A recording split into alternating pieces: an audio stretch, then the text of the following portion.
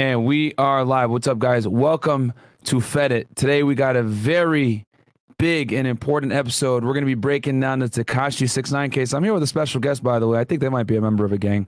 Let's see here. You want to say what's up to the people real quick? Hey, y'all. All right, guys. Let's get into it, baby. Move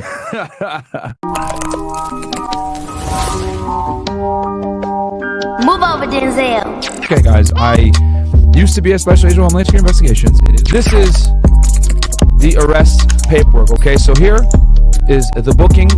Cases that I did mostly were human smuggling and drug trafficking. Those are like two crimes that I'm a very good agent, very strong agent. I did a lot of big cases. I've done Title III intercepts, which is basically listening to phones. I've written hundreds of affidavits to arrest people. I've been a grand jury and testified a million times. I've done big cases. I've done... All right, guys, welcome back to Fed It, man. We got Dollface in the fucking house. I almost used her government name for a second, so I had to think twice. Oh, shit. Because as you guys know, she's a new inductee of the Blood, so she had to... No, I'm just kidding, guys. She's not gang affiliated at all, man. She's not affiliated. So, yo, you want to say what's up to the people? Tell them what you've been doing. What's going on new with you? Hey, chat. I've been working hard. Like, you know, been getting mad love from the chat, and I just appreciate everyone. I just want y'all to know that I'm on Fed It. I'm actually back on. Camera's So right there. make sure that you guys, you know, show mad love. This is going to be the best episode of Fed It. Definitely. It definitely will be, guys. We got a lot to cover here. So you know what?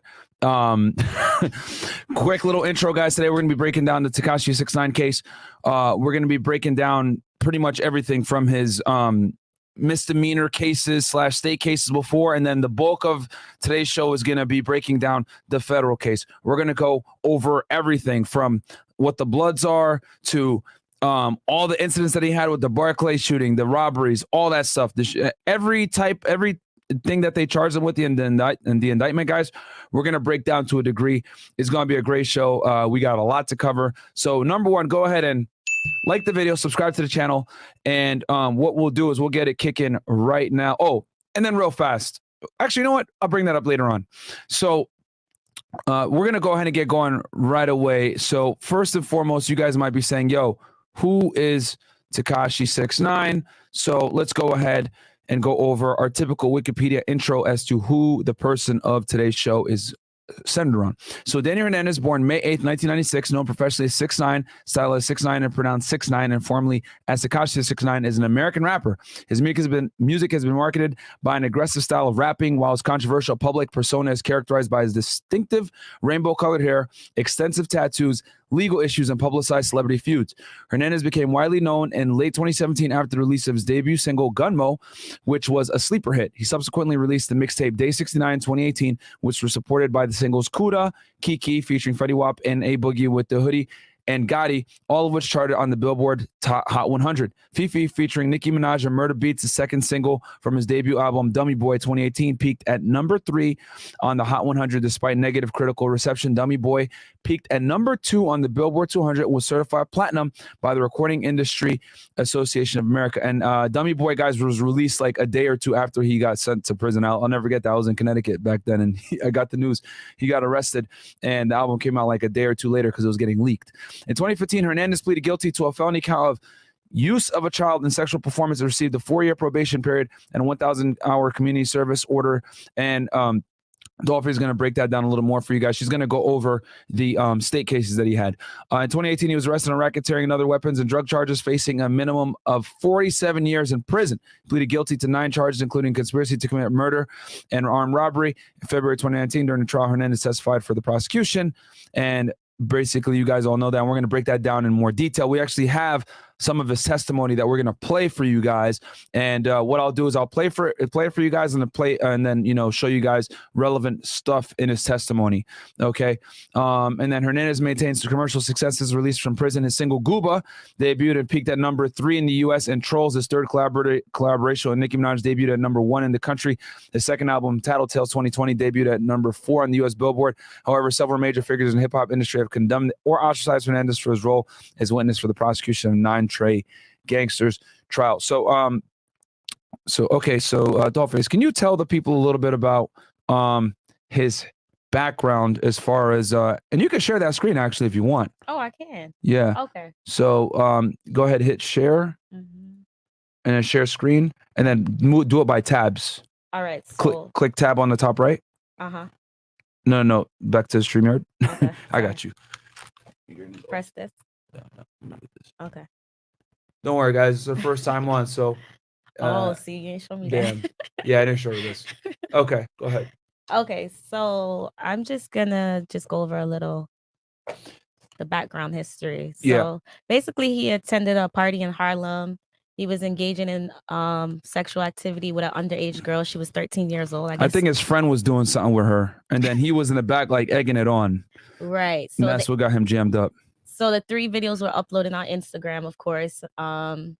You know, after that, somebody filed a criminal complaint 10 days later. The girl's mother. I guess she was making thrusting motion with his pelvis and smacking the girl on her butt. And basically engaging in oral sex intercourse. So 2 weeks later, Hernandez was arrested. So that's like one criminal history background. The next one was that he pleaded guilty to 1 felony count of the use of a child in a sexual performance. The plea deal obtained and published by Jezebel 2 years later requires Hernandez to complete a 300-hour of community service, refrain from posting and reposting sexual, explicit, or violent images featuring women and children to social media, undergo 2 years of mental health treatment, obtained his GED, and write a letter to the victim's family acknowledging the harm he caused. So he had to do all of this for his deal. So after that, he went on an interview with DJ Academics, basically talking about the incident. Yeah, I think this is the first time that he came out about it, right? Yeah, it was. And that's when the beef started with Trippie Redd, because Trippie Redd made a comment saying, "I'm sorry, bros, 1400 don't promote pedophiles." Yeah, and that's what brought it out to light was Trippie Redd basically had said some shit about, oh yeah, this dude touches, like he made an insinuation that he's like a pedophile. Right. So from there, you know, it was the Instagram the post on Instagram's been deleted, and you know, he was just confessing from there and apologized. Yeah. So. And I'll show you guys real quick. You gonna play the video? Yeah, I'll show them kind of what. Can you hit stop share on your joint real fast? So I'll show you guys kind of where their collab started. Their collab started, guys, right here. I'm gonna share the screen with y'all real fast. And this is when they made music together. This was a short-lived collab. And then this is them. I'm gonna mute this joint. But here they are out in the desert. Name of the song is called Pulse 1469. Here they are, right? You can see Trippie right there, Tekashi right there. Okay, this is back when they were cool. All right. And I don't want to play because I know I'm going to get hit with copyright immediately, but this is basically it. Okay, this is them together. Okay. And then obviously they ended up falling out April 27, 2017. And they were signed to the same label at the same time. And this is going to be a recurring theme, by the way. And you guys can see the red bandanas, etc., which brings us into the gang affiliation stuff. Okay. So let's go ahead. So we fast forward, right? We know that Tekashi gets hit with all these state cases, but the real stuff that we're going to break down, guys, is the federal case. So if we're going to start with the federal case, here we are. Bam. This is the press release from the U.S. Department of Justice when Tekashi got arrested back in 2018. As you guys can see, Monday, November 19, 2018. And let's read some super chats, I guess, before I bring this thing up. So what do we got here? You can read them. The first one is from Don Pease. Myron, on the 2 best podcasts out there. Keep doing your thing, bro. Thank you. The rat who plays Danger Ronpa. Evening. I just finished my structured interview in May and just waiting for the next. Just have a few questions about PT at CITP and HSIAT and what to expect. Will you get your first choice AOR? It's okay. always a POE. Yeah, I'll have to do a whole episode for you guys on like what it's like to become an HSI agent and how that goes. I'll do an episode for y'all because that's a whole other topic, my friend. He's asking about coming on as an HSI agent. Oh, okay. Speaking of which, it was HSI that did this fucking case, by the way, guys. It was not the FBI, goddammit. I'm tired. If another person tells me the FBI arrested Tekashi 6ix9ine or the FBI raided his house, I'm gonna fucking go crazy. And I got proof that's gonna show you guys that it was actually Homeland Security Investigations, HSI. Okay, our New York field officers are the ones that got him. I'm going to show you guys that as well. At the time when this happened, I was actually an agent out of the Miami field office. I'm going to tell y'all a funny little story later on about some info, some insider shit. I mean, nothing crazy, but just some interesting stuff. And then we got Leprechaun here. When my uncle tried to sneak in U.S. through Mexico, he got locked up in Mexican prison for 3 months, ended up learning Spanish. There you go. And then you got Don PZ, Myron on the second best podcast out there. Okay, keep doing you, bro. And I think we read that one before. Yeah, we did. It did? Okay. Mm-hmm. And then... and a super sticker by Darnie. Okay, and then Cardi Bands, $5. She ain't the same without FNF every night, but FNF fam still strong. Yeah, bro. We can't go every night. Fed it from Keem Chillin'. Thank you so much. I appreciate that. And then Darnie, $3 super sticker. Thank you so much. And then don't worry, guys. What Dollface is gonna do is as every chat comes through, she's gonna highlight it on the screen for y'all. So every single chat is gonna be shown. All right. But just because I know that we got a lot to cover. Dollface back on the roster. That's from Sebastian. Thank you so much. I'm only going to read 20 and up, guys. All right. Because I want to make sure that I get through everything here. I'm going to read these chats real fast. But from this point forward, I'm only going to read 20 and up. But Dollface is going to show every single chat that comes through on the screen for y'all. Okay. She's going to highlight each one. Thomas the Tank Engine, $2. Hello, I'm learning to be a high value tank engine. I got you, my friend. Bro. What? Yeah. Yeah, I will tell you guys this. Dollface was loving your guys' comments before, like saying that we were smashing or whatever. Her makeup is too perfect if we're smashing, guys. Right. All right. So we were not. All right. We definitely were. She actually showed up late, goddammit. In true Jamaican fashion. Yes. She showed up late. Come on, looking good. Okay. But we just had to make sure this thing was ready for y'all. Okay, I think we're good. We're caught up, right? Yeah, we are. Okay. So guys, because I already see that we're piling in here. Guys, number one, like the video because we're about to start breaking this bad boy down now. If you guys just joined the show, welcome to Fed It. We had just done a breakdown of estate cases. Dollface had given you guys kind of the background on that. We know that he had gotten in trouble for, engaging in some bullshit with a minor. His friend was basically banging a girl and then he was in the back recording it like a dummy and he got in trouble for that. So, and then Myron, you got any mob stories on Joey Merlino? No, I don't. I didn't do mafia cases, guys, but I did do RICO. And then also, what else here? I'm missing something. Am I missing something? I don't think so. No, I think we're caught up. Okay. So now we're going to get into the federal case, guys. So from this point forward, 20 and up, like the video because we're about to get into meats and potatoes in this. And I'm going to pretty much start going boom in a nice trajectory line. All right. So first we're going to start with the actual press release. Okay. And just so you guys know, I always tell y'all how to figure out if a case, get the official documentation, you get it from the U.S. Department of Justice, okay?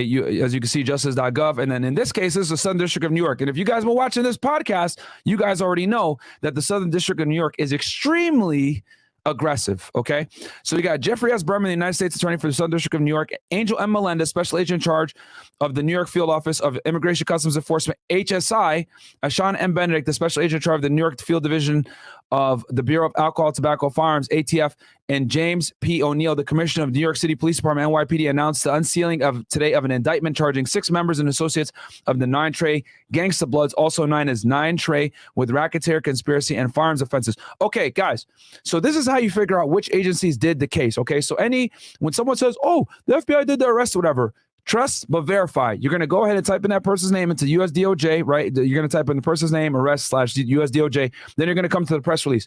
Whichever agency is first, okay, whichever law, because it's always going to be the U.S. Attorney announces it, right, when they do the press release, along with the agencies that were involved, that were the investigators, okay? So the U.S. Attorney, United States Attorney's Office, guys, does the prosecution. This is the equivalent to an ADA, okay? But the AUSA, or in this case, the USA for the Southern District of New York, the top guy, the USA presidentially appointed, goddammit, he is there with Angel Melendez, Special Agent in charge of HSI, okay? So you know now that HSI was a lead agency because they're the first ones that are right after the USA, all right? That's how you know who the lead agency was. Now, This guy, Angel Melendez, I actually know who he is. He used to be the Puerto Rican special agent in charge for San Juan.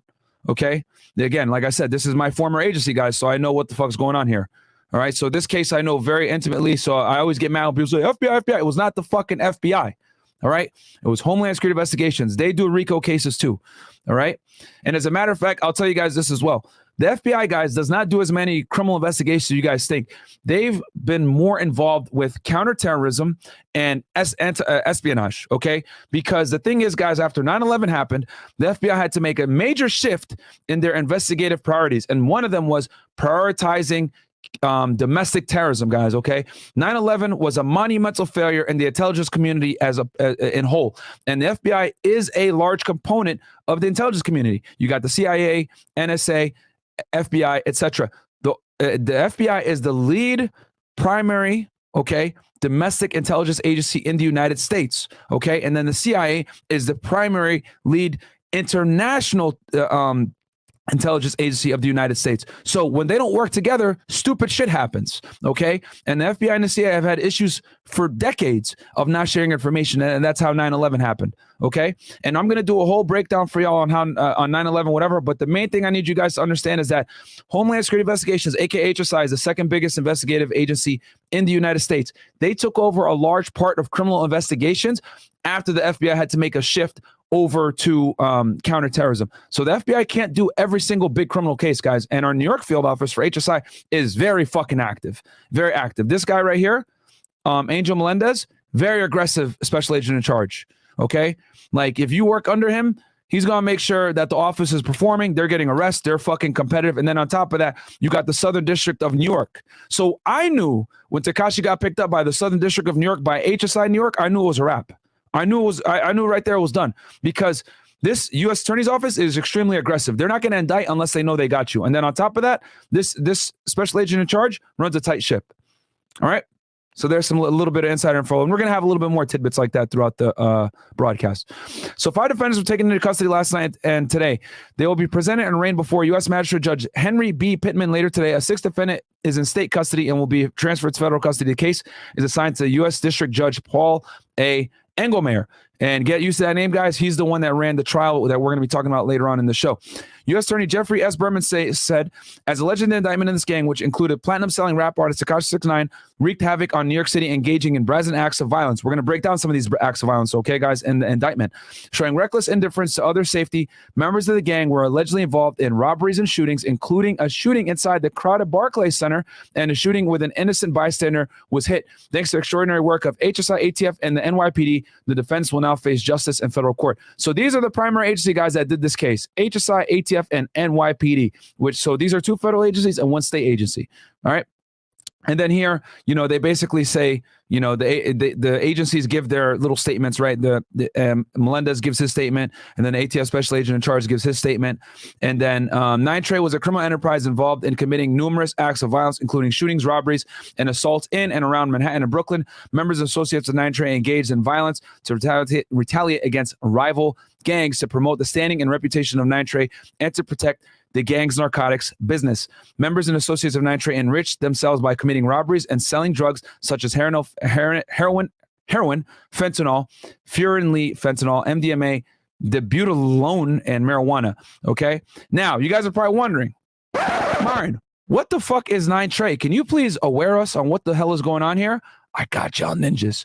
So we're going to go ahead and go over the history of the United Blood Nation, aka what led to the formation of Nine Trey. All right. This guy right here, Omar Porti, OG Mac, was the originator and creator of the United Blood Nation, which was created in 1993 on Rikers Island, July 16th to be exact, 1993 in Rikers Island, okay, in New York City, while he was in prison. He went to Los Angeles.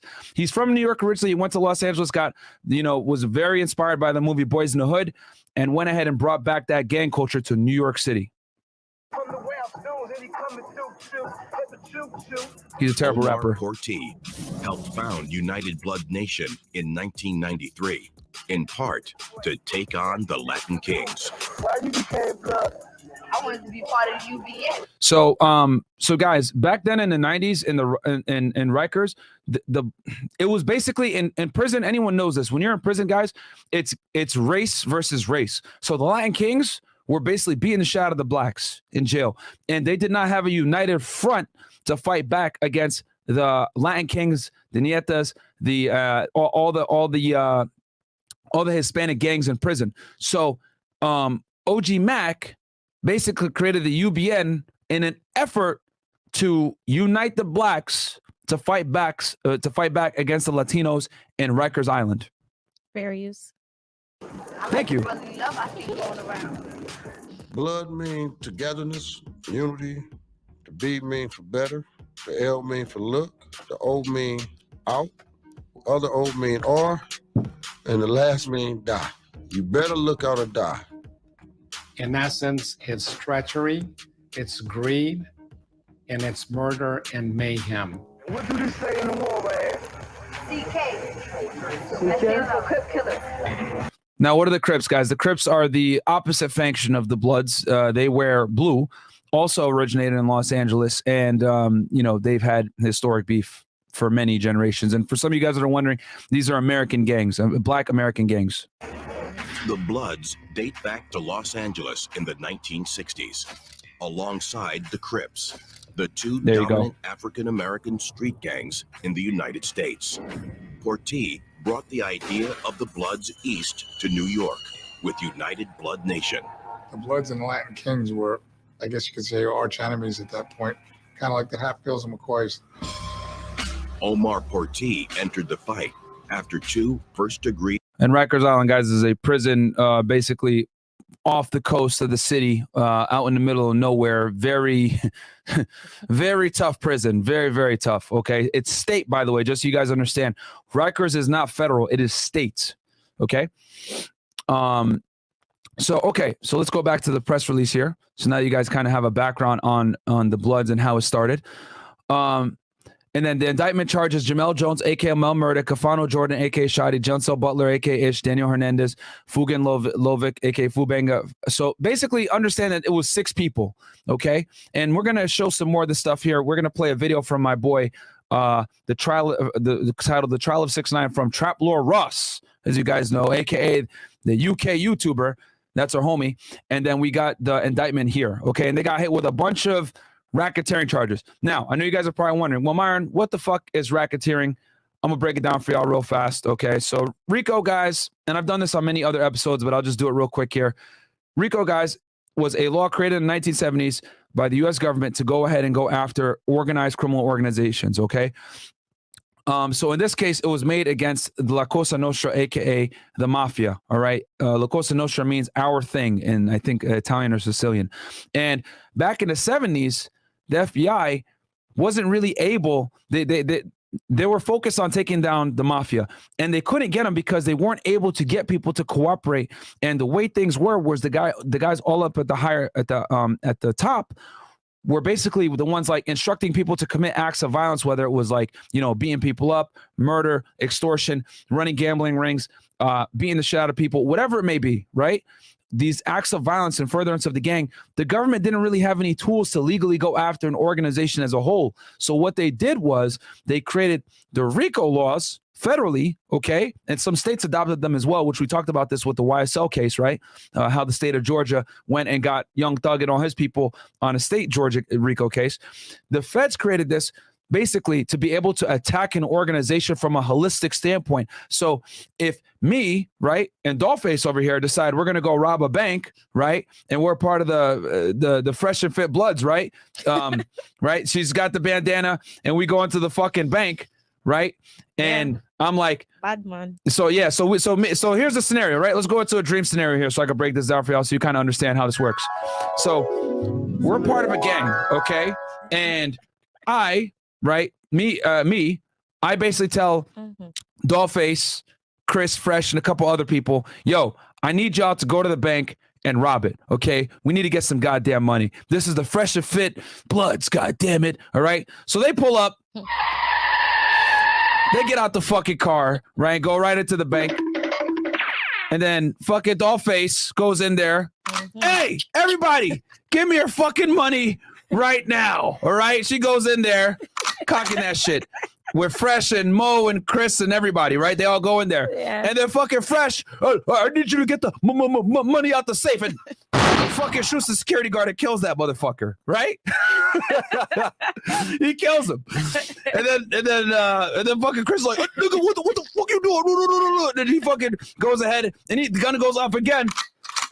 And he fucking shoots a random lady and she gets hit in the foot. All right?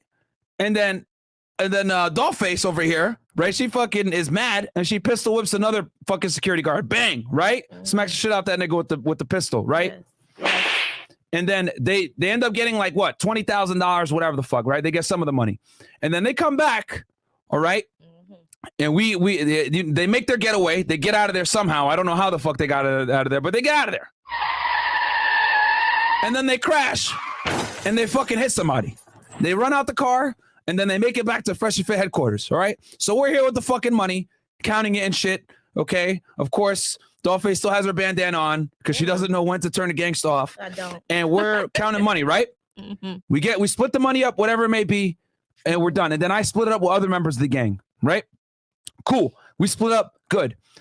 6 months later. FBI, open up! Bang. And then they fucking come and get all of us, right? Oh, and now we're all getting charged with bank robbery, assault with a deadly weapon because, Dollface could have finished the job, Chris killing somebody randomly, and Fresh killing somebody randomly. We're all getting hit with the same charges. Even the people that were at the house counting the money with us. Why? Because we're a criminal organization, and Dollface and the gang committed acts of violence, right?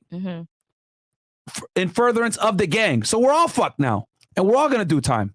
Okay? So now someone that might have not been involved in the murder, whatever, they're going to be more incentivized to cooperate because the charges are harder on everybody. Okay? So I'm snitching on all these motherfuckers. All right? I'm snitching on I didn't kill nobody. I just counted the money. Okay? So bam. And the next thing you know, we're all going to fucking jail, and I get less time because I snitch, right? Because I'm smart. I go to the police first. All right? And then Avia, she's going to take the, I just dropped her government name. God damn it. Oh, well. They don't know how to spell that. Oh, there you go. So she goes ahead and she goes to fucking jail. Right? With everybody else. And I walk out for free. I walk out safe. All right? So I'm snitching. But that's how RICO cases work, guys. All right?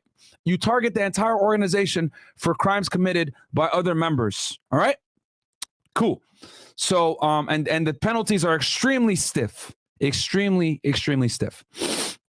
So, okay, so let's go ahead and go back. And by the way, I'm not gang affiliated, y'all. No, she's not, guys. It's a joke. It's a joke. It's for dramatic effect, of course. Right. So we use. went over. Yes, fair use, ninjas. Fair use. Okay, so we're gonna go ahead. Where were we at? We were talking about the RICO stuff. Okay, so we're gonna go ahead and look at the indictment now. Okay. Actually, you know what? Let's play the video from our boy, TrapLore, okay? And then we're going to work our way back from there, all right? So now we know who the Bloods are. Let's get the entertainment level up a little bit. And guys, do me a favor, like the goddamn video, all right? Because this stuff is not easy to work with. For sure. It really isn't, bro. Facts. And let me know, guys, if we have static on this thing. I know I got a lot of tabs open. Okay, guys. So this is TrapLoreRoss right here. This is my homie. He came on the show. Like the video and subscribe to his YouTube channel. All right? At the height of his fame, the relationship...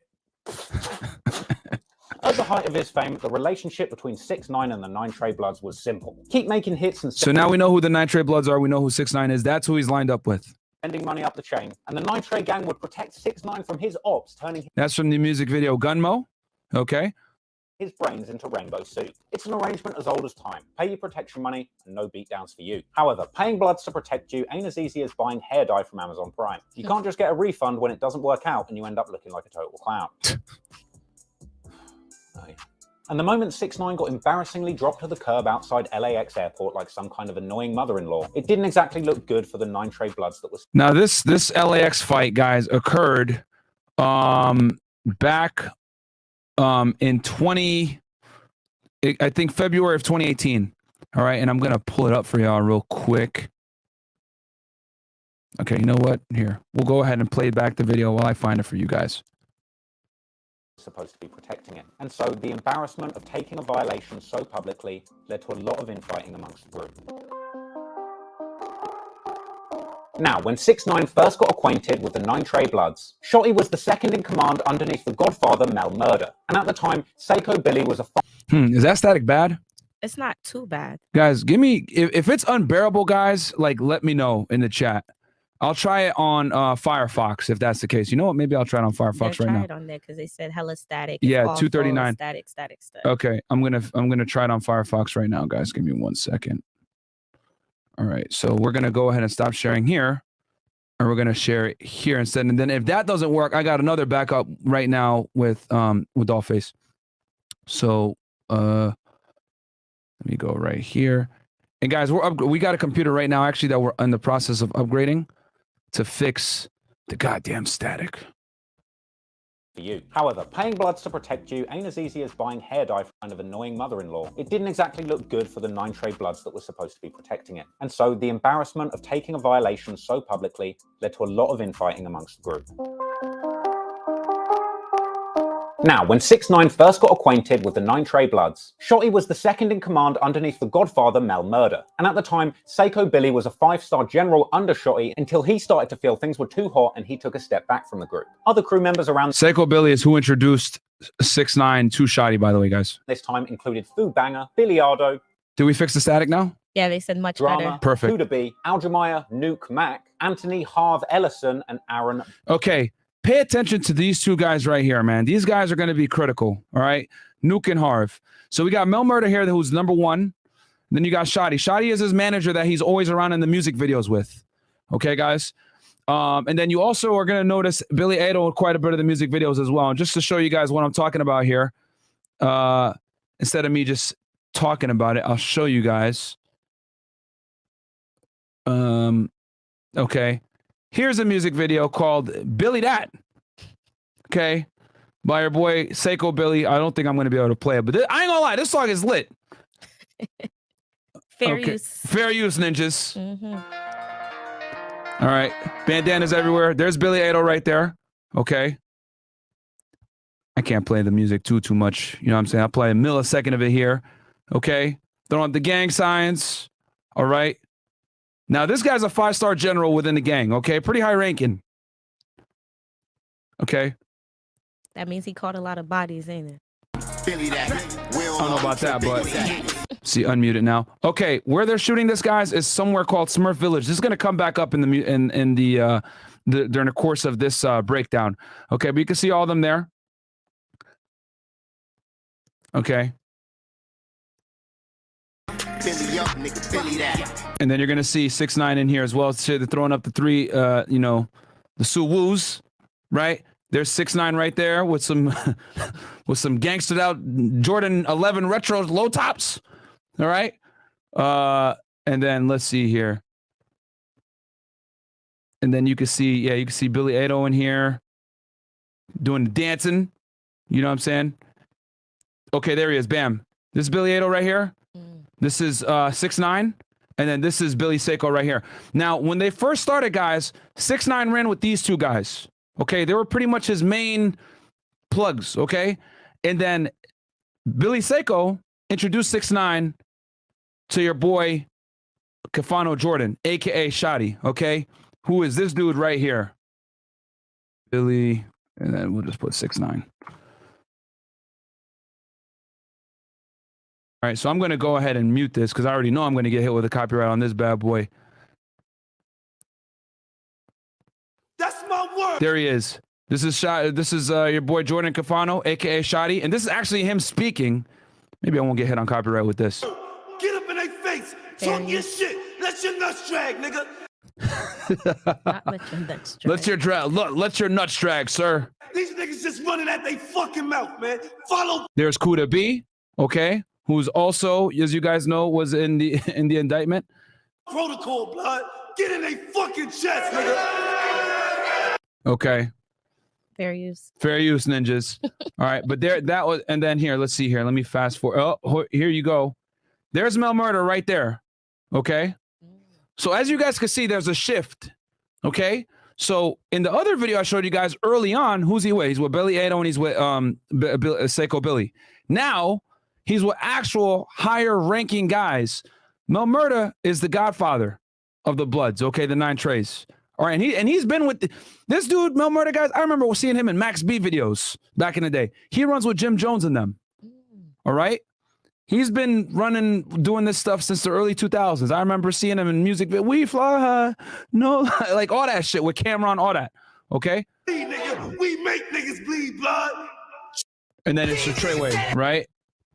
And this shit was crazy. I remember when this stuff came out, I was like, hot damn. All right. This shit was lit. Right? Anyway, yeah, the music video looked lit, right? I ain't gonna lie. I would love to be there. Yeah. You know? So goddamn. All right. Let's go back. Okay. So now you guys kind of have an idea of who's who, right? Let me go back to our boy.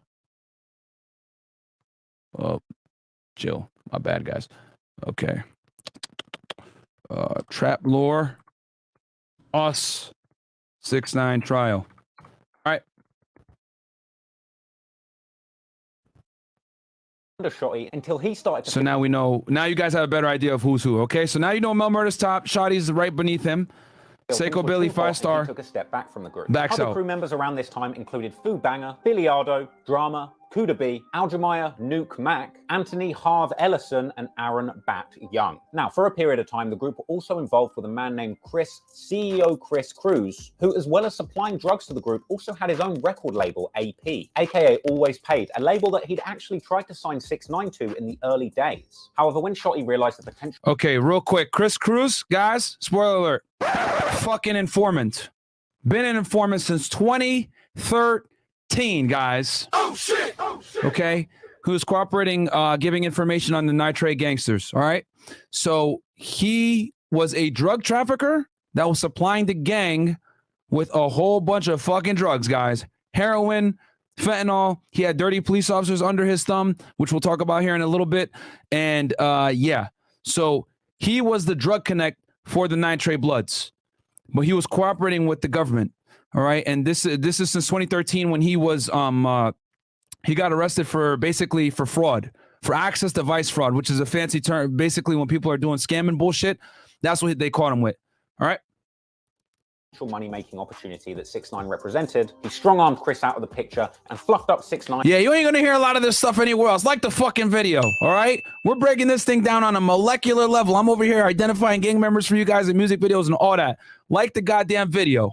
Until he believed that he was the big homie. Now, apparently, at a certain point, Harv and Nuke weren't too happy with this situation and begun to get disgruntled. Harv was actually the one who had done the punching and escalated things into a fight in that same incident outside LAX airport. So he was in no position to talk about people's embarrassing behavior leading to the crew taking public L's. But then, not too long after that, the crew took another embarrassing L in Houston, where they got pressed by the son of this handsome little ragamuffin, J Prince Jr., aka the most disorganized concert host in America. Okay, so guys, this is what creates the rift, okay, between in the gang. This Rap-A-Lot and J Prince, etc. And this is gonna lead to the first issue that we're gonna come across here in the indictment, okay? See 6ix9ine, huh? Where you at? As soon as 6ix9ine and his crew arrived in Houston, they were immediately turned away from a party by J Prince Jr. So and I'm gonna go ahead and show y'all this clip real fast. I have it here. So they're supposed to perform in Houston, right? And then this is what they get. Back up. Who called me from you? Let me do. Business outside, then he comes into the public and fuck with us in the public. Until then, there's no public showing out here. It's becoming a party. Ain't no public Ain't no coming to party. It's packed in this bitch. So they don't let him in, right? Now they don't let him in, and he's there with all his gang members. All right. but he's not there with Harv. He's there with Shotti and a couple other guys from Nine Trey. All right.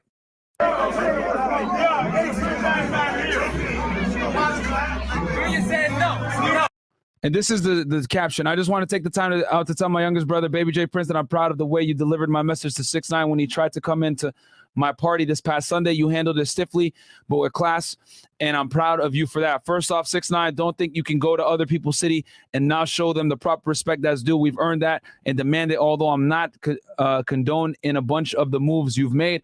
I don't know you, and I know that you're young and new to this, so you have a lot of learning to do. So with that being said, I'm still willing to sit down and have a conversation with you, but not for a second.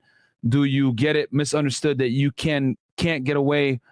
I think he means can't get away with the disrespect in my city the way you've shown others. We won't tolerate. Make your next move your best move. Courtesy call. Oh, they're going to make their next move. All right, my friend. And and we're going to talk about that here in a second. So basically, guys, long story short, this dispute outside of the fucking outside of a party, right, causes rifts between the gang. All right. And I'm going to go ahead and show you guys real quick this article, okay, where so this started.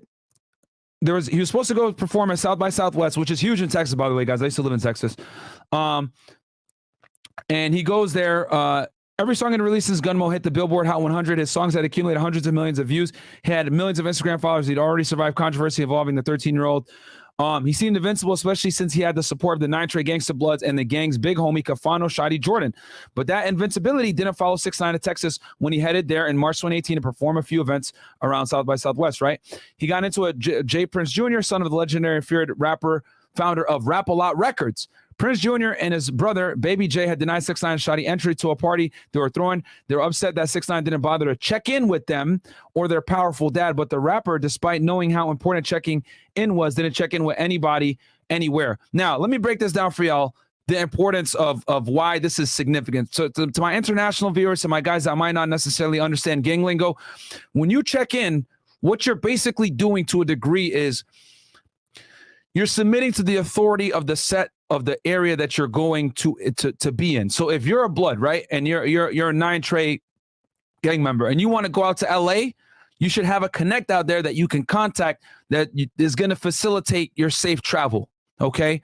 Since you guys are in the same gang. Now, don't get it twisted. There are blood sets that fight with each other, all that shit, okay? So you might not necessarily even be able to go over there, but you're going to go over there anyway. So a lot of people say this check-in shit to assert some kind of authority. Now, 6ix9ine, with the type of gangs that the dudes that he's with, because I'm going to be very honest with y'all, Mel Murda, Shotti, all these people are verified. These guys are not pussies. These guys are high up in the structure. They are connected internationally, and they're connected in the all over the United States. So for a record owner to say you got to check in with us in Texas is extremely disrespectful. Extremely. Okay. This is going to warrant retaliation. All right. So anyway, let's continue on. The angered members of Nine Trey, Anthony Harv Ellison, already didn't like Shotti, 6ix9ine's closest associate and protector in the gang. So just so you guys understand, Harv, all right, who is this dude right here? Let me find the picture real fast for y'all. We can close this bad boy down. Harv is this guy. This guy right here. You know, we're going to duplicate this goddamn tab so you can come back to it. Yep. Probably like screenshot it. Yep. I'm going to duplicate it. Okay. Billy was a 5-star. So this is Harv right here. Okay. So Harv was his original bodyguard. All right. But then Shotti comes in the picture and Shotti kind of fucks up this Texas trip. Okay. And Harv didn't like that. All right. And as you guys can see from the LAX footage, Harv was the first one to throw a punch on behalf of 6ix9ine in 2018. All right. In February 21st of 2018. Okay. According to text message, which later become evidence in the court because they had a fucking Treyway group gang chat, by the way, it was clear Harv thought Shotti was a loudmouth who didn't back up his tough talk with action, and Harv was suspicious of his rainbow-haired kid acting like a gangster. In a group text 4 days after the party, everyone talked it out. The group included Harv, 6ix9ine, and Shotti. There was also Seqo Billy, who I showed you guys earlier, right? This guy right here. Well, he was there before. who had introduced 6ix9ine to everyone in the first place. They were 6ix9ine's buddies, Trife, Drew, and William Asher, who everyone called Justin. There was Billy Ado and other Nine Trey members who was becoming disenchanted, and there was 6ix9ine's manager, Chris Alligator, who was lifelong friends with Seqo. Niggas got violated in Houston. Chris jokingly texted to the crew. Nah, 6ix9ine responded. We went to this party and niggas asked us to leave because we didn't check in with Jay Prince. Harv wasn't in the mood to joke around about this, and he found an opportunity to insult Shotti. Why didn't niggas shake no barricades and scream they mafia, he asked, a reference to Shotti often belligerent behavior at strip clubs in New York City. So this is something that Shotti would do, guys. He would shake the barricades when he'd be at fucking clubs and say, we mafia, blah, blah, blah. And you guys are going to see what I mean by this in a little bit. They didn't do nothing, though, 6ix9ine continued. He didn't see why Harv was so worked up. But to Harv, it was a matter of pride. Gangsters don't pick and choose their beef, he wrote. Same way you are at the club should be at the same way you are everywhere. Then you would have been on World Star with mad knots on your forehead, 6ix9ine hit back. Harv wasn't impressed, because they were outnumbered, obviously. Harv wasn't impressed by this logic. You sound pussy, he wrote. Knots, I have bullet holes in me. Niggas said knots. As the text conversation went on, 6ix9ine got more defensive and Harv got more threatening. That's what stopped niggas from being the mob is knots, Harv wrote. 6ix9ine was overwhelmed. I thought I had to deal with this shit on the internet, he wrote. Not with my niggas. This is not your life. You wouldn't understand, Harv wrote to 6ix9ine. So guys, this is the beginning of you guys are watching it unfold right there, the beginning of the end of Nine Trey. And this started with this Texas incident, okay? Record label AP, aka Always Paid, a label that hold on. So we got the pictures there. So we're going to fast forward here. See, and this is the text message. The next day to provide additional muscle for the crew. But once Harv arrived, he immediately started whiling out and made a phone call threatening 6ix9ine's videographer Trife Drew and his friend Justin. This led to 6ix9ine completely avoiding Harv whilst in Houston. And so Harv comes out to Houston, guys, after he hears the news of them getting not allowed into the thing. He's ready to fucking get crazy.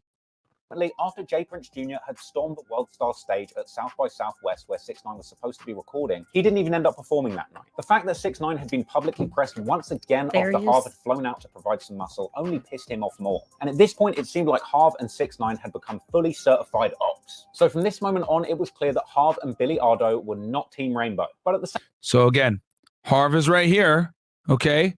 And Billy Ado, because they came out to Houston to try to help him, and they avoided him while they were in Houston. 6ix9ine avoided them, all right? After they heard about them not getting allowed into the party and getting sunned, which, again, like I told y'all before, a record label person telling them you got to check in, etc., to fucking dudes like this, it's a big problem. So they were ready to get for the static when they came to Texas. Same time, they were still members of the Nine Trey Bloods, and so Harv was taken off of the 6ix9ine crew, and Shotti and 6ix9ine hired outside help to come and assist in security matters. One example of this outside help was the likes of Fahim Crippy Walter, a beefy security guard who was actually drafted in from the Crips, not a member of the Nine Trey Bloods, for the specific purpose of adding additional muscle to protect the rainbow-headed package. However, in addition to new muscle, Now, you guys got to understand, at this point, 6ix9ine is generating a lot of money for the gang. Okay, these are guys from Brooklyn that are poor. All right, they don't have money like that. So 6ix9ine is able to essentially generate money for the gang. He was never initiated, guys. He never shot the 31. He never got initiated, got beat up by a bunch of gang members. He never had to put in work of selling drugs or killing anybody or beating anybody up, because what he had to do was they allowed him in, not necessarily as a verified gang member, but as a very trusted associate, because he generated money for the gang. And that money was used to pay members on the inside, or AKA inside the wall, guys that were in jail, and then also guys that were on the street. And now you guys got to understand, when it comes to gangs like the Latin Kings, Crips, Bloods, etc., they typically have two factions, okay? You have the free world guys who are out on the streets, and then you got the guys that are in prison, okay? The guys that are in prison typically are the higher ranking guys. Those are the dudes that can call a lot of the shots, okay? new leadership was about to come to the group. So Tekashi was paying money for all these guys, taking care of the entire gang. And this came in the form of freshly released Nine Trey OG and in return, he got protection. Murda, who unfortunately, as we would find out later on, would ultimately get rown all the way down Schitt's Creek. Okay, so this guy, Ro Murda, returns. In April, Roland Martin, aka Ro Murda, was released from jail after serving around 10 years. A fact that 6ix9ine was all too eager to show off on Instagram. Okay, so I got the full Instagram here because that's just a portion of it. We're going to play the joint from the beginning, and we're going to identify gang members just like we're a part of the FBI, goddammit. All right? Yo, to all the fans, I want y'all to know Sky 6ix9ine and the Scum Gang did not cancel no shows in LA. You know what I'm saying? Even though this guy right here, canceled, we're still gonna be in LA. Okay, guys, you know I'm gonna fucking this is important. That Kris? Y'all need that was Kris. That's Kris. That's him. That's the fucking main informant from 2013, the drug plug right there. He's the tall guy with the sunglasses in the back. Yo, to all the fans, I want y'all to know Sky 6ix9ine and the Scum Gang did not cancel no shows in LA. You know what I'm saying? There he is right Even there. though the shows That's got Christian canceled, Cruz, we're guys. still gonna be in LA. CEO Kris. My brother just came home. You There's know what I'm Shotti. saying? They're 10, now he free, but we gonna be in fucking There's LA, Mel you Murda. hear me? Look what's happening, man. If y'all was really gangster, y'all wouldn't have There's canceled the Shotti. shows. Y'all wouldn't have said nothing. Y'all would have waited until we popped up. Kifano and Jordan. did what y'all did. There's But Mel we know Murda. y'all ain't really with the shits. Look at the homies, man. Look to the left of me. Look to the right of me. We outside. Whoa! There's Billy Ado. LA. We be there in the morning. Ain't niggas got, if y'all wanna act like bitches, we'll cut no fly zone in the East Coast, nigga. It's always on me. It's always on me. Yeah, man. Yeah, man. Always man. on Yeah, me. man. You know what I'm saying? Yeah, man. So be Come on, quiet man. when you in fucking East Coast, man. Stop playing, man. We out here. We be there tomorrow. Okay, so as you guys see, they're basically saying, yo, you guys are trying to tell us we got to check in and all this other shit. We'll make sure that you guys have hell when you come out here. All right, because at this point, he's having issues with LA Bloods and all this other stuff. And then he has the stuff going on with Houston. And then this dude had just come home, who was a high-ranking Nine Trey member. So obviously they welcomed him back. And then you can see the snitch in the back, Kris Cruz. And then you can see Kifano Jordan on the right, along with Mel Murda. All right. So he has verified people with him. All right. Just came home, you know what I'm saying? They're 10, now he free. Rowe was a respected member of the Nine Trey Bloods behind the wall, and upon his release, the Godfather Mel Murda put him in charge of Shotti and 6ix9ine's crew. So now we have the criminal organization structure right there. Okay. Pretty much this is what they're operating from for a bit. Affectionately known as Murderville. Rowe was 625. Fair use. Fair use, ninjas. Fair use. And I'm going to go ahead and just, okay.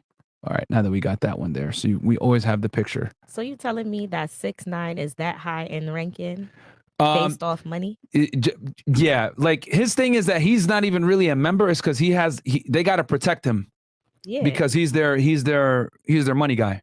Gotcha. Rowe was actually the head honcho of the group at the time of the robbery of Junior Boy, the Rap-A-Lot affiliate that Treyway had robbed at gunpoint at the lobby of the This Is... Oh, right. And I got this video as well, guys. So we're going to start getting into the meat and potatoes of what the hell is going on here. So we're going to go ahead and actually, oh, this was a plan off our file. Okay, never mind. This is, all right. I'm just going to close this shit then. All right. So 625 here. Bear with me, guys, real fast. Okay, now we got the whole organization. And then we're going to go ahead and duplicate this. This is Firefox, guys. Okay. So, and we were at the Rap-A-Lot. with Harv and Shah. He was pistol whipped and Oh, I think it might have my bad. We're going to go back a little bit. Okay. of Junior Boy, the Rap-A-Lot affiliate that Treyway had robbed at gunpoint at the lobby of the This Is... Okay. So, let's pull up the indictment, okay? Because now we're going to start getting into the criminal acts that actually got these guys in trouble. Now, what is an indictment, guys? An indictment is a formal charge by the United States government, typically done by a grand jury, where the grand jury, issues a true bill or whatever it may be, depending on whatever's going on. So I'm going to go ahead and pull up this. Oh, do they see it? Okay, we got it on screen, right? Perfect. All right. Shout out to Dollface, by the way, for helping out and looking pretty well doing so. All right. Thank you. All right, because when I do this shit alone, I be fucking up. I ain't gonna lie. Okay, so this is the indictment, guys. Southern District of New York, United States of America. This is the first indictment that got filed on November 19, 2018. Daniel Hernandez, a.k.a. Tekashi 6ix9ine. You can see Jamel Jones, a.k.a. Mel Murda. So now you guys should have an idea of who is who, right? Like we said before. Hold on. Oh, shit. I'm pulling up the Firefox here. Okay. Remember, guys, Mel Murda, this guy, all right? Then you got Kifano Jordan, a.k.a. Shotti. This guy right here, the bald dude. Hold on, I'm going to move this over here just so you guys, there we go. Because I really want you guys to have faces to the name. All right, Jamel Jones, Mel Murda, bam. Then you got Kifano Jordan, Shotti, bam. Then you got Daniel Hernandez, Jensel Butler, a.k.a. Ish. Where's Ish? Is he not on this fucking thing? Okay. Oh, he was involved in some bullshit. That's why. Okay. And then you got Fu Banga right here, aka Fugan Lovick, and then Fahim Walter, aka Crippy, who was we saw him before. He was the guy that was initiated in to be security. All right. And then don't worry, all these other guys get indicted too, guys. They do superseding indictments, but this was the first one that they did. Okay, and we're going to talk about why they indicted so abruptly and without everyone on it later on. So the Enterprise, at all times relevant to this indictment, Jamel Jones, okay, etc. We're going to skip the names because we know who they are now. We're members and associates in the Nine Trey Gangsta Bloods, Nine Trey, or the Enterprise, a criminal organization whose members and associates engaged in, among other activities, are acts involving murder, robbery, and narcotics trafficking. Nine Trey operated in and around Manhattan, the Bronx, and Brooklyn, New York. Nine Trey, including its leadership, its membership, and its associates, constituted an enterprise as defined by Title 18 United States Code, Section 1961. Okay, you guys are probably wondering, Meyer, what the fuck just happened there? In English, what they're basically saying right now is that the Nine Trey Bloods are an enterprise. Since they're defined as an enterprise, they can be looked at for what? Racketeering, which is this statute right here, guys. Title 18, United States Code, 1961. Okay? That is a group of individuals associated, in fact, although not a legal entity. The enterprise, so they don't need a goddamn LLC to come after you, okay, guys? The enterprise constituted an ongoing organization whose members function as a continuing unit for a common purpose of achieving the objectives of the enterprise. Remember the example I gave you guys before? Me, Dollface, Fresh, etc. The Fresh and Fit Bloods, right? We robbed that bank. We're committing a crime in furtherance of the organization. So we're all going down. So now they're able to use 18 USC 1961 against us, aka racketeering statutes. All right. Whose members function as a continuing unit for a common purpose of achieving the objective of the enterprise. At all times relevant to this indictment, the enterprise was engaged in and its activities affected interstate and foreign commerce. Okay, what the fuck does this mean? Guys, anytime you commit crimes and you affect interstate commerce, that's where the feds can come in. What is interstate commerce? Interstate commerce, guys, is when you affect the commerce of the United States that could potentially affect different states within the United States. I'll give you an example. Let's say the gun that we were using while doing the bank robbery scenario that I gave you guys before, right? Wavia, aka I just doxed her again, sorry. Right? We're the whatever. Right? So the bank robbery situation, right? Mm-hmm. She has a gun and she accidentally shoots someone in the foot, whatever. That gun, right? Now is going to be seized and analyzed, and the gun is going to be looked at. The gun has different parts of it made in different parts of the United States. The spring or the barrel might be made in Springfield, Massachusetts. The fucking bullets come from California. The slide might come from another part. All that we need to establish is that the gun affects interstate commerce because different parts of the weapon were manufactured in different parts of the United States. Bam, now you affected interstate commerce. Let's say we're using telephones to commit criminal activity. We're affecting interstate commerce because the phone has to hit a telephone has to hit a telephone pole, which then is communicating with other telephone poles, which all affect interstate commerce. Bam. That's how the FBI typically gets people for murder for hire, when they use a phone or they use the internet, because the internet also affects interstate commerce. All right, guys? So it's very easy to trigger interstate commerce. And then foreign commerce, guys, is like if you're, transitioning borders or whatever it may be, which I dealt with that a lot when I was HSI agent on the Mexican border. They were importing drugs, they were importing illegal aliens, they were importing weapons or exporting weapons. That affects foreign commerce, automatically federal. All right. Jamel Jones, aka Mel Murda, Kifano Jordan, we know all their names, right? Participated in the operation and management of the enterprise and participated in unlawful and other activity in furtherance of the conduct of the enterprise's affairs. Members and associates of Nine Trey engaged in a series of violent disputes with rivals of Nine Trey, including those within Nine Trey who they seemed disloyal to the enterprise. During these disputes, members and associates of Nine Trey committed multiple shootings, robberies, and assaults against their rivals and against fellow Nine Trey members. Members and associates of Nine Trey sold heroin, fentanyl, fentanyl, MDMA, whatever, I can't even pronounce that, and marijuana in and around Manhattan, and Brooklyn, and the Bronx, New York, which we know CEO Kris was a supplier, especially of the heroin and the fentanyl, guys, okay? And we're going to talk about that later on. Members and associates of Nine Trey committed and agreed, attempted, and threatened to commit acts of violence to protect and expand their narcotics business and to protect fellow members and associates of their enterprise.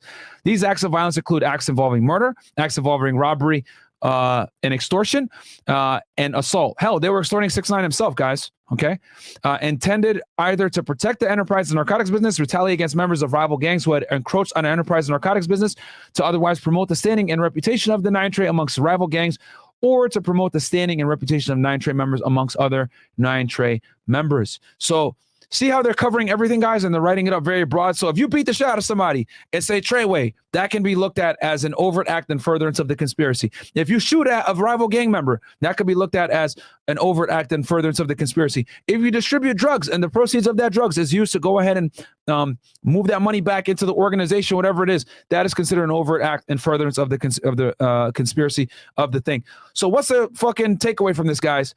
Do not gang, because any criminal activity that you commit while under the umbrella of a gang is going to fuck not just you up, but it's going to fuck everyone else up, because now the feds, or the state in this case, as you guys can see with YSL, can come after you with an umbrella charge of racketeering activity. Okay?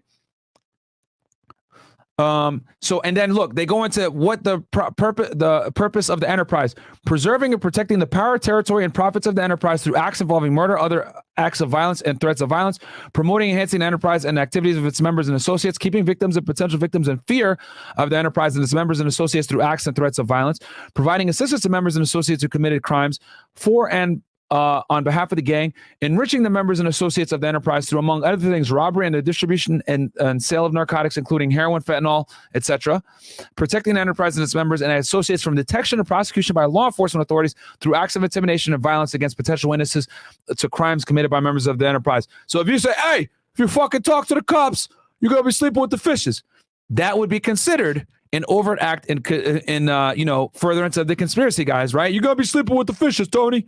This is what they used to go after the mafia for. It still stands to this day, guys. Means and methods of the enterprise, okay? And then they basically go into some more legal jargon here, guys, which we don't have to, but you guys understand.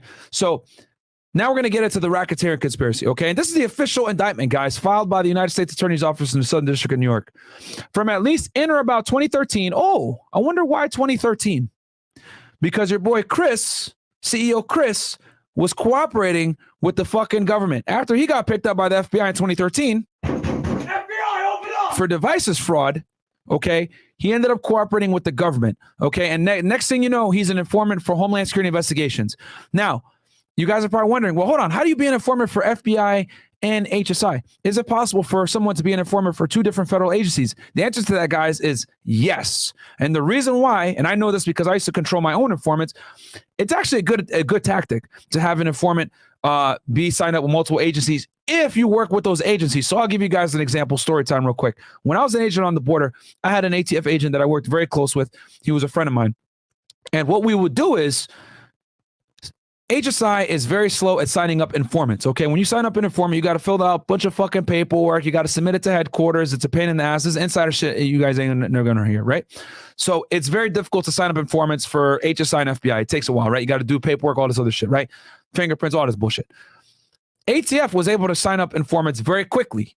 Okay, I don't know what their policy is now. This is back in 2014. So they were able to sign up informants very quickly. So when we needed to do shit, whether we needed to buy drugs or buy guns or do something quickly and get an informant on paper, my buddy would sign up the guy, and then I would follow up and sign up as well.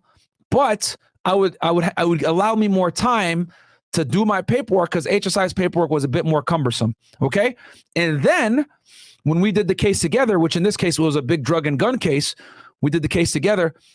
When he would do seizures for ATF, we'd pay him, and or ATF would pay him. And then when he did seizures for us, we'd pay him. And then at the end of the case, you pay him out. So it's a good way to be able to leverage both agencies' pot of money to pay informants, because you only have a certain amount of money to pay informants. And like, you don't get money until October 1st. That's the fiscal year for the U.S. government. Okay, guys? So if HSI didn't have money, he would be signed with ATF and ATF could pay him. Okay? Or if he was signed with like DEA, and I had an informant one time. I had one informant that was very good, and I gave him to both my ATF friend and to my DEA friend, and I let them sign him up too, right? Because as the main controlling agent, you dictate where your guy goes. So since I trusted them and I knew him, I said, cool, you guys can work with them, because you don't want them doing shit with your informant, putting them in precarious situations that might fuck up your case, whatever it may be, because you never want to get your informant burned. Okay? So this is fucking, guys, like the goddamn video. Ain't nobody else gonna give y'all info like this because I was in these fucking streets doing this shit. I know agents that have never signed up an informant in their life, and those guys are fucking losers. But anyway, so now we know from 2013. Why? Because we know CEO Kris was a fucking informant, all right? So for everyone that wants to blame 6ix9ine, oh my God, he snitched, blah, blah, blah. This guy, CEO Kris, was giving info since 2013, my man, okay? My guy was giving info since the Boston Marathon bombing. Way before fucking Gunmo, all right? Up to and including on or about November 2018 in the Southern District of New York and elsewhere, okay, and these are all the defendants, all right? Being persons employed by and associates with enterprises described in paragraphs 1 through 7 of this indictment, namely Nine Trey, which enterprise engaged in activities of which affected interstate and foreign commerce. See how they have to write all this like, you know, this stuff to make it very broad. We're going to go ahead and skip that, okay? They had multiple acts of murder, etc. So we're going to keep going. We're going to keep going. Okay. Count 2, racketeering conspiracy, Jones, Jordan, Butler, Hernandez, and Walter. From at least in or about 2013 up to including or about November 18th in the Southern District of New York, bam, and elsewhere except in connection with the robbery on or about April 3rd, 2018 in the vicinity of West 40th Street and 8th Avenue in Manhattan, New York, as charged at counts 3 through 5 of this indictment, Jamel Jones, aka Mel Murda, etc., blah, blah, blah, the defendants during and in retaliation to a crime of violence for which they prosecuted in the court of the United States, namely the racketeering conspiracy charge and count 1 of this indictment, knowingly did use and carry firearms and in furtherance of such crime did possess firearms and did aid and abet the use, carrying, and possession of firearms, some which were brandished and discharged. Okay, what the fuck are they talking about? Well, I got y'all right now. This is what they're talking about. This is where the crime occurred, right here, okay? In this area here, which these guys are fucking reckless for doing this shit. But what ended up happening, okay, this is right by Times Square, by the way, guys, okay? So what they ended up doing, guys, was, I'm going to minimize or close this shit. This is what they ended up doing. They ended up robbing this guy named Scum God Drizzy, I think, all right? And we're going to go ahead and play the footage. Now, this guy is an artist from Rap-A-Lot Records. So Tekashi and your boy Kifano Jordan, aka Shotti, found out that he was at the This Is 50 lobby in downtown Manhattan, which is where I just showed you guys, all right? So what happens is they pull up on him, all right? So we're going to go ahead and fast forward. So here he is right here. This is surveillance footage from this thing. All right. So here he is right here. Well, I think his homeboy right here. And as you can see, Scum, right, on his thing. That's the brand, Scum. Thinks everything's all good. Yeah, what's going on? We chilling. Yeah. Oh, shit. Bam. Now you see Shotti and another Treyway member. They start fucking these dudes up. Hey, what went down in Houston, bruh? Because remember, guys, they're fucking pissed. They got embarrassed in Houston, okay, a month prior. So they find out these guys are in fucking New York. Oh, really? We're going to pull up. So Shotti pulls up.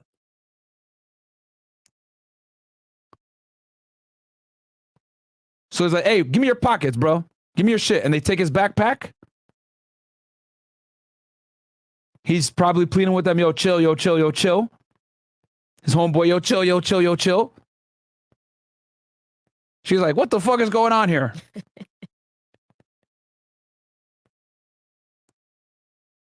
Fair use. Fair use, by the way. Right? So what the fuck is going on? Now let's rewind that back because I want y'all to see what happens. Okay? So bam, there's your boy Shotti. You can see in his right hand there, gun. Right? Here's a gun right here. Oh, he had a gun. Yeah, he had a gun. He definitely had a gun. Oh, wow. Right? Here he is, boom. Oh, I see it. And then here's another guy right here with them. I think who was involved in this robbery? It was a couple of them. But yeah, as y'all can see. Okay? And he has a backpack with him and they take that shit. All right, and this is going to be critical later on. So they rob him, right? Which is like, yo, you don't fucking talk shit about Treyway. Okay? And then while they're robbing him, guys, your boy 6ix9ine is outside recording it. So they walk out, right? So this is the other vantage point that the government actually got this from 6ix9ine's phone. Oh. My bad, stupid song. And he can actually see he's in the car recording them as they're fucking with them. So you can see Shotti in there with them.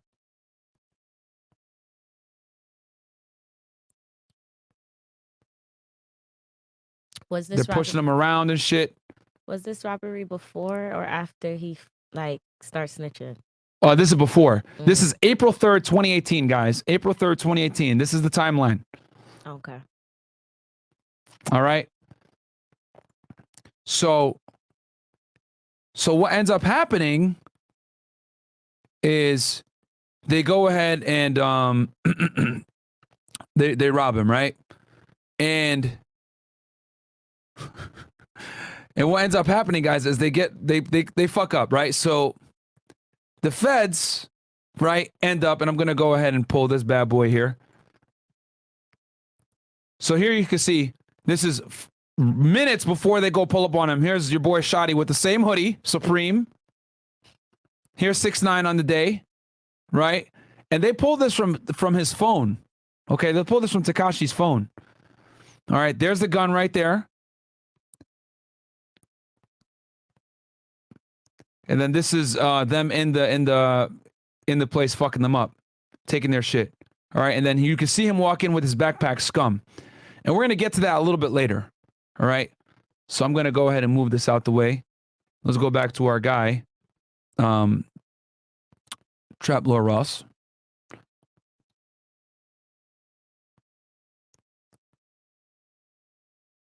Murderville. Roe was that drunk, and most importantly, Roe murder. Apparently, Nuke had asked Roe begun to emerge later than Nine Trey Bloods a lot affiliate that Trey. So we just talked about how they robbed the Rap-A-Lot affiliate. Had robbed at gunpoint at the lobby of the This Is 50 offices in New York, ultimately as revenge for the violation that they took in. And we saw in the indictment. So this is one of the things that the feds actually charged them with, guys, on April 3rd, 2018.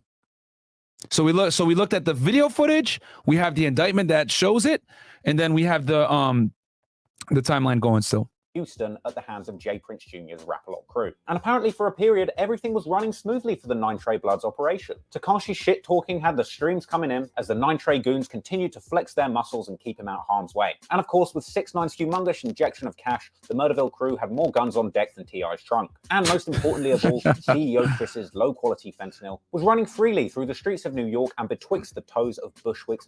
Now, he's selling drugs, guys, right? Still doing his thing. And an NYPD sergeant actually gets jammed up for helping move the drugs. And she was actually the girlfriend of this fucking guy right here. 625. This guy right here, Aaron Young. His girlfriend was this chick right here, Arlicia Robinson, who was a sergeant for the NYPD making 111 grand per year. All right. She got indicted on one count, or a couple counts actually, of drug trafficking of heroin. Okay. And she was a cop doing this around the same time that obviously Tekashi was running around with the Nine Trey Bloods. All right. Okay, I know you guys are probably going to want to, you go, oh, what does she look like, bro? I got y'all. Don't worry. Because I want to know too. Yeah, I knew it. Arlicia Robinson, NYPD. It's her right here, guys. All right. A filtered picture. All right. White girl with a nose ring. This her. Looks like she might even be in uniform in this photo. But nah, no way. They wouldn't let her wear this bull ring while she's on the job. But that's her right there, guys. And her boyfriend was fucking this dude right here, Aaron Young, who ended up doing a lot of time in jail for this drug trafficking conspiracy. But Cruz was the one supplying her with the drugs. Okay, Cruz. This fucking clown right here. Cruz was supplying her with the dope. All right. So they wasn't working together? What was that? Her and him wasn't working together? They were working together. Oh, okay. But he was an informant. Okay, gotcha. Okay. So this is her right here. And then I actually have her indictment right here as well. Let me move this over here real fast. I'm prepared, baby. I got everything. This is her indictment right here. Oh, nope, my bad. Here she is. Arlicia Robinson, right?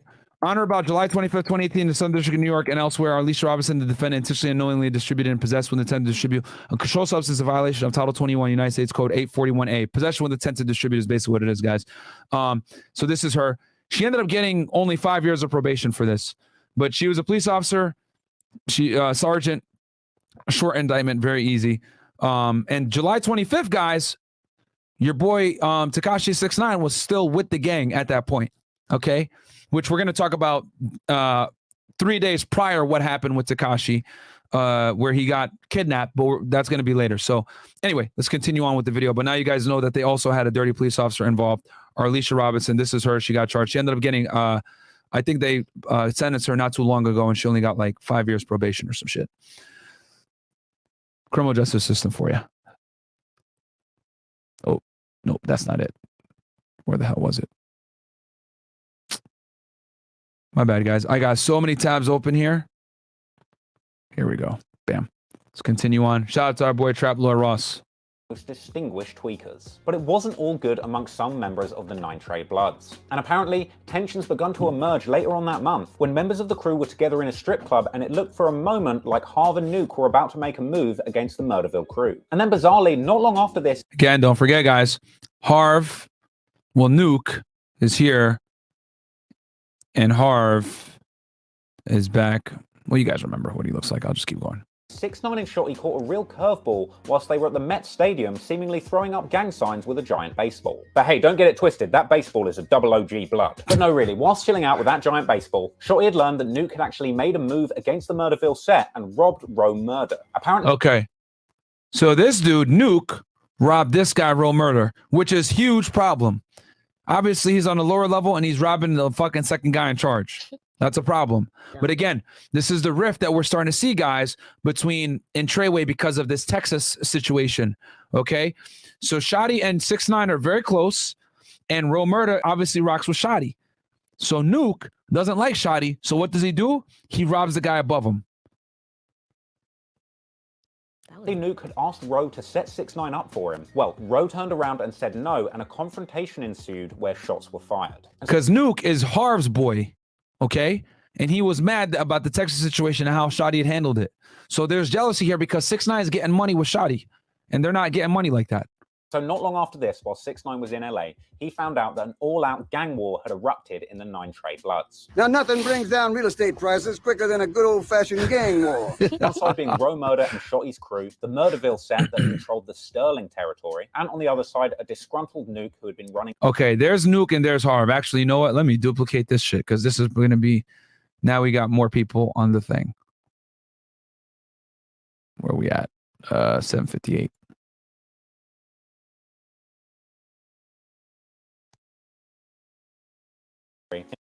In alliance with Harv, the 6ix9ine entourage reject. So these two crews became certified ops and were immediately out for each other's bloods, because they're bloods. Now, I'm sure a lot of street shit went down behind the scenes in the months that followed these incidents, but I'm only working with what information is publicly available online. But from what we know publicly, this beef truly got sizzling like a BYO blood BBQ in July. Because when Nuke, Harv, and Billy Ado went live from a barbecue on their block in Smurf Village, Shotti and the Sterling... Smurf Village, right here, guys. Your boy Shotti pulls up right here. This is Smurf Village, okay, in Brooklyn. As you guys remember, this is where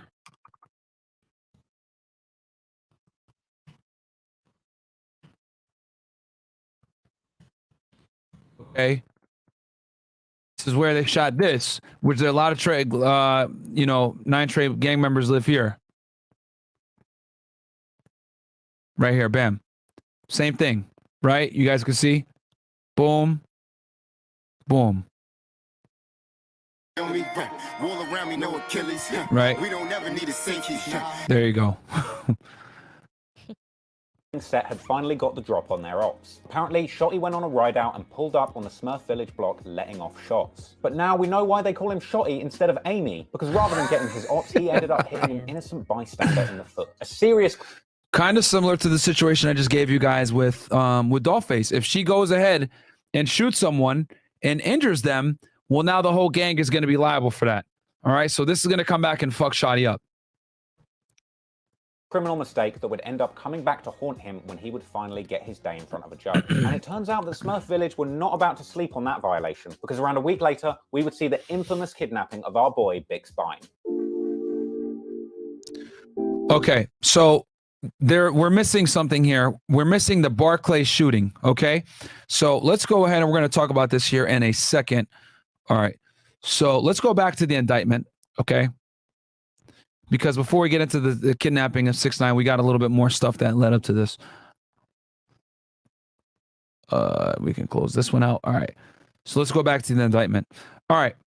So on April 21st, guys, 2018, we're going to go ahead and go down here. Oh, no, my bad. Nope. Okay, we're going to go down to the indictment. Okay. Boom. Violent crime and aid of racketeering, Lovick. Okay. At all times relevant to this indictment, Nine Trey is described in paragraphs. Okay. So as you guys know, they use the same filler language all the time. Okay. At all times relevant to this indictment, Fugan Lovick, aka Fubanga, the defendant, and others known and unknown were members and associates of Nine Trey. At all times relevant to this indictment, Nine Trey, through its members and associates, again, are engaged in racketeering activity. Okay. On or about April 21st, 2018, in the Southern District of New York and elsewhere, Fugan Lovick, aka Fubanga, all right, the defendant, and again, who is Fubanga? This dude right here, okay? Let me enlarge it a little bit for y'all. This is him right here, Fubanga.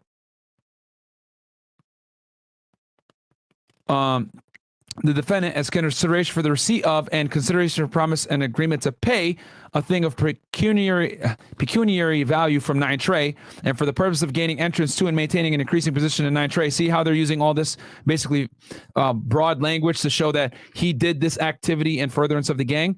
To wit, Lovick fired a gunshot at rivals of Nine Trey upon encountering them at the Barclay Center in Brooklyn, New York, in violation of New York Penal Code Law sections 120. Now, this wouldn't be fed if we didn't have the footage for y'all, right?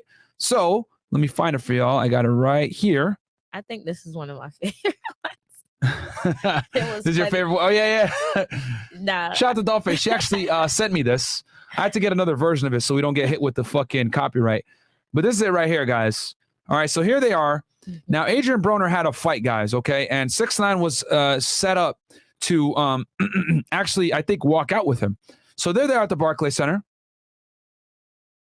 Yo, what are the likes at right now? Because we're giving way too much heat right now. I don't think anyone has ever given this much fire. So I can't see it. It's fine. I'll check it out myself. Yeah. All right, we got 3.2K you guys watching. Yo, we only got 1.4K likes, guys. Guys, come on. Do me a solid. Go ahead, like the video, because we still got a lot more to cover. And this was a lot of work preparing this stuff, guys. For real. I barely slept. I was getting all this stuff ready to go. And this case is very extensive. So like the video, guys, because this took a lot of work. And then also like the video because your girl, Dollface, also spent a considerable amount of time helping me out on this thing. Yeah. Okay. And figuring out this case and everything. And she fucking, I mean, what was your thoughts when you walked? Because you had not known too much about this case until I said, hey, can you help me with this? Yeah. What were your thoughts on this thing while we wait for these guys to get the likes up? My thoughts were two things. I was like, dang, he probably just was put into place as a rapper to rat out the gang members. But then I slowly started to learn that basically 6ix9ine is like the ultimate troll. Like that man, like that's what I learned. Like he's the ultimate troll. He recorded everything, and basically the gang members flipped on him, and that's what made him rap. But I don't blame him. Yeah. We'll definitely get the thoughts on that after. Yeah. But this was my favorite one. Okay. To research? Cool. Yeah. So let's see what the likes are at before I play this bad boy. All right. Okay, we're at 1.7. Guys, get me to at least 2,000 likes, goddammit. All right? Yeah, give us the 2K. Get us to 2K, man. It ain't that hard, guys. Hit the fucking like button. All right, let's keep going. Mm-hmm. So here they come. And how's that showing up on the screen? Is it too small? It's a little small. Okay, let me make it a little bigger. Let me try to make it bigger for y'all real fast. Okay, so let me enlarge it now. Does that help? No, right? Yeah. I think because of the clip. Yeah. Where it came from, but it's cool. Yeah, sorry guys. All right, so you can see, okay, here's Tekashi right here. All right. See him with the colored hair? Now they see Casanova's crew come in here. So they start fighting. All right. Now at the time, guys, Casanova was having beef with 6ix9ine. So you can see 6ix9ine here in the back. Keep your eye on him. Right, so people are fighting. And the next thing you know, bang! Now everyone starts running. Gun goes off. And now we know it was your boy Lovick that shot it, a.k.a. Fubanga. Now here comes Casanova. You can see him with his 2X chain. Picks up his shit. Comes right back. Okay? Now I can see the Nine Trey guys are kind of outnumbered. And we're going to see that here in a second. The camera's going to pan to the left here. All right? Now they're still having an argument. Okay. So you can see Casanova right here. You can see him by his chain. 6ix9ine's gone now at this point. This is Shotti right here. So you can tell by his bald head. He's talking shit to Casanova. Here's Cass right here talking. There's Shotti, where my mouse is. They're mouthing off.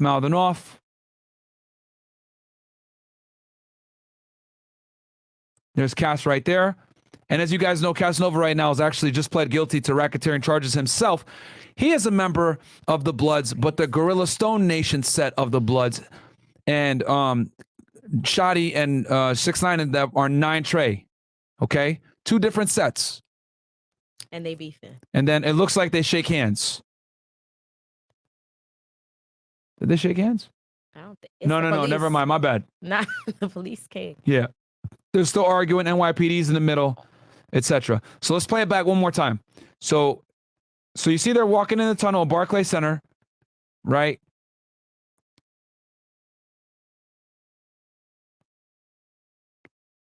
They're walking. And you can see here at the door opens. And they realize who it is. Oh, shit. So 6ix9ine starts backing up. Because at this point, they're probably like, yo, it's Casanova. It's Cass. And they were beefing at the time. So they're outnumbered, guys. So what happens? Bang. Somebody shoots a gun. It was your boy Fubanga, a.k.a. letting that thing. And then now here's Casanova coming up. Okay, and I think this was referenced in his case too. And then here's him and Shotti mouthing off. And you can see Shotti here with the bald head, right? Mm-hmm.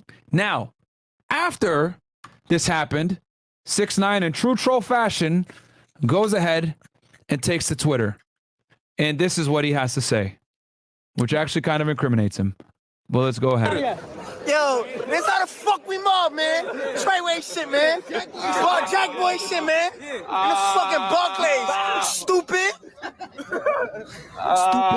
boy, don't run. Where you going? Boom. Niggas hit that. Yo, we gotta go this way, bro. Niggas started running this shit. Niggas said, straight up. Nigga said, fuck boy, don't run. Fuck boy, don't run. Where you going? Stupid, yo, his whole squad hit the floor. You heard? What? Everybody? Everybody getting shot. Boom. Straight up. Everybody hit the floor, blood. Treyway shit.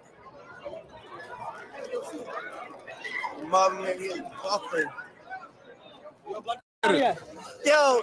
All right, so he's trolling him. Now you guys are probably wondering, what the hell does he mean by boom and all this extra shit? So what he's doing, guys, is he's mocking Casanova's lyrics, okay? And you know what? This is fucking fetish. So you know what? What is he mocking exactly? I got y'all. This song right here is what he's mocking, okay? That's all Rodo. All right, so I'm going to go ahead and play a portion of it, okay? Okay, this song right here from Brooklyn, all right?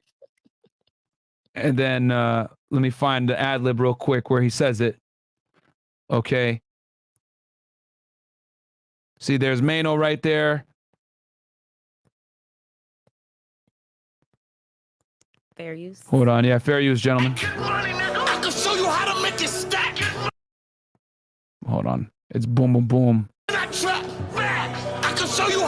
Hold on. This is a tough song. I ain't gonna lie. I like it. Yo, the song is raw. So Yeah. I was laughing when he was trolling. Yeah, yeah. Boom, boom, boom. Talk about And then they all hit the floor. right. But Casanova was smart though. You notice he lined up. Show you how to make a stack. Okay, and then it goes. Where the fuck is the boom, boom, boom part? It's funny as hell, bro. You sure this is the song? No, he says it in this song. He says boom, boom, boom.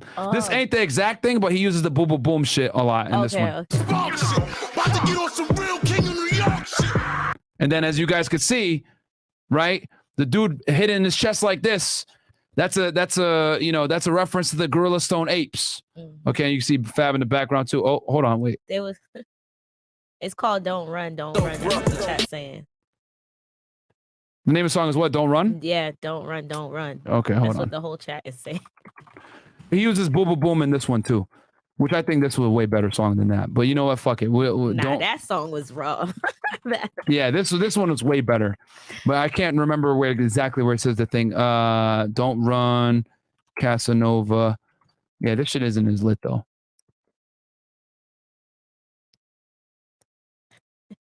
Because he says the boom, boom, boom shit in that Yeah. one. But yeah, this is the original Joy. This is what actually put him on. Nah, this was like this. No, I got.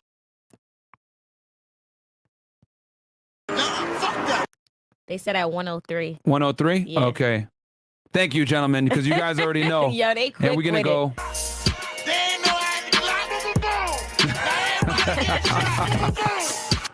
Yeah, he used that boom, boom, boom ad lib a lot. But this joint is not as lit as Brooklyn guys, but it's fine. I couldn't remember the exact second of it. Okay, so obviously him going on Twitter like that was not a good move. All right, because. And here he is with a bunch of the guys. This is right after the shooting. We mob, man. Right after the shooting. Shit, man. Fuck Jack Boy shit, man. In the fucking Barclays. Stupid. Fuck boy, don't run. Where you going? Where you going? See, so what he's doing, even though it's funny and he's trolling, he's admitting, right? Me as a criminal investigator, now I basically like, let's look at it from the Fed mindset. I'm looking at it like, okay, you're admitting that there was a shooting at the Barclay Center just now. You guys are mobbed up. It corroborates what I saw in the footage. You're wearing the same exact outfit, okay? And then he's saying, don't run, because they ran when the gun went off. Boom. And then the gun went off, and he actually says this. So for me, if I was if I was the case agent on this, I'm looking at this like, oh, I got you. You know what I'm saying? Like, fucking, gotcha, bitch. You're admitting to being involved in a gang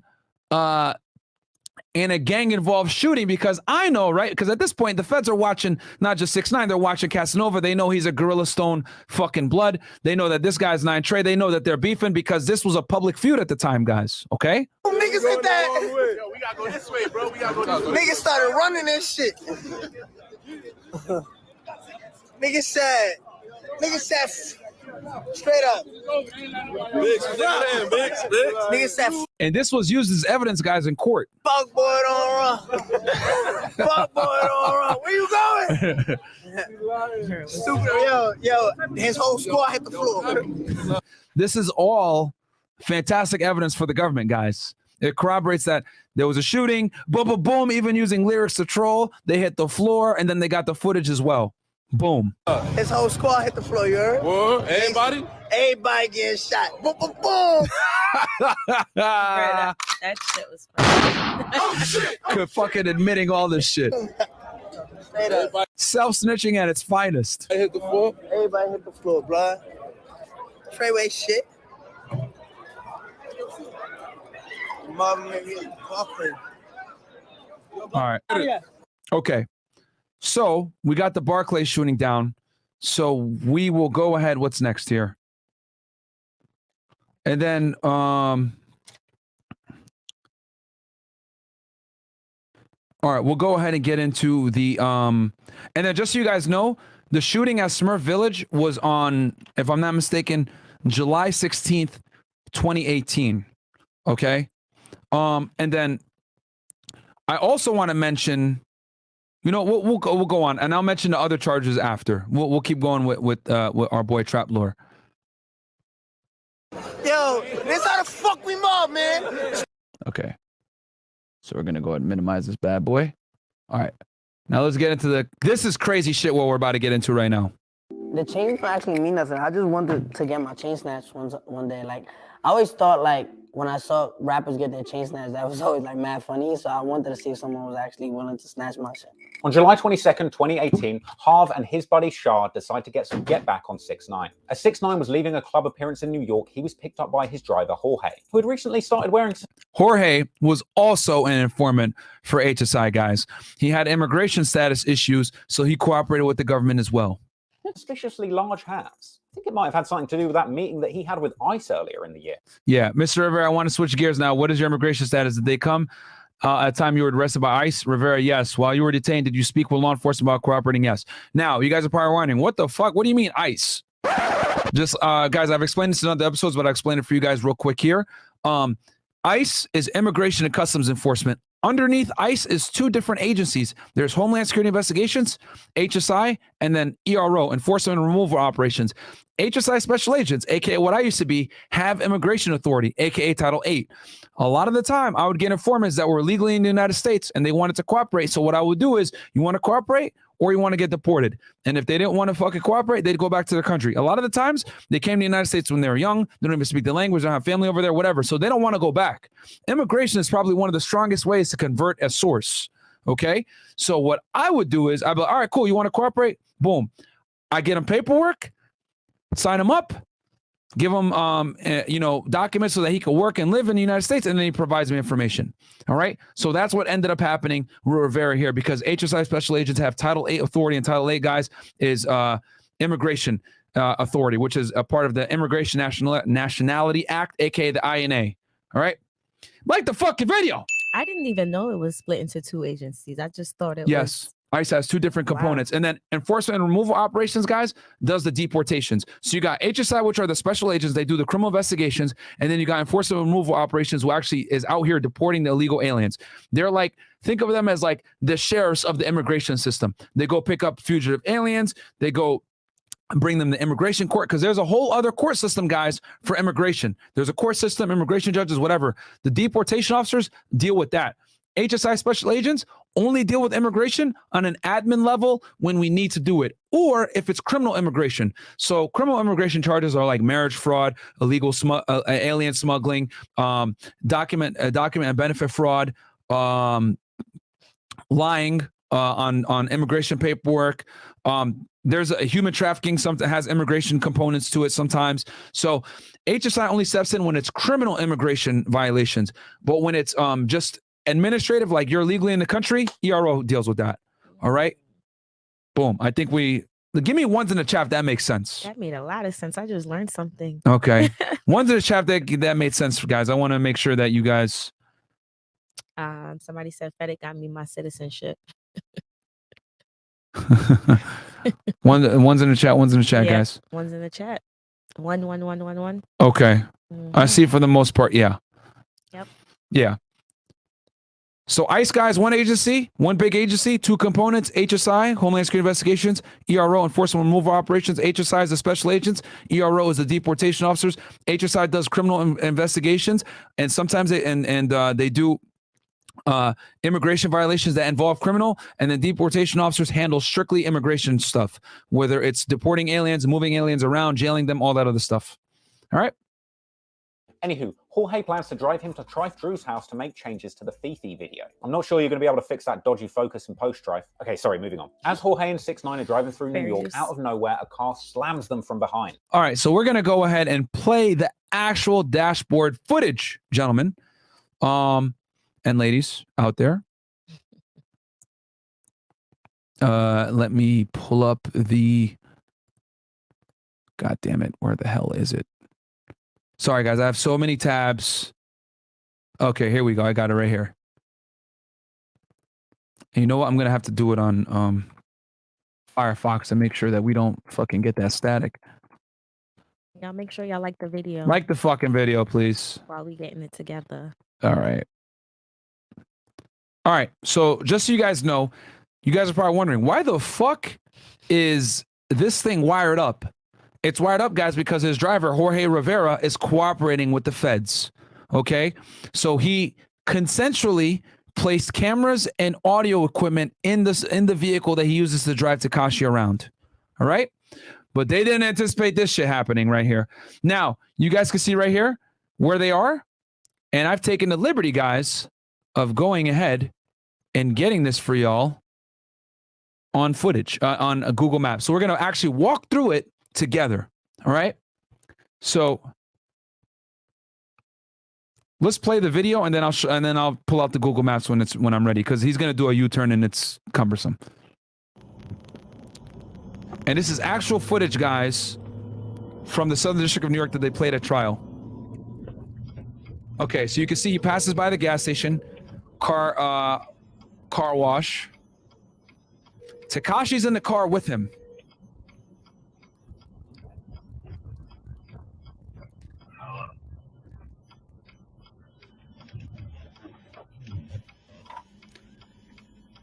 Now Tekashi's trying to get some.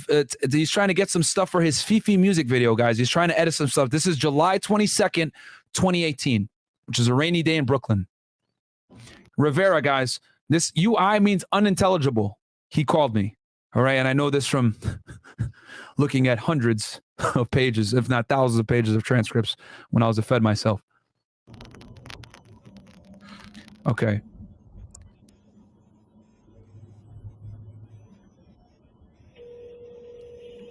So they're pulling up, guys, right?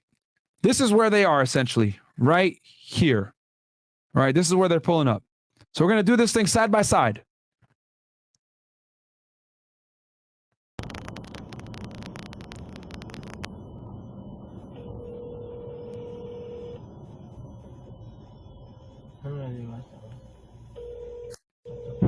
Boom. You guys heard that? They just got hit. All right? Oh, I thought that was thunder.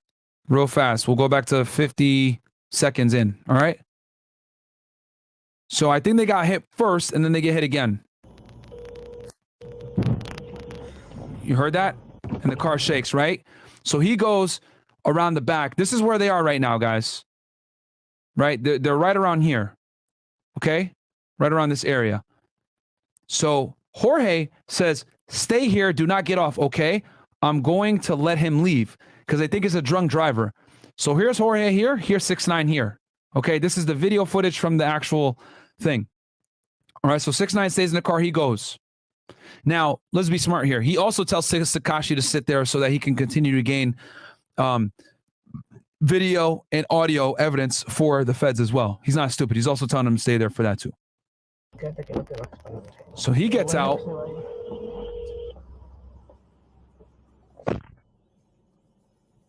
Now Tekashi's trying to call his boy to edit the video for Fifi.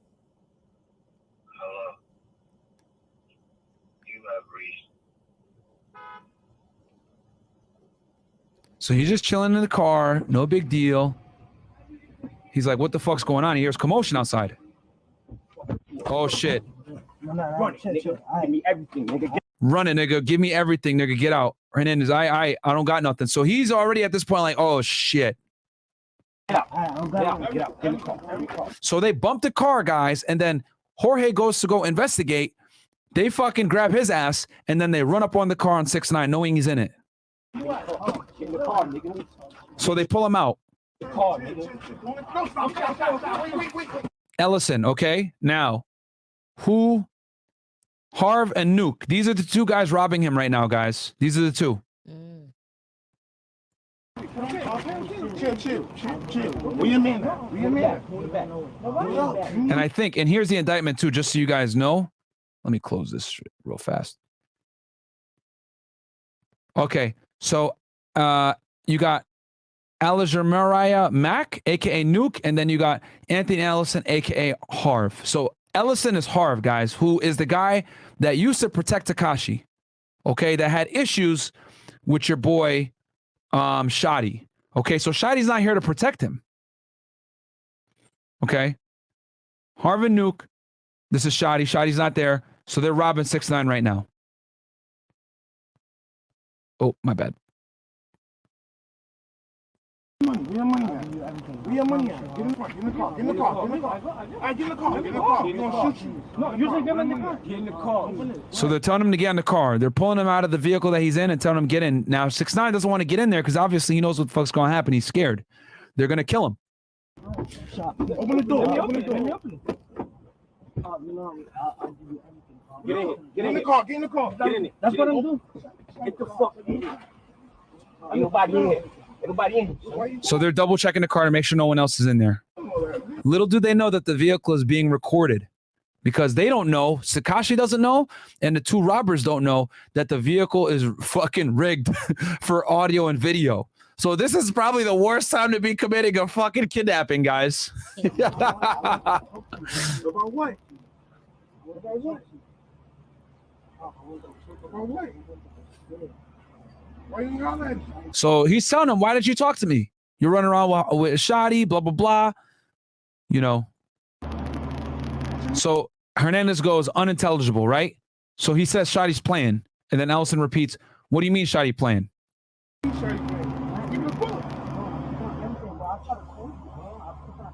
So I try to call you. So why ain't got your number?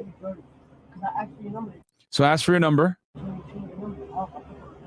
Put that on my daughter's life. So he's scared right now, man. He's scared. Rightfully so. They got guns. Yeah, but why you do me like that, bro? So he's obviously still angry that the split happened and he wasn't getting no more money.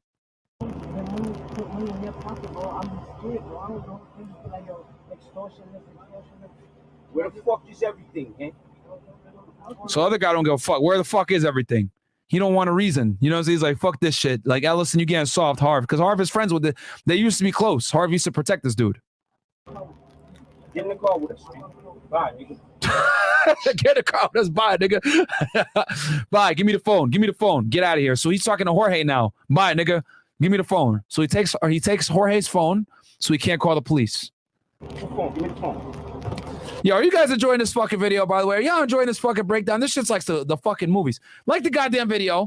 Subscribe to the channel if you guys haven't been here before. Nobody gives you guys thorough breakdowns like this from the perspective of a former Fed. Nobody on YouTube, okay?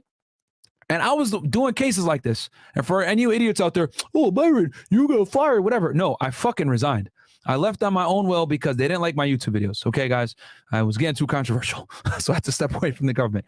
But it was a great career. Get out of here. We're gonna talk to him. We're gonna talk to him. We're going to talk to him. Right. Get in the car. Get in the car. Get in the car. Okay, there's Ellison right here. This is Harv. He's wearing a red hoodie, all right? He's making sure there ain't nobody else in the car. There ain't no money. He's rummaging through it, right? Right. I have to make sure everything good, man. Just want to talk to him. That's it, man. And then Rivera's like, oh, shit. I have to make sure everything good, man. We want to talk to him. That's it, man. Okay, so the light comes on because Rivera gets back in the vehicle. There's Harv right there.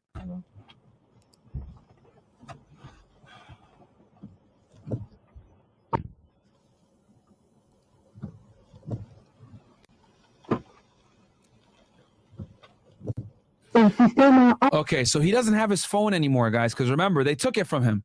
So now they're going to switch to the dashboard camera, and here's your boy Rivera driving a car, okay? So this is where they are, okay? You can see that red sign right there. This is exactly where he is, pretty much like where this truck is, a little bit, maybe a few feet behind, okay? OnStar no está activado. Para activar su servicio, presione el botón azul de OnStar ahora o llame al So 888 that's the vehicle with 6ix9ine in it, all right? So he's going to try to follow them. 4 OnStar.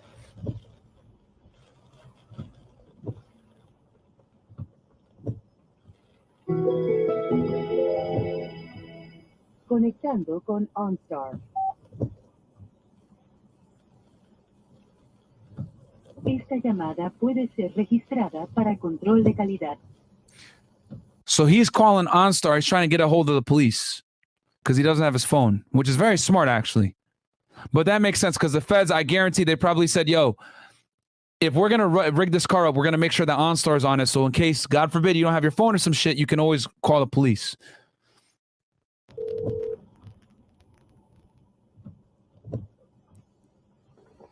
Because I already know that would have been a safety precaution that they would have had to probably do. Su llamada OnStar ha terminado. Adiós.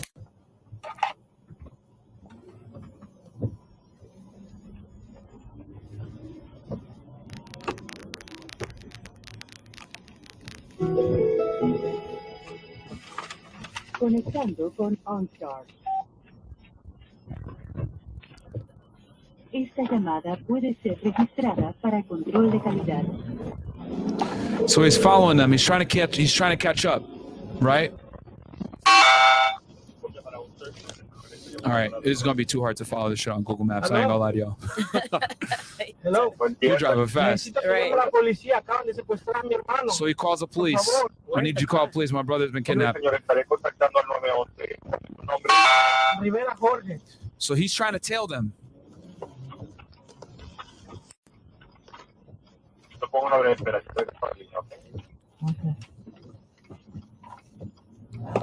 So he has an idea of where they are, so he's following, driving through Brooklyn.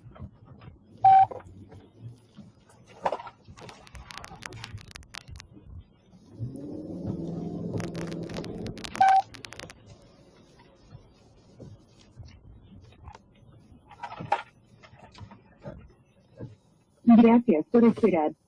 Su asesor regresará a la línea en breve. So there's the vehicle right there. So he parks to kind of see what the hell's going on, right?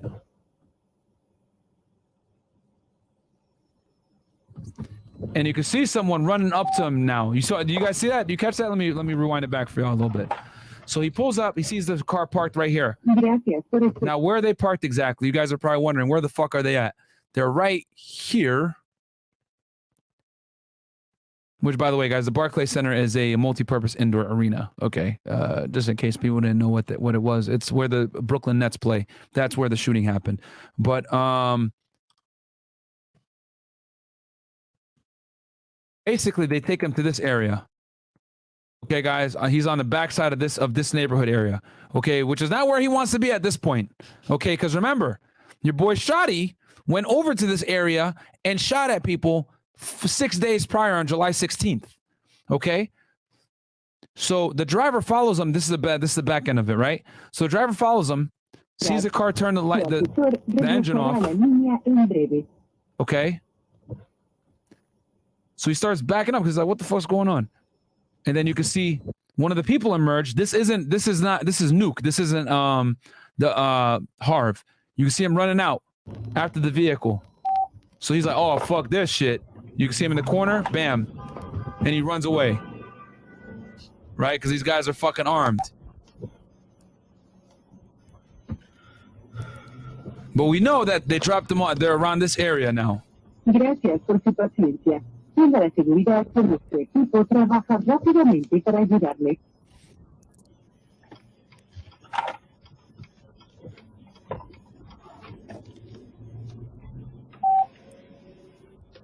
So he's running all around Brooklyn. Fair use. Obviously terrified. Now, while this is going down, 6ix9ine is pleading with those guys for his life. Okay? Because they want to kill him. All right? So this is what happens. We're going to continue on here. Hold on, before you go ahead. You have a $50 super chat. Okay, pull it short real quick. Oh. Or read it. Read it. Oh. It's your job, woman. My bad. Surge V94 $50 super chat say, yo, just want to say appreciate everything you do and for your help. All of us out in life. FNF stay up. Thank you, my friend. I appreciate it. I appreciate it greatly. All right. So we're going to keep going with this bad boy. So now y'all looked at the footage. That 6ix9ine's probably a lot more used to after spending 2 years in jail. From there, 6ix9ine was kidnapped and taken in the car with Harv and Shah. He was pistol whipped and even recorded saying 3 times, "I'm not Billy," essentially denouncing his relationship with the Nine. So while they had him in the car, they made him like on camera say, "I'm not Billy," which means I'm not Nine Trey. Billy is a term for Nine Trey. Nine Trey Bloods. Eventually, they drove 6ix9ine to his house where his baby mama, Sarah Molina, was staying. And she came down and gave over all of his jewelry in exchange for his life. He was like, "I want you to take the jewelry that I have downstairs on the table and wrap it the way I wrap it. Wrap it up in Pampers. And put it in the bag and bring it down to me." And that's his baby mom. I'm like, what's going on? So at this point, I'm not thinking that he's in any danger. I'm thinking that he did something. Amongst the jewels taken was a blooded out presidential That watch is about, I think, $30,000. Rolex with Roman numeral dials that he'd worn in several videos. A fairly new Well, actually, no, it's probably more because I can't find one with Roman numeral dials. Probably worth more. $95,000 My Little Pony chain that had his own rainbow pubes attached to it. Wow. A $300,000 jigsaw chain with real gurning action, as well as his signature 150K spinning 6ix9ine chain. Anyway, man. Anywhere it goes, still 6ix9ine, man. Still 6ix9ine. Anywhere it go. Now, after getting 6ix9ine's jewelry, they drove around with him a little longer before eventually letting him out of the car, right in the enemy turf of Smurf Village, where he took off running. Tell you what, I wouldn't want to be a blood in Smurf Village. I hear that shit's full of blue rag rockin' Crips. But after taking off running, 6ix9ine actually jumped in. Smurf Village is, like I told you guys before, where Shotti went and shot at people. He went looking for Harv. And that's what ended up happening. And that's why Smurf Village was a good place for him to be. A random passerby's car and got them to drop him off at the precinct where he requested medical attention. He was eventually taken to hospital where, of course, this iconic photo was Yep, they beat him up bad, bro. The pistol whipped him. They fucked him up. taken, and the doctors initially incorrectly diagnosed him with a Skittles overdose before looking closer and realizing he'd been pistol whipped. When 6ix9ine got out of the hospital, he told Shotti and Mel Murda what happened. So Shotti turned up with a big assault rifle. Okay, so they ended up seizing that rifle later on. Okay. So while let's talk about the search warrant real quick. So going back, remember how they robbed that guy of his backpack that we talked about, Scum God, whatever the fuck his name is. So the feds ended up doing a search warrant and spent the evening spinning the block, riding around in his black Benz looking for Harv. And 6ix9ine himself had said in court that he'd I'll bring it up later. Don't worry. $50,000 bounty for anyone that could. So here we go. We're back. $50,000 for someone to rob Harv. This is after Harv carjacked and kidnapped him. Rob Harv in retaliation for this incident. Now, after the kidnapping, 6ix9ine tried to clean up his image, which is always going to be tough when you've got an image that seems to have been modeled on the wall of a crack den men's room. But he began trying to behave professionally. He finally got himself real security, hiring several different private security groups, including the Shadow Group, who offered the help of their signature man tank, Biggs. Jesus, look at the size of this guy. He'd crush my head like a melon. So with the help of his security, 6ix9ine would start moving like a bat. Shout out to TrapLoreRoss for being funny. Surrounded by giant goons like the president of some sort of... And this is when he starts doing crazy, you know, Instagram stories of him dancing and going wild, you know, because he has big security now, you know what I'm saying? You don't got to worry about, you know, running around with gangsters all the time. Disco Island. Look at you all out here and shit, scaring the shit out of motherfuckers. And saying that he felt like Ariana Grande when he moved with his security. I feel like Ariana Grande when I'm with my security. Hey, yo, bro, I can do whatever the fuck I want. Now remember, Harv did say to 6ix9ine while they were beefing that he should stop gangbanging and get real security. And it kind of turned out that this underhandedly menacing pointer was actually pretty damn good advice, because the beef between the two warring factions of Nine Trey was just heating up. In fact, later when things went to trial, rumors emerged that that shooting on the Get the Strap video in August may have been carried out by disgruntled Nine Trey members rather than the original culprit, Chief Keef. And then, famously, whilst trying to film a music video in a rented mansion with Kanye West and Nicki Minaj, someone fired off some shots at the building and caused the entire shoot to be shut down. And once again, this was rumored to maybe have something to do with the Nine Trey Gang War, or potentially having something to do with 6ix9ine's earlier skirmishes with YG and Slim 400. But regardless of who was responsible... You guys want to see how ridiculous he was once he got the security? I'll give you guys an example right now what I'm talking about. Obnoxious.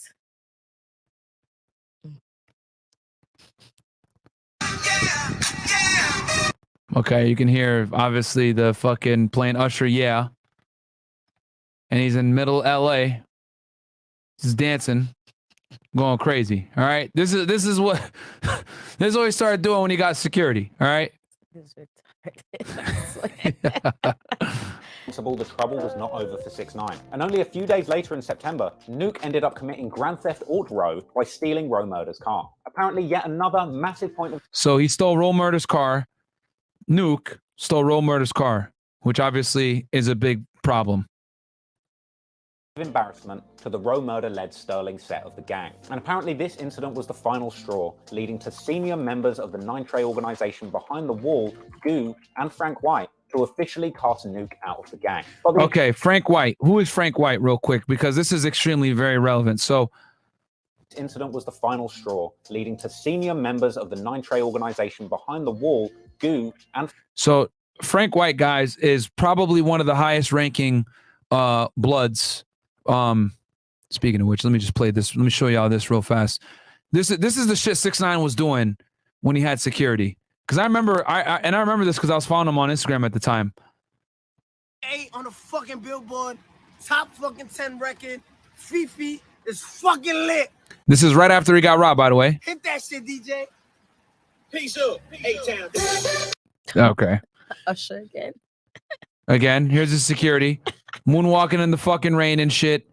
Acting crazy with rainbow umbrella. These are the crazy antics he was doing, guys, back then. People loved him on Instagram and very entertaining.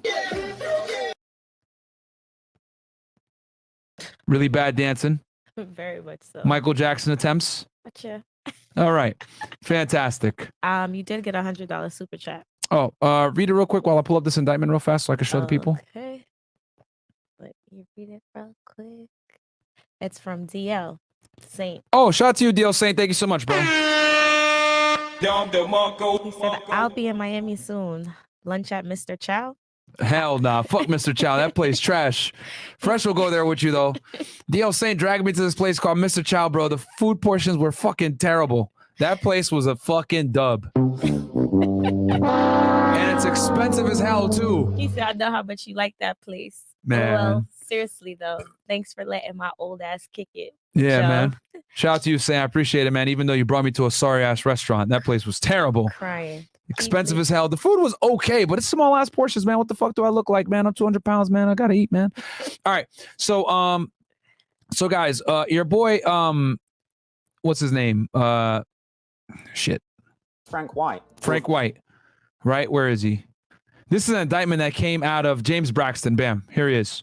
Okay. This is an indictment, guys, that came out of the Western District of North Carolina, Charlotte Division.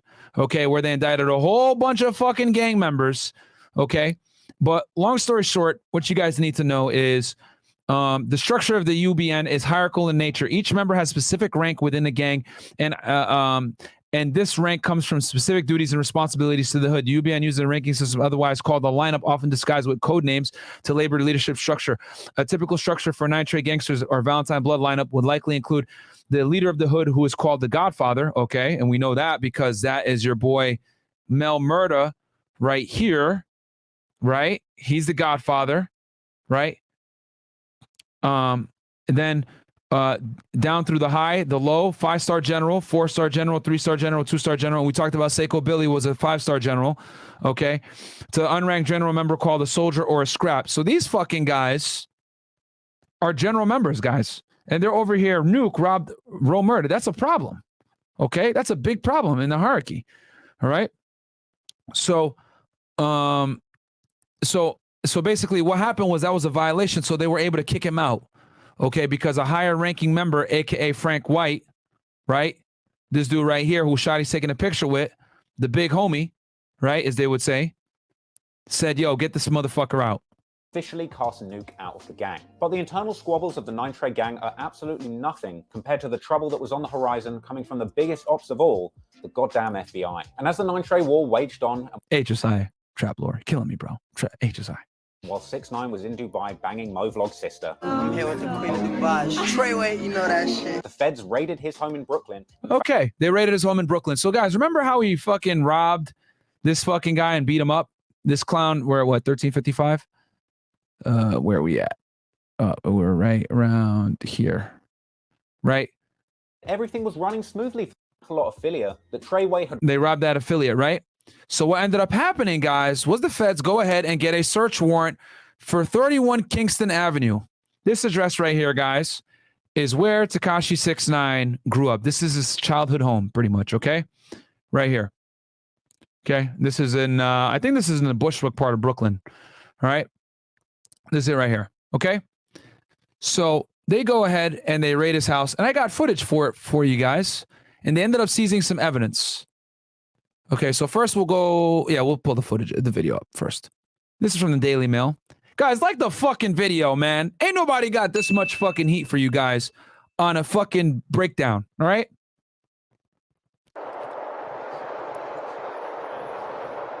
Now, these are HSI. Okay, so this guy's from NYPD. You could tell from the badge on his thing. This guy's HSI. I could already tell from the way he's dressed. Right? They come in the cars, Chargers, etc. Unmarked. Right? Remember, guys, this case was done by ATF, HSI, and NYPD. FBI was not involved in this thing. So that guy, there might be some ATF agents here too.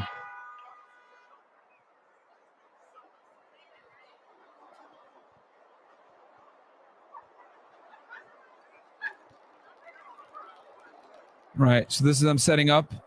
This is them getting ready to do a search warrant because they know he's not home, so they're not in a rush to like knock the door down. And then you can see his badge. That guy's the HSI agent. This dude right here. Right, because he has the badge on his neck. Okay, he takes it off. Right.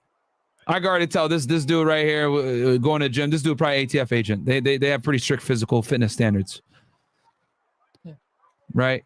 Then this guy in a suit. This is probably a supervisor. AKA GS14. So here they go. He got the keys, and they walk right in because again they know 6ix9ine is not there. And this guy we know is NYPD. So they're trying to not like identify themselves. That's why they're not wearing their badges out, none of that shit, because it's like there's no need for them to. So there's no need for them to have like a crazy police presence, guys, because Tekashi's not there. No one's there. They know that the house is empty. So why are they going to put on raid jackets and make a fucking scene of it? You know what I'm saying? They're going to go in there low key, get what they need to. But obviously, you know, people knew that they were the feds. So they go in. And they go and they do the search warrant. Okay, no need to break the door down, all that other shit. 31 Kingston, right? Okay. So, what are the likes at, goddammit? Because I'm going to show you guys what they... If you guys want me to show you what they found in the fucking raid, I need the video, the likes up, goddammit. I need the likes up. What are we at right now? We got 3.7K you guys watching right now. We only got 2.2K likes. Guys, what the fuck? I need... at least 3,000 likes, goddammit. We should be at 3,000 likes easy. Right. There's almost 4,000 y'all in here. I'm breaking down this fucking case to a degree that no one has ever done on YouTube before. We're going over everything. We're going over all the feds' evidence. I'm showing you guys search warrant footage. I'm giving you guys insider like shit that you would never know unless you were a federal agent. Guys, and worked for HSI, so I'm telling y'all a bunch of sauce. Like the goddamn video. And by the way, none of this stuff is like, all the case is public now, so I could talk about it. But like the goddamn video. What are we at? Get the likes up. Did any other super chats come in? No. And remember, guys, just so you know, we're reading only 20 and up super chats. Yeah, I already read all of these. Which we appreciate greatly. 2.4. I need at least 3,000 likes, guys. I don't want to have to stop the video again. But you guys keep making me having to do this because you guys don't want to like the goddamn video. Right. And I really hate stopping the videos. I really hate stopping them. Get us to 3. Get us to 3K, man. And then we'll be all right. God damn it. Like the goddamn video, guys. And while we do that, I'm going to go ahead and give you guys a quick little refresher on the person that got robbed. Okay.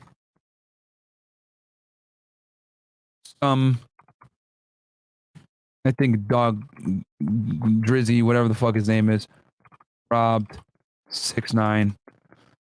There you go.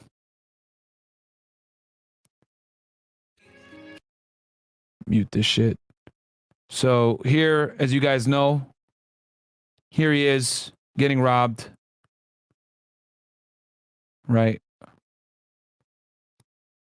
And then bang, your boy fucking Shotti and them, bam, robbing the dudes. and he has a backpack. It punches him in the face. They take the backpack from him. They start robbing all of them, right? Both the guys that they're with. These are Rap-A-Lot guys from Houston, Texas, right? That thought that they could tell the Nine Trey gangsters when they got to check in and shit like that.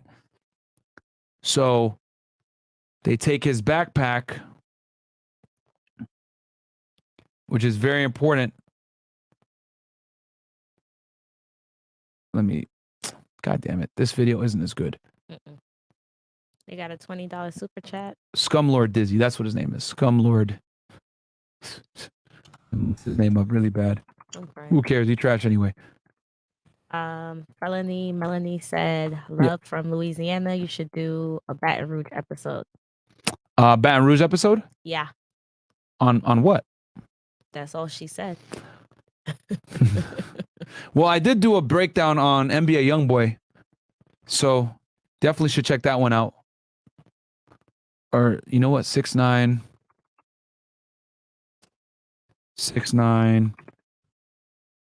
filmed Shotti robbery. That's the one that we want to look at. There we go. This one. Okay, this one is much better. Okay, so let's get footage.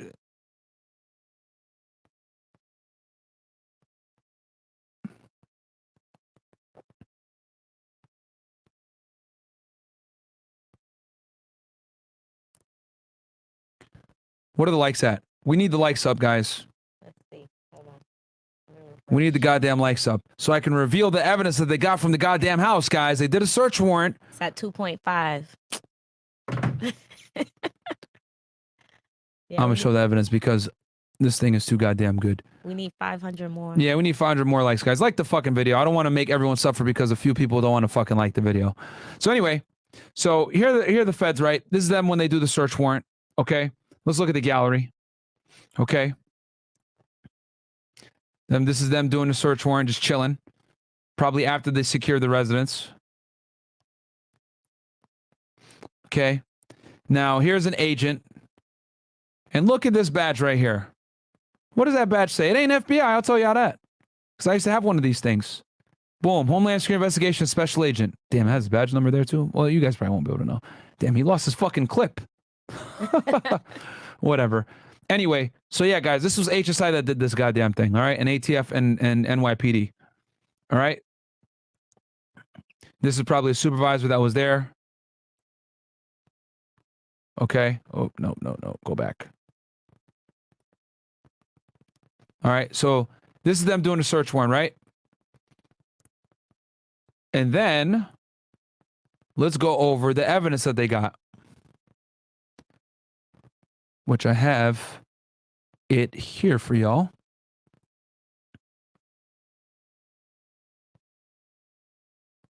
Hold on. Okay, so got a $20 super chat from Hood Ninja Fresh. From Hood Ninja Fresh. Shout out to you, bro. What do you say? He said, yo, Myre, getting that 1K for you for the workout coaching. Had a mad setup, but back on track to getting that to you. F&F on top. Pause. Hey, that's what's up, man. Yeah, for those of you guys that are tired of being fat, I got y'all. Just DM me pimp. He sent another $20 super chat and said, I meant mad setback. I messed that up. Don't worry about it, bro.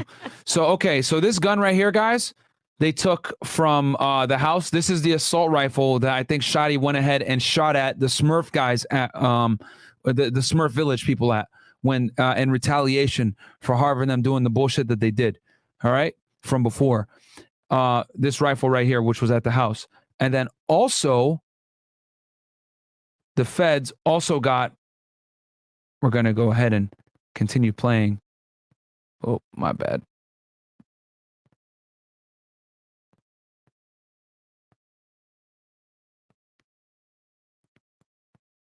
Oh, no, that's fast forward. Different private security groups, including the Shotti and Horizon, coming from the biggest ops of all, the goddamn FBI. They're called guns. That's who you want shooting, really, isn't it? How belonging to Scumlord Dizzy. Okay, so bam, they found this backpack also in the house, guys. And this backpack, right? Hold on.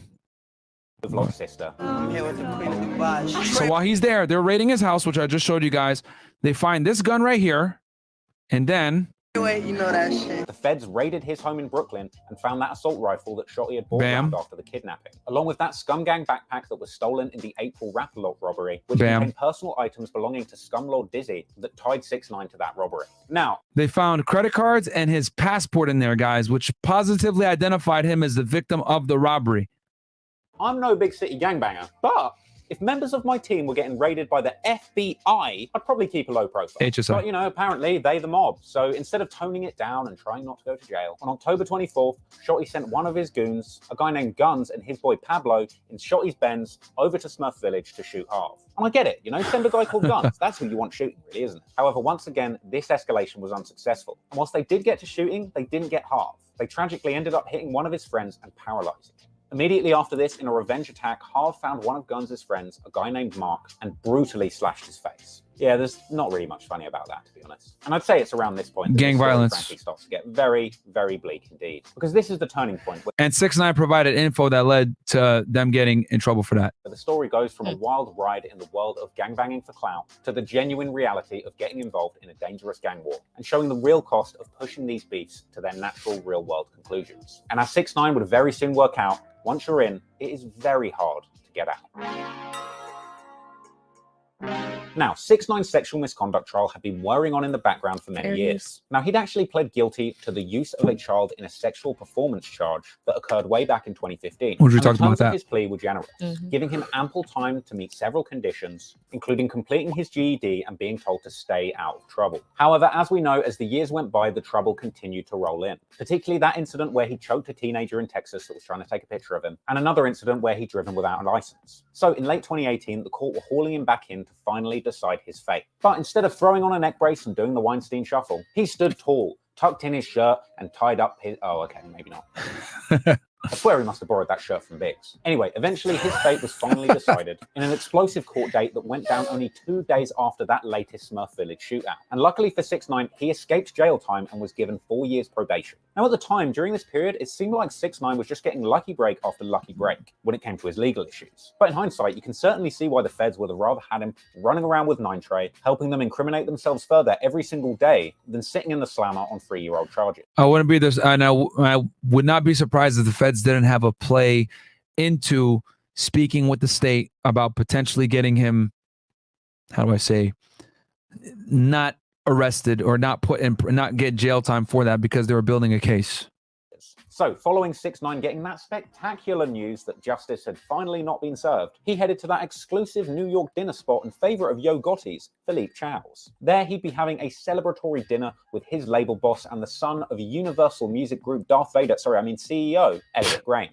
Now, you can't be the son of the literal head honcho of UMG, probably the most powerful music organization in the world, and not be moving correctly in these streets. So we know that Elliot was there. Shout out to TrapLoreRoss. Funny as fuck. It's our homie, man. Motherfuckers. And so when Shotti and other members of the Nine Trey crew arrived without invitations to that dinner party, Elliot's security told this bunch of troublemaking gang members to scrap. Scared of getting in any more trouble, having just gotten 4 years probation on that case, story goes 6ix9ine immediately left the venue at the sight of trouble. However, Shotti, Crippy, and other members of Nine Trey went back to the restaurant to have words with security. Well, these words very quickly evolved into fists. Those fists evolved into chairs being thrown at Grange's private security, one of which whipped out a pistol and ended up shooting Crippy in the stomach, leaving him with life-changing injuries. And to add insult to injury, after the fights, the feds ended up finding Crippy's phone at the scene, unlocking yet more inside info on the kind. Oh shit, man.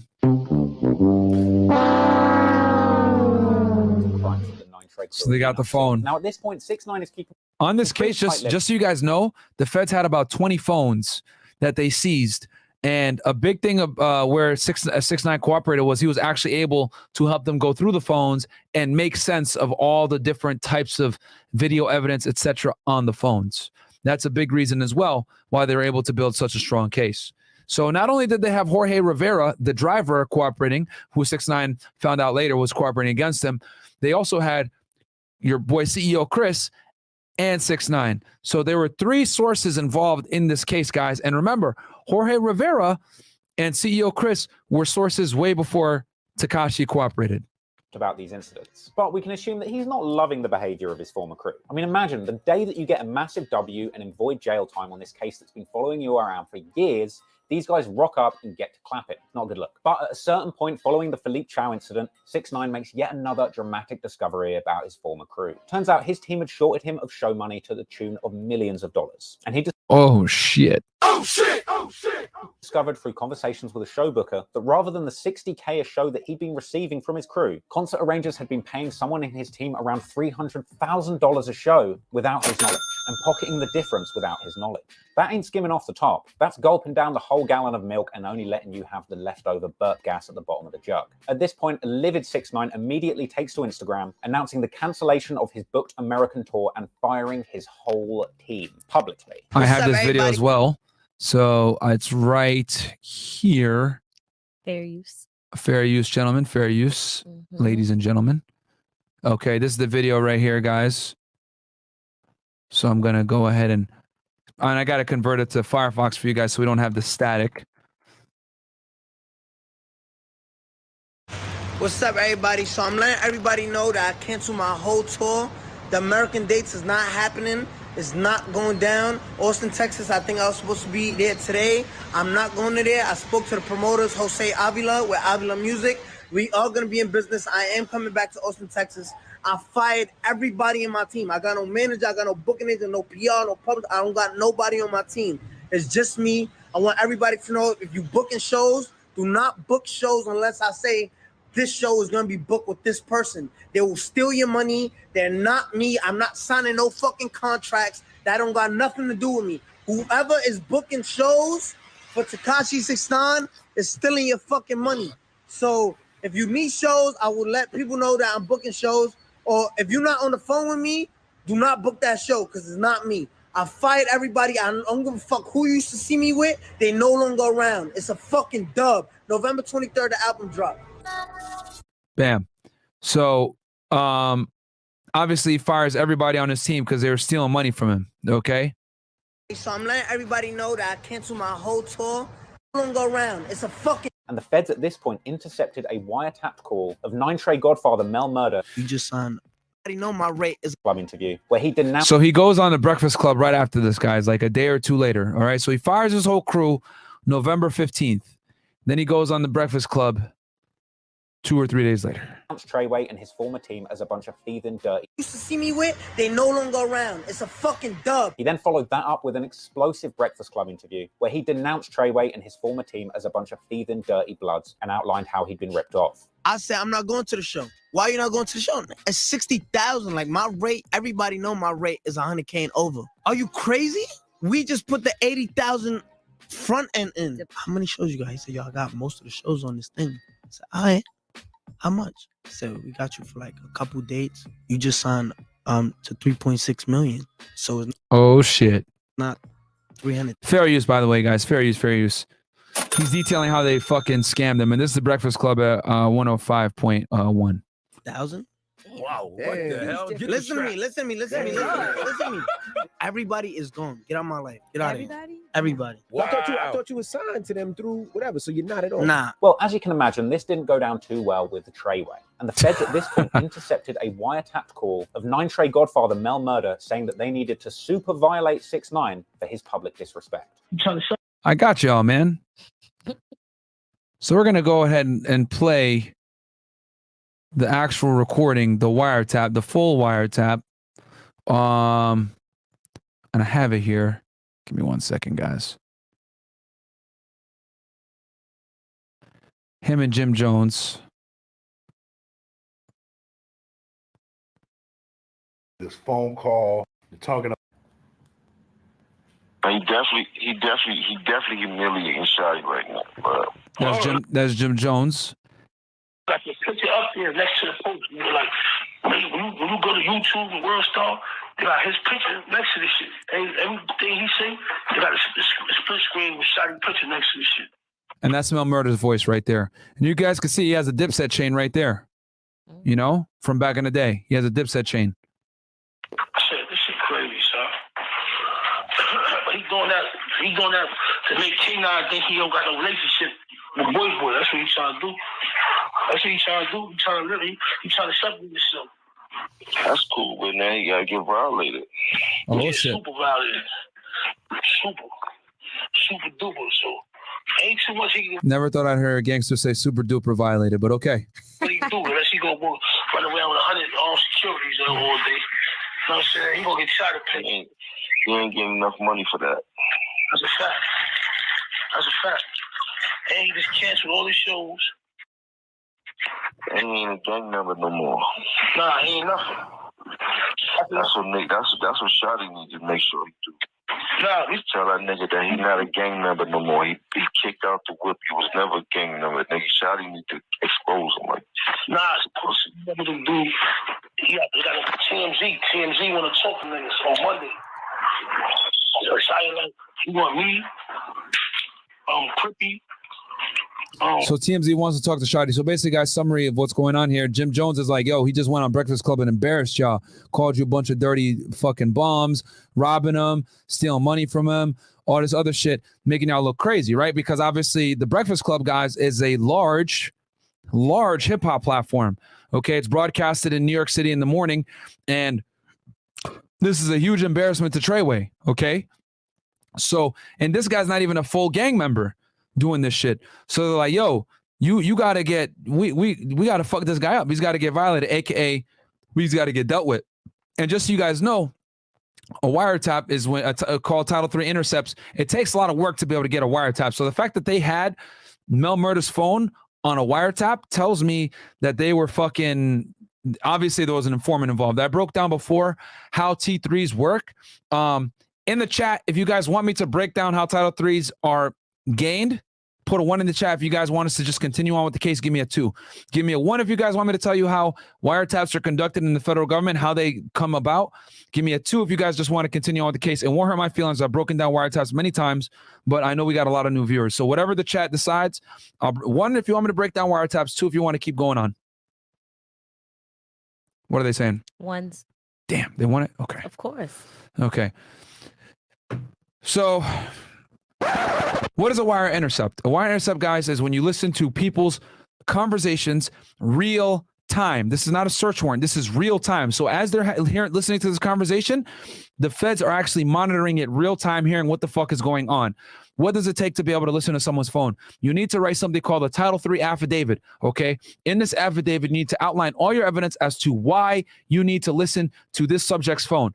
So you need to be able to articulate and get a lot of probable cause as to why you need to listen to the phone real time. Now, I know what you guys are probably saying. Well, what does it take? A lot of evidence, blah, blah, blah. Let me put it this way for y'all. And this is going to be, this might not make sense, but I'm going to say it because I've written T3 affidavits myself.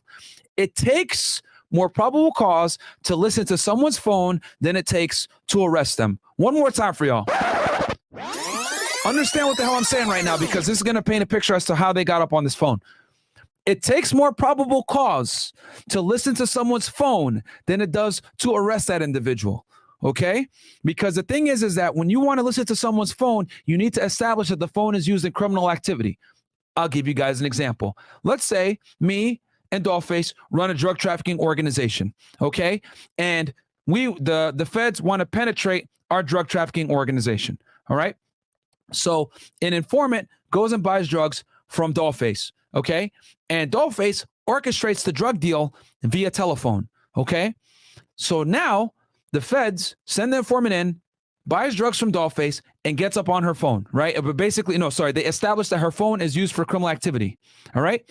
Once they establish that the phone is used for criminal activity, they can now articulate, yo, we need to listen to this phone because it's used in drug trafficking offenses, and we believe that we're going to listen to other people that are also involved in criminal activity. So they're able to identify that I'm in the drug trafficking organization, maybe Fresh is a supplier, Kris is a courier, Big Mo makes sandwiches and smuggles the drugs and sandwiches. Who fucking knows? But, we make jokes all the time.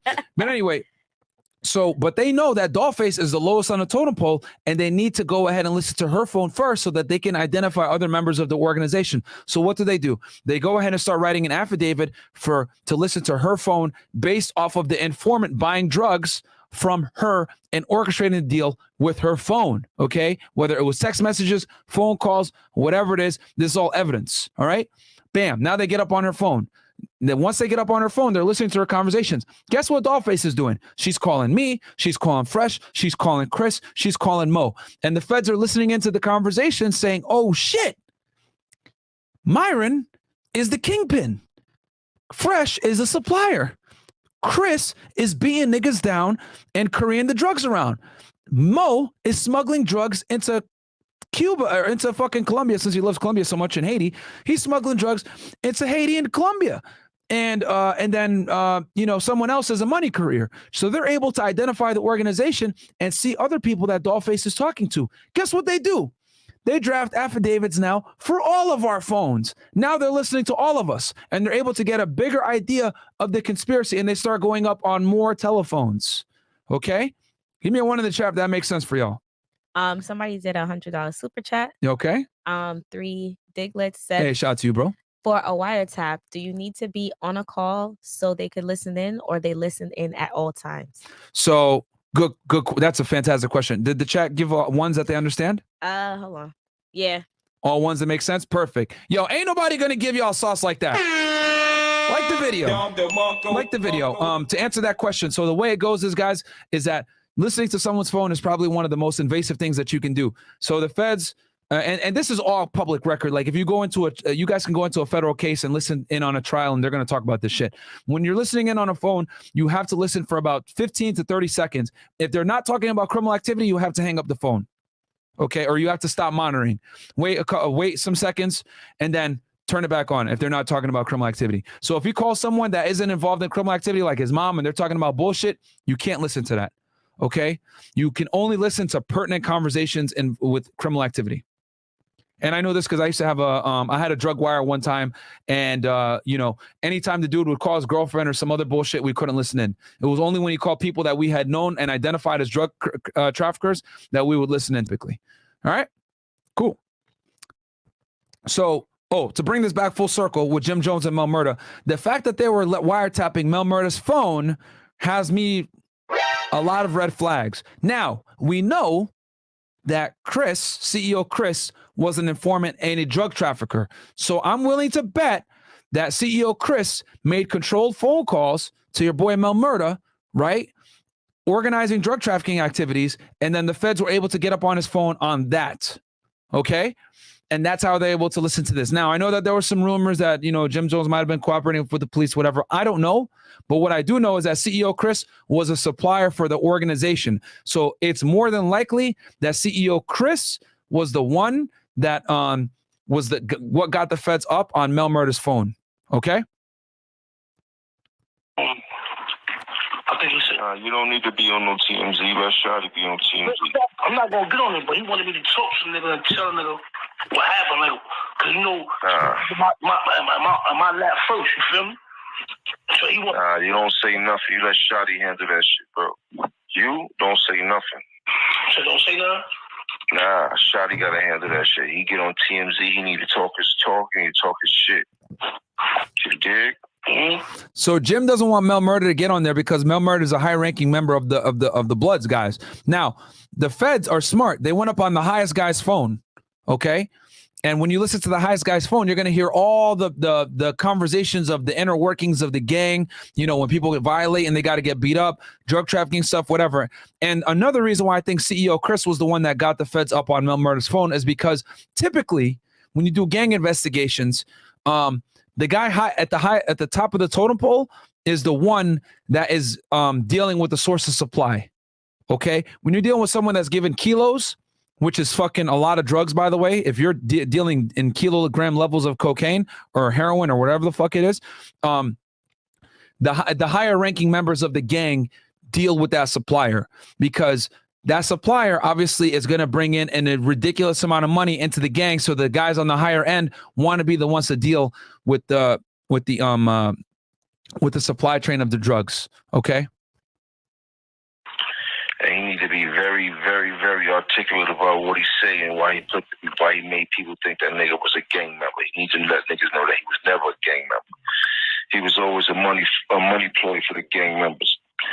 Oh, so right there. Now Jim Jones is saying, hey, that he was never Billy, he was never Nine Trey. He just made money. You got to figure it out, but they gonna have to violate Shorty because Shorty on some bullshit. Shorty think he gonna be going to the strip clubs and all that type of shit. Like, Shorty better get on his A game. Shotty, I already know Shotty. You know that nigga's a demon, homie. Now remember, guys, Mel Murda put Shotti in charge of 6ix9ine, so they don't want to deal with this shit for obvious reasons, because it could come back to the gang, and these guys are higher ranked, so they don't want to be involved with it. But obviously, the feds are listening in on the conversation, which is going to lead to a lot of things. This conversation is a pivotal point in this investigation. That nigga live for shit like this, homie. He gonna treat that nigga like he was blowing Chinese shit up. He gonna be violent in that nigga shit up. You don't gotta let her lose no more. This is all you have. Well, he better get to violating. He better stalk Shorty every move. One of them security better get hit. Something better happen. Nigga better start balling, nigga. He better start doing something. Once he start tearing the security down, ain't no security gonna want that job. He gonna have to stay in the house pretty soon.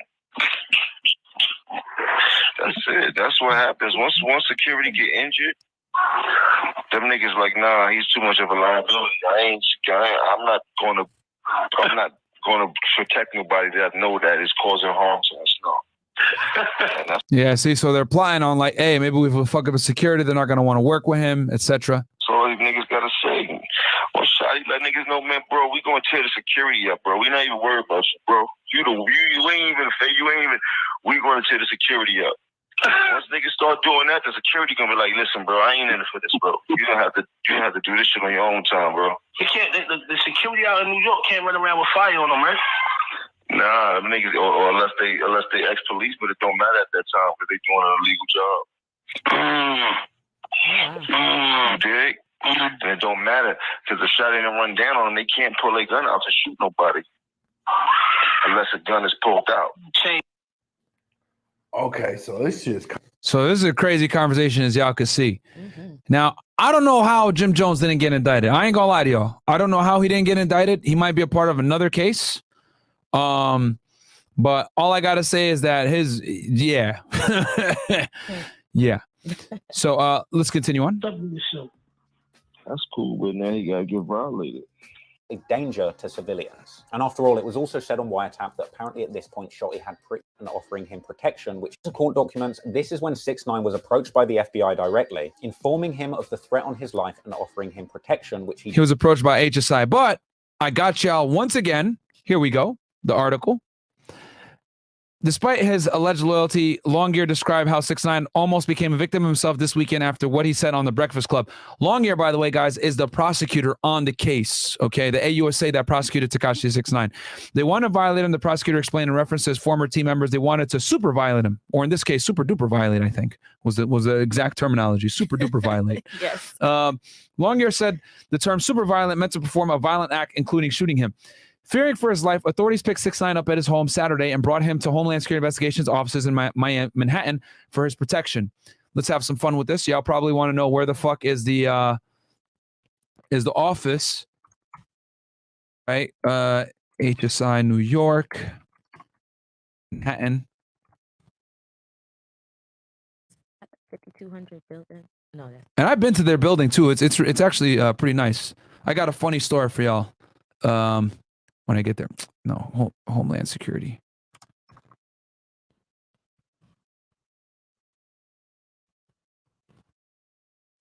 Investigations. All right, so this is it right here. 601 West 26th Street. Oh, yeah. Yo, there's a modeling agency in this fucking building, too, by the way. There's a bunch of hot chicks walking around all over the place. I know why them niggas picked it. You ain't fool me. God damn it. You ain't fool me, baby. Okay, so this is it right because I remember going to this joint and it was like just hot girls everywhere. I was like, yo, what the fuck? But there's a modeling agency right there. The fuck? No, this ain't it. No, what the? Sorry, guys. Hold on. Give me the wrong address here. 601. In the meantime, like the video. Yeah, like the goddamn video in the meantime, actually. We have like 3.8 watches and we only have 2.8 likes. Yeah, like the goddamn video, motherfuckers. I need y'all to like the goddamn video. Okay.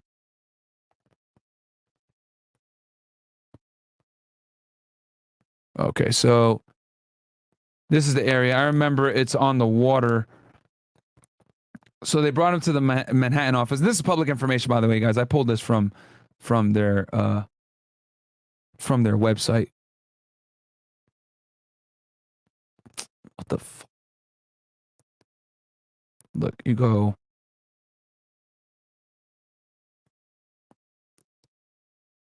Look, Homeland Security Investigations.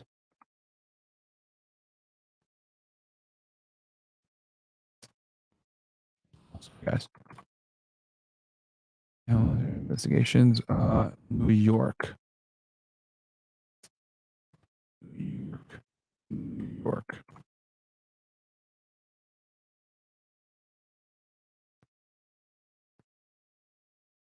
Okay, this is pissing me off. I just had the address, god damn it.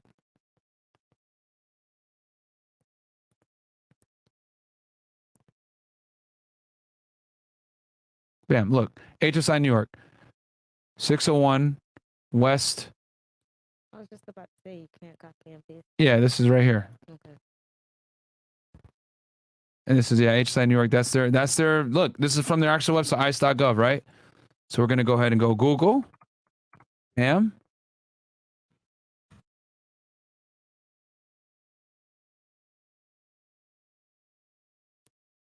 Okay.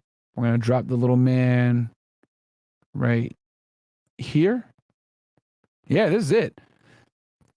They fixed this shit, though. This is old. Yeah, okay. Yeah, it's not this shitty anymore. I'm about to say, those are the windows. Yeah, no, it's... Oh, this is it right here. Okay. Yeah, now I remember.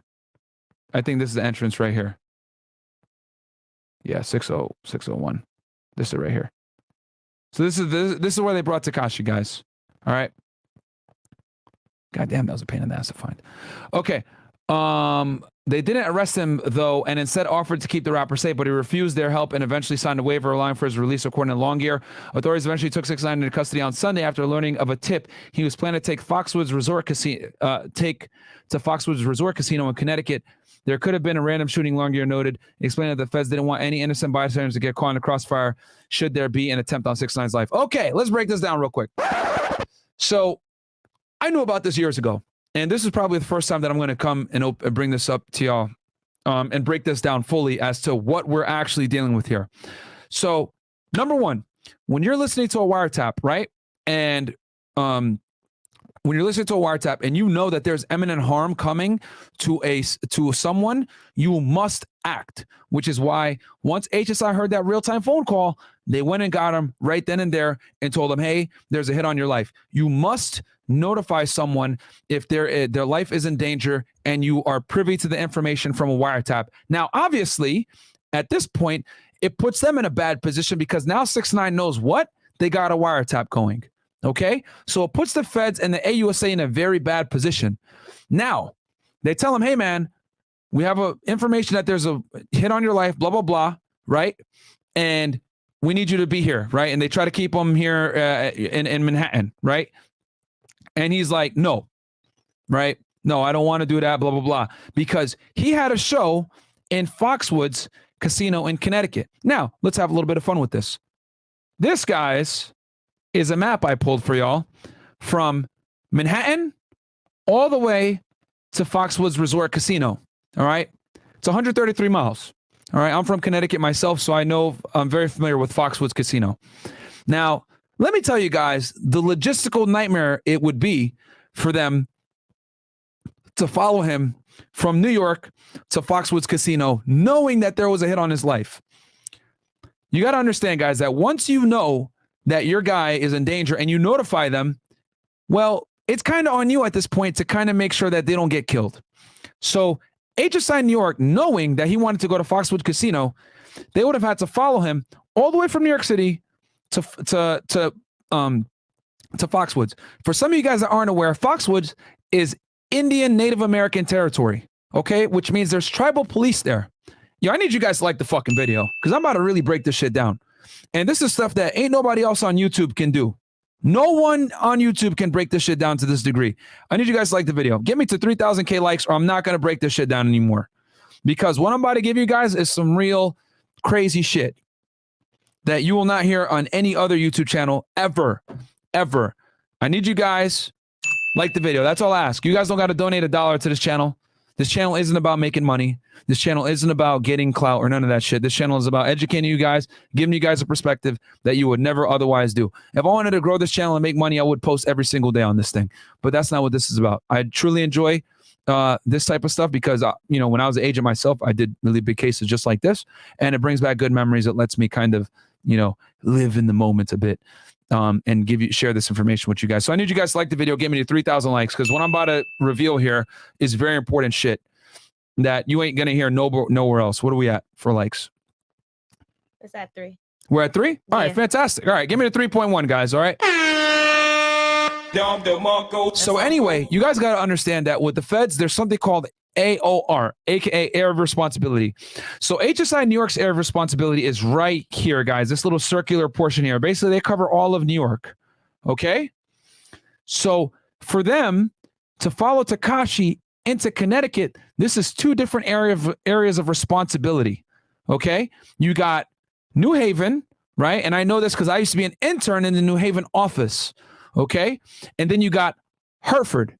Okay? There's 2 different HSI offices in Connecticut. And again, this is public information. This is nothing that I'm fucking sharing that nobody knows. All right?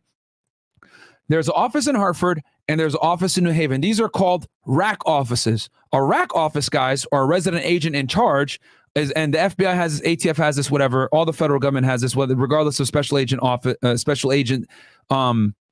agency, the federal agency, they have something called a RAC office. RAC office is a smaller office, somewhere between 10 to 30 agents that's in a smaller town and or city, and they cover an area of responsibility. So you got New Haven right here, and then you got Hartford. So if HSI New York was to actually follow Tekashi 6ix9ine all the way to Foxwoods, not only would they have to notify HSI New Haven, they would have to notify HSI Hartford, who covers Foxwoods. Okay? And then on top of that, they need to notify the local police. In this case, it's going to be the Connecticut State Police. And then they also need to notify the Foxwoods Tribal Police. Well, if I'm a case agent and I know that my guy is in fucking danger and he's about to go across state lines to another area of responsibility that I don't have full control of, well, more than likely I might have to take the case down. Because here's the problem, guys. Once you leave your AOR and you go into another AOR, once they cross into Connecticut, now HSI New Haven takes over the surveillance. Okay? Now, obviously, HSI New York agents are going to be working with HSI New Haven agents. They're going to work together. They're, you know, it's a camaraderie, etc. But when you're not in your AOR, you don't control what happens. You can ask the agent in New Haven what to do because you're going to have to send him a case number. It's called a collateral. And then he goes ahead and he opens up his own case and he helps you with the case. And you could tell him, hey, this is what I want to do, etc., because you're the main case agent.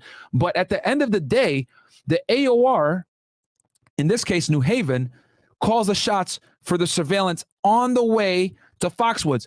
Now, once they pass New Haven's AOR and they get into this area right here, HSI Hartford is going to have to take over because this is their AOR now. Okay. Now another agent has to come in and take over the investigation because that's his AOR. Now, again, the primary case agent, the New Haven case agent, and then the Hartford case agent all work together. Okay. But you're going to need HSI New Haven and HSI Hartford involved in this situation because you're in another AOR. And then on top of that, I know, and I'm not going to disclose exactly, but I know in Connecticut, there's not that many agents, okay, to cover something like that. And I'm not going to say exactly how many, whatever, blah, blah, blah.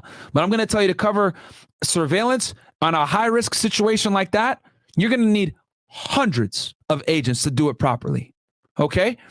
So essentially, you would need almost the entire New York office to follow Tekashi to Foxwoods, and you would have to follow him around, okay, to every place that he performs. You'd have to have guys on foot. You'd have to have guys in vehicle. You'd have to have maybe a tracking device, okay? And again, this is all within 1 day notice that they're figuring out that he wants to go to the Foxwoods Casino. All right. So we're talking about 133 miles where they have to cover him. And then once they get on the reservation, let's add another little factor. Now you're in tribal territory, which guess what? The tribal police have ultimate authority. So even HSI, Hereford, can't really call the shots because it's the tribal police that have that area. Okay. It's essentially sovereign land in a way. All right. So HSI Hereford, even though that's technically their area of responsibility, they still have to operate politely with the tribal police. So it's a fucking nightmare from a surveillance and logistical standpoint. You're going to need a bunch of law enforcement. You're going to need 2 different areas of responsibilities to help you out with HSI, and you're going to need the tribal police, and you're going to need the state police, and you're going to need the local police because you're going to need the bodies to help you on the surveillance. And when you're running an investigation like this, a gang investigation where you're trying to keep things low profile, you're not necessarily trying to alert everybody as to your fucking case. This is a nightmare. This is a logistical nightmare. And me right now, right, as someone thinking from an agent's perspective, I would not be able to coordinate this. I would have to take the case down. Okay, which is what they ended up doing. So you guys are probably wondering, what the fuck? Why did they arrest him so abruptly? Why is the indictment so short? What the fuck? Like, why'd they have to do superseding indictments? The reason why they did superseding indictments after, guys, a superseding indictment is a telltale sign that the feds didn't have all their ducks in a row at the time, and they had to probably indict very quickly or get the guy arrested immediately because of some crazy shit.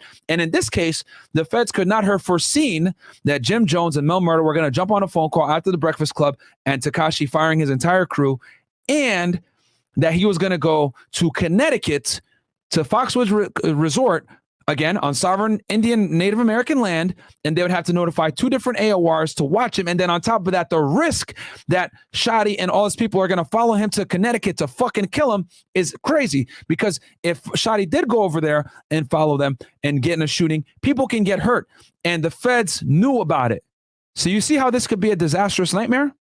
Give me ones in the chat if that all made sense for y'all. Ain't nobody gonna fucking break this shit down to this degree, guys. That's a fact. We get ones in the chat. Let me see. It's because it take a while to load. Yeah, ones. I hope you guys are enjoying this fucking thing. Give me some flame emojis if you guys are enjoying this, because this is probably the most thorough breakdown ever. Right. So that is why the feds had to act, guys. And I'm telling you guys from, like, obviously that's what they're saying in a news article. It wasn't safe or whatever, but I'm giving you guys the agent's perspective from a logistical standpoint of doing surveillance and watching it, how it would not have been feasible. Okay. Cool. All right. So let's go back to our boy. Duly denied. And the next day, he was arrested because apparently the FBI feared that Shotti would attack 6ix9ine in public and cause a danger to civilians. And it's a lot deeper than that, as I just explained for you guys. From a logistical standpoint, you know, tribal territory, a casino, publicly, a lot of people in public, etc. After all, it was also said on wiretap that apparently at this point, Shotti had pretty much nothing left to lose. You don't got nothing to lose no more. This is all you have. He better get to violating. He better stalk Shotti every move. One of them security better get hit. Something better happen. To jail, he immediately got pressed by some Crips and had to be moved.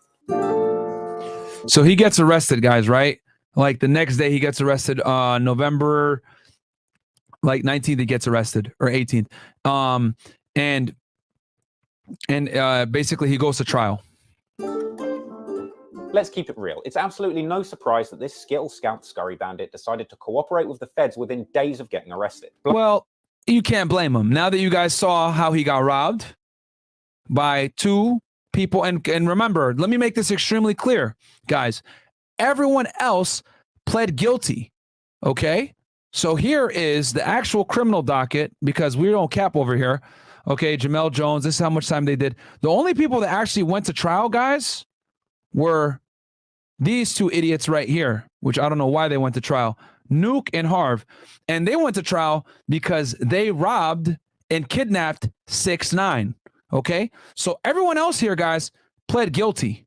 All right, well, Billy Ado didn't go to jail, but Kooda B did, and we're going to talk about Kooda B too. I know you guys are probably wondering what about the Chief Keef hit and everything else like that. We're going to talk about that in a second. Don't worry, I didn't forget that. But everyone else here pled guilty, guys. All right, only Nuke and Harv wanted to go to trial. So, of course, he's going to cooperate against these two idiots because they try to kill him. He had to give away all his jewelry. They brought him to his house where his girl had to go get his jewelry and everything for him so that he can give it so that they wouldn't kill him. Bloods in the street wanted him dead. Bloods and Crips in jail wanted him dead. And he'd likely be facing a Oh, yeah. And his first day in, like you guys saw, he got jumped by Crips and they wanted him dead in the jail. Sentence of around 47 years if convicted on this RICO charge. And it's important to remember that RICO charges are based on the Racketeer, Influenced, and Corrupt Organizations Act. These are far-reaching federal laws. Which I explained that to you guys earlier, what RICO is. We could skip a little bit. Conviction rate for this kind of crime. Long story short, you catch a RICO, you are certified fucked. Now, the original indictment named 6 people: Daniel 6'9" Hernandez, Kifano Shotti Jordan, Jamel Mel Murda or Mel Matrix Jones, Jensel Ish Butler, Fugan Fu Banger Lovick, and Fahim Crippy Walter. And being a RICO charge, it was mainly concerned with pinning the whole violent criminal Nine Trey enterprise onto all of these named members. But particularly, it identified the following acts of violence having been committed in aid of the Nine Trey criminal enterprise: the April 3rd robbery of Scumlord Dizzy and Jr., which we talked about, and they were able to corroborate that by finding his backpack in the house and the guns. Boy, the April 21st shooting incident that occurred in the streets before the Barclay Center shooting. Okay, and I'll show you that real fast. I have that video as well. I got y'all, baby. I'm ready at all times. So this is the shooting that happened on the same day, April 3rd. You're gonna see Shotti. Okay, he's gonna. Oh, what the fuck? My bad. I was about to say what? It's just a short, it's a very, very short clip. I'm going to just play a portion of it.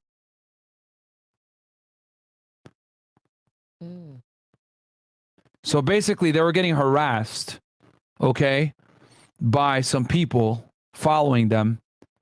So Shotti gets out the fucking car with a gun and shoots at them. Yeah, and that's Shotti right there, aka Trey Way, right? He's chasing after them. He's literally chasing after them and he starts shooting, right? This nigga, bro. And then 6ix9ine is behind like, yo, what are you doing, bro? He's like, fuck. So he's like, all right, whatever. Shotti being Shotti, gets back in the car, and then Shotti runs back in, gets in, and they fucking take off. Wow. Boom. Gone. Fair use. Fair use, baby. So, it is what it is. That's crazy. The Barclay And then, so that was the day of the Barclay shooting. And then the 21st, what we showed you guys before. Center shooting that occurred that evening. The July 2nd Chief. And remember, it wasn't, it was this guy that shot, Fu Banga, that shot at the Barclay Center the second time. So Shotti shoots the first time during the day. Fu Banga shoots at night when Casanova and them were there. Boom, boom, boom. Remember? And then this is then this is when this clown gets robbed. Scum God, whatever the fuck his name is. Keef shooting in Times Scum Square, Lord. and the July 16th Smurf Village shootout where a bystander was hit. It also pinned on the whole organization. And then July 16th, as you guys know, Shotti went over there and shot at the Smurf projects, which I showed you guys before. General illegal carrying of firearms. And someone got hurt actually when he shot. Someone got shot in the foot when Shotti went over there. Whilst all of these crimes were covered A under bystander, the RICO, innocent I just want to bystander. add for the record, the court observed that as far as they knew, at no point had the gang actually committed any murders in furtherance of their enterprise. Essentially discrediting that famous lyric that was even played in court during this trial, where 6ix9ine says his whole squad's full of killers and he's a killer too. Incidentally, the initial indictment was just for acts of violence, but as the case progressed, narcotics counts were added to a superseding indictment along with several other co-defendants. So added to the mix were Kintea Kooda B McKenzie for his and Shotti's involvement in arranging the Times Square shooting, Anthony Harv Ellison for the Smurf. All right, so the Times Square shooting. Let's deal with that one real quick. So Kooda B, is basically a friend of Tekashi 6ix9ine. You can see him. Actually, Tekashi named a song after him called Kooda. Okay, and we'll go ahead and play some of the behind the scenes here. Okay, I don't want to get hit with copyright here. Okay, this is when they shot the music video. This is the behind the scenes, all right, of the Kooda music video. And then this is the actual music video. Okay. Let me turn this shit.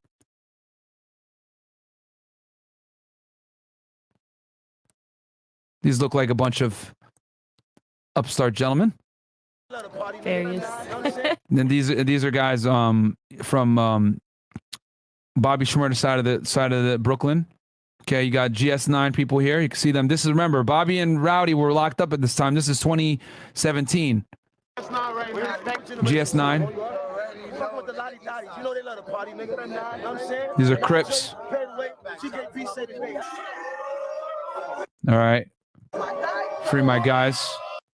Now, you guys are probably wondering, what the fuck are Bloods and Crips doing together at a location? You got, so in Brooklyn, guys, especially, it's not necessarily about what gang are you with, whether you're a Blood or you're a Crip. It's more about what neighborhood are you from and what faction are you from. So the most famous portion of this, guys, is you got the Wu and you got like the Cho, okay?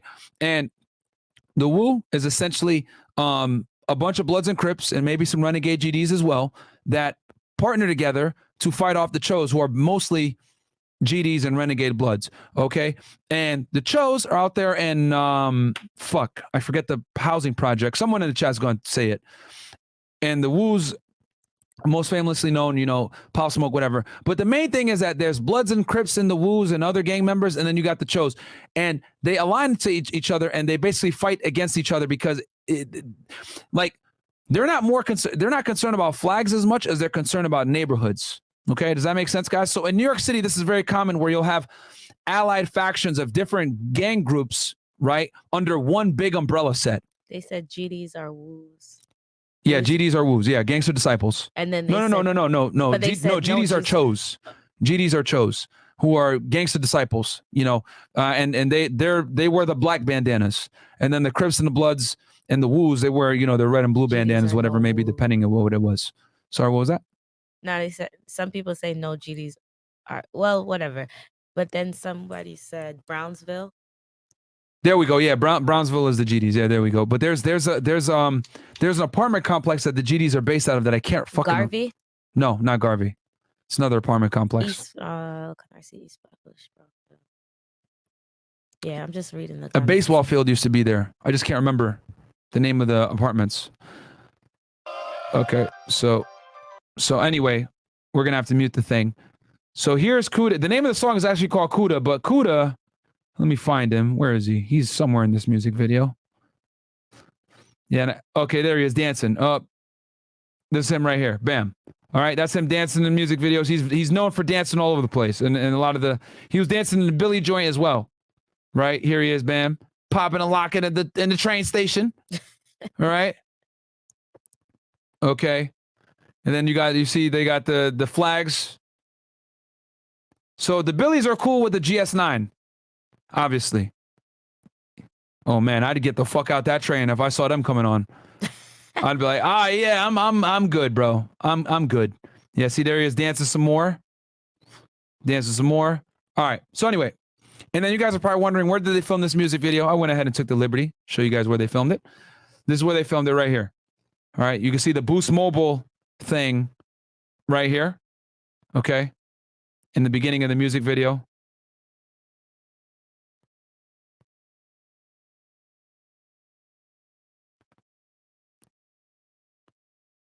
There you go, bam.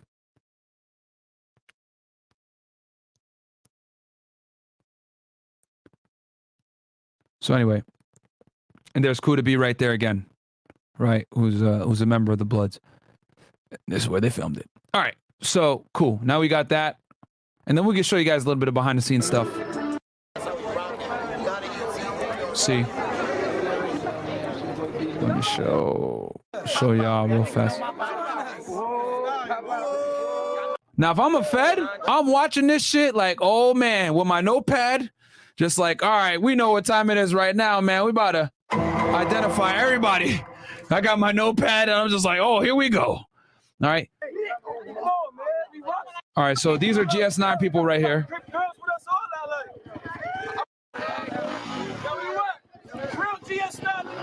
GS9. Throwing up the C's and all that. See, I'm watching this like, oh, this is fucking lit as an investigator.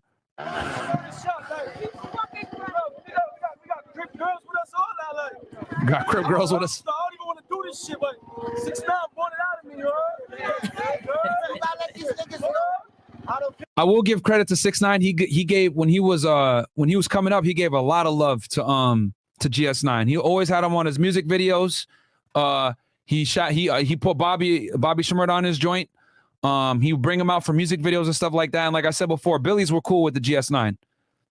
And you can see it's peaceful. They're hanging out.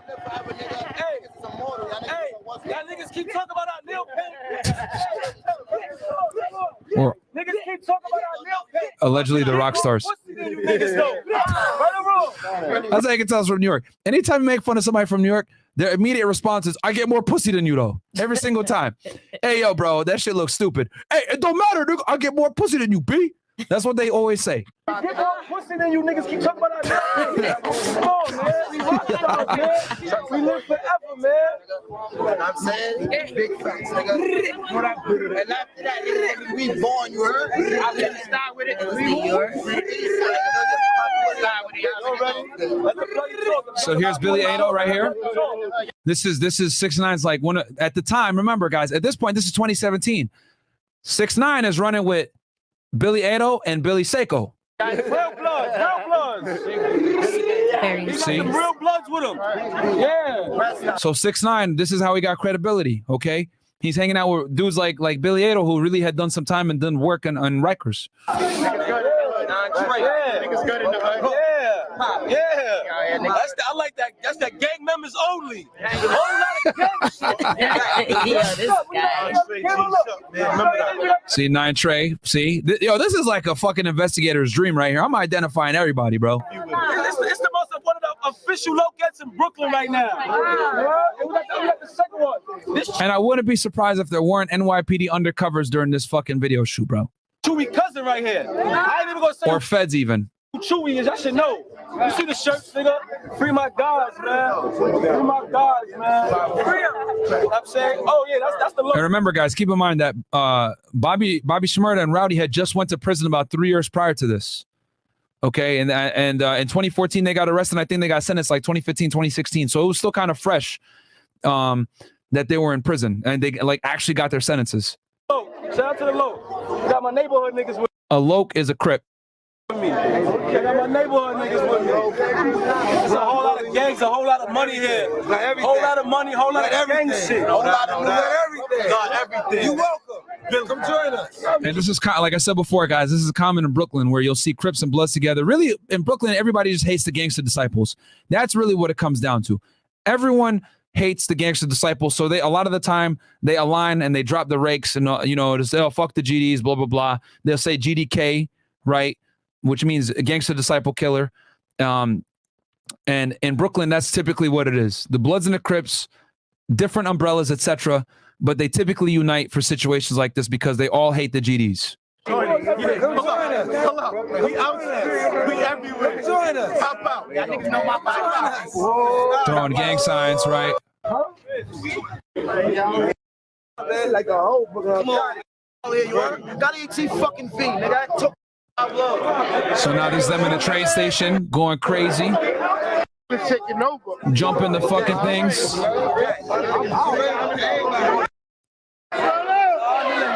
Right. So yeah, he's showing love. He's showing love. Like this is Brooklyn. You know what I'm saying? And there's Kooda B in the top over there. I think that's him. Yeah. Could you imagine being there? Fuck that shit. I'm good, man. This video shoot, man. So yeah, So this isn't the first time that 6ix9ine. Here's another example of him showing love to GS9. I'll show you guys. And I know this because I watch music videos. I listen to the music. You know, I like Brooklyn drill. So this all this shit is like. This is Kiki right here. Here he's showing love to GS9 again. I'll mute this shit. Okay. So here they are in Brooklyn. You got Fetty Wap on this joint. Okay. Chicks being hoes as usual. Oh, that was Billy. Okay. Not that. Seqo Billy right there. You can see. Seqo Billy. Who's this? Again, this is 2017. Okay, this right here. This is Fetty Luciano, guys. This is right Roddy Rebel's brother. All right, Just like GS9. him. What was that? It looked just like him. Yeah, it looks just like him, right? Yeah. Yeah. So, and then there's Billy Ado right there. So, as y'all can see, this is early on. This is before he really like started fucking with Shotti heavy. Right? He was still running around with Billy Ado and Seqo Billy. Right? And there's A Boogie with the hoodie. Fetty Wap. Right? And you're just gangsters everywhere. All right. So, now y'all see what I'm talking about. Okay, let me. Hoes being hoes. Yeah, the 304s being 304s. You know what time it is with them, man. Fucking, where we go? She belongs to the street. All right, so let's continue on. Where were we? Oh, so we're talking about Kooda B, right? So Kooda B, guys, as you know, let me get this out the way. Kooda B, right? The name of the song was called Kooda, which they use those lyrics in the trial as well, guys. Kooda B went ahead and was tasked with shooting at Chief Keef. Okay? And I'm getting the goddamn, where'd I put it? I had the article for y'all. Okay, here it is right here. All right. Tekashi just spilled the beans on the Times Square shooting involving Chief Keef. 6ix9ine admitted to arranging the hit, promising $20K to the trigger man. However, that amount was reduced to just $10K after Tekashi learned the hit man only fired one shot and missed his mark. He also detailed the incident where he got kidnapped, which we won't talk about that yet. So now we're going to go ahead and look at this indictment. Superseding indictment. No, that's Arlicia. 3 diglets with $100. What do you say? My least favorite cheeks in the music video was in Kiki vid. Thank you, fucking 3 diglets. I appreciate it, my friend. So we got here Kooda B, right, on July, because they indicted it April 3rd. Nope, 2018. We don't care about that. We got to go all the way to July. That's when, okay, Jordan and McKenzie. All right, bam. Oh, June 2nd, 2018. At all times relevant to this indictment, Nine Trey, as described in paragraph 1 through 7, on or about June 2nd, 2018, in the Southern District of New York and elsewhere, Kifano Jordan, a.k.a. Shotti, and Kentea McKenzie, a.k.a. Kooda B, the defendants and others known and unknown, as consideration for the receipt of and as consideration for a promise and agreement to pay a thing of pecuniary value from Nine Trey, which is money, and for the purpose of gaining entrance to and maintaining increasing position in Nine Trey, and enterprise engaged in racketeering activity as described above, knowingly assaulted individuals with a dangerous weapon and aided and abetted the same, to wit, Jordan McKenzie and others participated in the shooting at rivals of Nine Trey at a hotel in Times Square in Manhattan, New York, in violation of New York Penal Code. So which hotel was it, guys? I got y'all right now. It was this hotel right here. Let me get the goddamn tabs up. Give me a second, guys. Bear with me. I got so many tabs open. While we do this, what's your thoughts on this, Dollface? We need to get the goddamn likes up. Yeah, get the likes up. My thoughts so far, man, it's a whole lot of criminal activity being caught. It's crazy, right? Like, it's funny because I just realized, like, there's a lot of people that's undercover informants. Yeah. Like, in the gangs itself. So it's like, it's crazy. You don't know who is who and who's a rat and who's not. Like, it's a lot of rats in New York for real. Literally. Facts. And everyone thought like Tekashi was like the main person. So this is where they shot at Chief Keef at, guys. They shot at him at the W Hotel. All right here, as you guys can see. And this is right by Times Square. Okay. Because if you go back here, W Hotel, Times Square, literally, this is the Times Square is right here. All right. And they actually went and did this fucking hit in the middle of fucking ridiculous in one of the most populated areas in the world. Probably stupid. Not an intelligent move to shoot at a very, and you guys are okay. Well, some people might not know who Chief Keef is. Real quick, Keith Cozart. I already know his real name because I am a Chief Keef fan. I mean, Drill. One of the you can't mention Drill without mentioning Chief Keef. All right, this is him right here, guys. aka Chief Keef, aka Sosa. Him and Chief Keef were beefing at the time, and actually I got some footage as well where your boy 6ix9ine, if you want to talk about incriminating yourself, he actually ordered a hit on Chief Keef, and I got the footage here.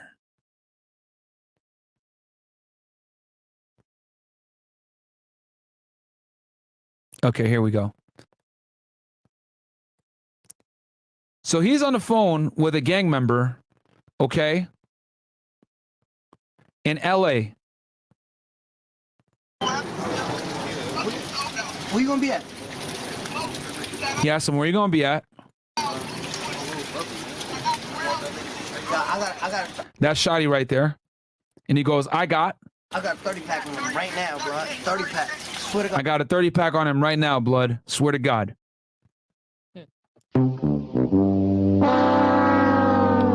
Which means $30,000. I got a 30 pack, bro. What's up, family? What's up, family? Cash. What's going on, family? 30 pack cash right now.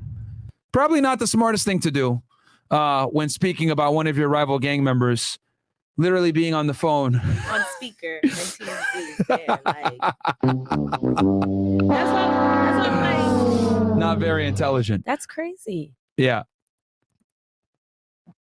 Oh, man. It makes me wonder, like, did you do all of this for TMZ? Like, Yeah. It's just orchestrated. Not very intelligent, right? Too well. Yeah. So yeah, he was with Chief Keef, guys. Who was with Chief Keef? What was I gonna say? So they shot at Chief because Chief Keef was with his cousin, and they shot at both of them while they were in Times Square. All right. So let's go back to our boy.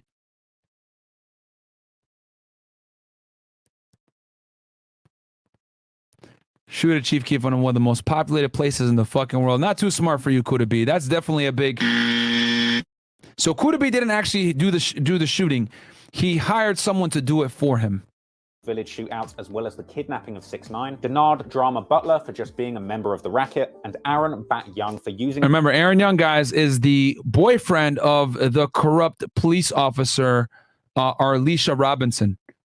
A firearm to protect a drug dealing operation, and specifically the shooting of Snow Billy. And then finally, Aljamiah Nuke Mack for his involvement in the kidnapping and pistol whipping of 6ix9ine. Yeah, this evidence was pretty crazy. Now, let's be real. The prosecution had a lot of evidence way beyond simple surveillance footage of the many acts of violence that Nine Trey members committed. That raid on 6ix9ine's house brought up the assault rifle, the stolen Scum backpack that had several of Scum Lord And that was the raid that I showed you guys earlier when they were doing the search warrant. Dizzy's identifiable items in it, including his passport. The cops had discovered a gun in Mel Murda's car after that was repoed by the feds. They had social media. And Mel Murda, guys, remember, was a felon, so he could not have a gun. Posts and physical search and seizure of around 20 phones belonging to Nine Trey members. Well, it looks like FBI really did enter the chat in this HSI case. And I doubt they left any of those messages on scene and shit. Oh no, they got messages, call logs, GPS data, and even in some cases, full iCloud account access. So we can assume they got a full selection of Shotti's nudes, as well as exclusive access to the Treyway iCalendar account. In fact, illegal crimes and criminal. Practice screaming Treyway. It's fucking. He's funny, bro. Practice Suge Knight impression. More shits. Head to nightclub. Shake barriers outside starlets. Scream we the mob. Yeah, fucking funny, bro. Because as you guys know, that's what Shotti would do. they said that there was so much evidence contained in 6ix9ine's Instagram account that it was hard for the court to even comb it. They had recordings of prison. Speaking of which, if you guys want to hear something funny, on the first day of trial, or not trial, first day when they brought Shotti and them all in after they got arrested, Shotti said, and he screamed this out in court, "We don't bend, we don't fold. It's fucking Treyway." Yes, I kid you not. He did scream that in the fucking courtroom after his initial appearance when he first got arrested. Between Nine Trey members that were apparently incriminating in nature. And in addition to all of that, before 6ix9ine even turned snitch, they had two other confidential informants. 6ix9ine's driver, Jorge, who had flipped ages ago after having been picked up by ICE for an immigration violation. And that's actually why footage of the kidnapping later emerged, because Jorge's truck had been wired by the feds for video and sound. In addition to that, 6ix9ine's old man... And that was his driver, by the way, who ended up getting very little time, by the way, guys. If you go ahead and look at Oh, God damn it. Here, I'll keep playing this. Manager and the Find Nine Trey fentanyl plug CEO Kris, Christian Cruz, had also turned confidential informant, recording several incriminating conversations with numerous Nine Trey members, including Mel Murda. And following his decision to turn state witness a day after getting arrested, 6ix9ine provided the feds with a lot of info. Apparently, over the course of his cooperation, 6ix9ine met with the feds 26 times to provide information. And the info he provided is actually what allowed the government to add 4 additional charges to the superseding indictment. In particular, he pointed out Anthony Harv Ellison's involvement in the racket, in the July kidnapping, and in the October face slashing. Denner Drama Butler's involvement in the RICO for being muscle during the Rap-A-Lot robbery. Okay, yeah. So Drama, was with Shotti. It was Drama that was with Shotti when they robbed your boy in that lobby. This one, Drama was involved in that one. Kooda B. Butler's involvement in the Times Square shooting that he had ordered, and Aljamaiyah Nuke Mac's involvement in the overall criminal enterprise. And it's important to point out at this point, Nine Trey was fucked, regardless of whether 6ix9ine snitched or not. These guys had already been caught slipping in a... And I think that's very important to note that Nine Trey guys would have went down regardless of 6ix9ine cooperating. It's just that 6ix9ine made it much. He did help. And he had a good reason to cooperate, bro. Like, yo, they wanted to fucking kill him. You guys saw that they robbed him. And the people that went to trial, remember, guys, when he went to trial, the 2 people that he went to trial against, he was happy to testify against them because those 2 guys are the ones that actually robbed him, pistol whipped him, and were taking money from him and everything else like that. Big way. The feds already had 2 insiders flipped and wearing wires. So 6ix9ine really just took this deal to save his own bacon, because ain't no other way that he was walking out on that 93% conviction rate. But regardless, he had so much he would have went to jail 100%. Information that once his involvement became public around February 2019, this triggered several Nine Trey co-defendants in the case to throw in the towel and cop plea bargains. Mel Murda, or Mel Matrix Jones, the godfather of the Nine Trey street lineup, pled guilty to racketeering conspiracy. And speaking of which, so I'm going to show you guys how to find these cases right now. I figured I'd teach you guys this. So what you're going to do is you're going to go ahead and type in, if you know what district it's in, you're going to go Southern District, right? And then you're going to put whatever district it is, then you're going to put Pacer, right? Then you're going to click this. That's going to bring you to the Southern District of New York document filing system. Or it's going to ask you to log in, right? And then bam, you log in, and then you go ahead and you hit query. This is how you find federal cases, guys. Okay? So what you do is you go Hernandez, and then Daniel. Bam. Right? And you can hit run query. Then you're going to see a bunch of people. So you want to click defendant. So we know it's USA versus Jones et al. Why is it Jones? Because Jamel Jones is Mel Murda, aka the top guy that they went after. Typically, guys, the top guy is going to be the file title, and then et al means and the rest. Okay? So look, Jamel Jones, imprisonment 135 months. Supervised release 5 years. Let's keep going. And narcotics distribution conspiracy. After all, he was already certifiably fucked after having been caught. Oh, and remember how I told you guys that I thought that I'm pretty sure that Kris, CEO Kris, is the one that set up Mel Murda? Look what they got him for. Racketeering conspiracy to distribute narcotics. Fucking. Gotcha, bitch. That's what made me realize, yo, he was the one that was dealing with the drugs mostly because he was the top guy. And obviously he's going to make the most money doing that. And then everything else gets trickled down. And also they were listening to his phone. The easiest way to listen to someone's phone is when they're involved in drug trafficking activity. So that's what made me realize that. And then bam, when I looked at his charges, I knew right then and there, CEO Kris was probably critical towards getting up on this guy's phone. Selling a kilo of fentanyl to an undercover cop, and he was duly given a sentence of around 11 years. Then the only recently kilo of fentanyl, dummy. Of the Sterling lineup of the crew, Ro Murda, who'd initially been on the run from these charges before getting caught in a dramatic capture. Look, ATF got him. Ro Murda, Roland Martin, ATF, NYPD was captured by U.S. Marshals Task Force early this morning. A big thank you goes to USMS that are working hard every day. Happy Thanksgiving. Also pled guilty to racketeering, landing himself in jail for another 66 months. And in one of the sadder aspects of this case, apparently after all of this was resolved, he publicly resigned from the Nine Trey Bloods in front of fellow inmates in jail. And apparently this led to a which is a big no-no, where he was stabbed 9 times and left fighting for his life. Mr. Treyway himself, Shotti, pled guilty to 2 firearms charges and ended up catching a 15-year sentence. He's lucky. He should have got way more time than 15 months. And this is, you guys can see right here, Kifano Jordan. He ended up getting disposition imprisonment for a total term of 180 months, 60 months on count 1, and 120 months on count 2. These terms run consecutively. So that means that consecutively means, guys, it's not running at the same time. So he's going to serve his 10 years and then the other 5 or whatever it may be. Violent crime, drugs, machine gun, firearm possession and furtherance of a violent crime, drugs, machine gun, discharge and furtherance of a RICO conspiracy.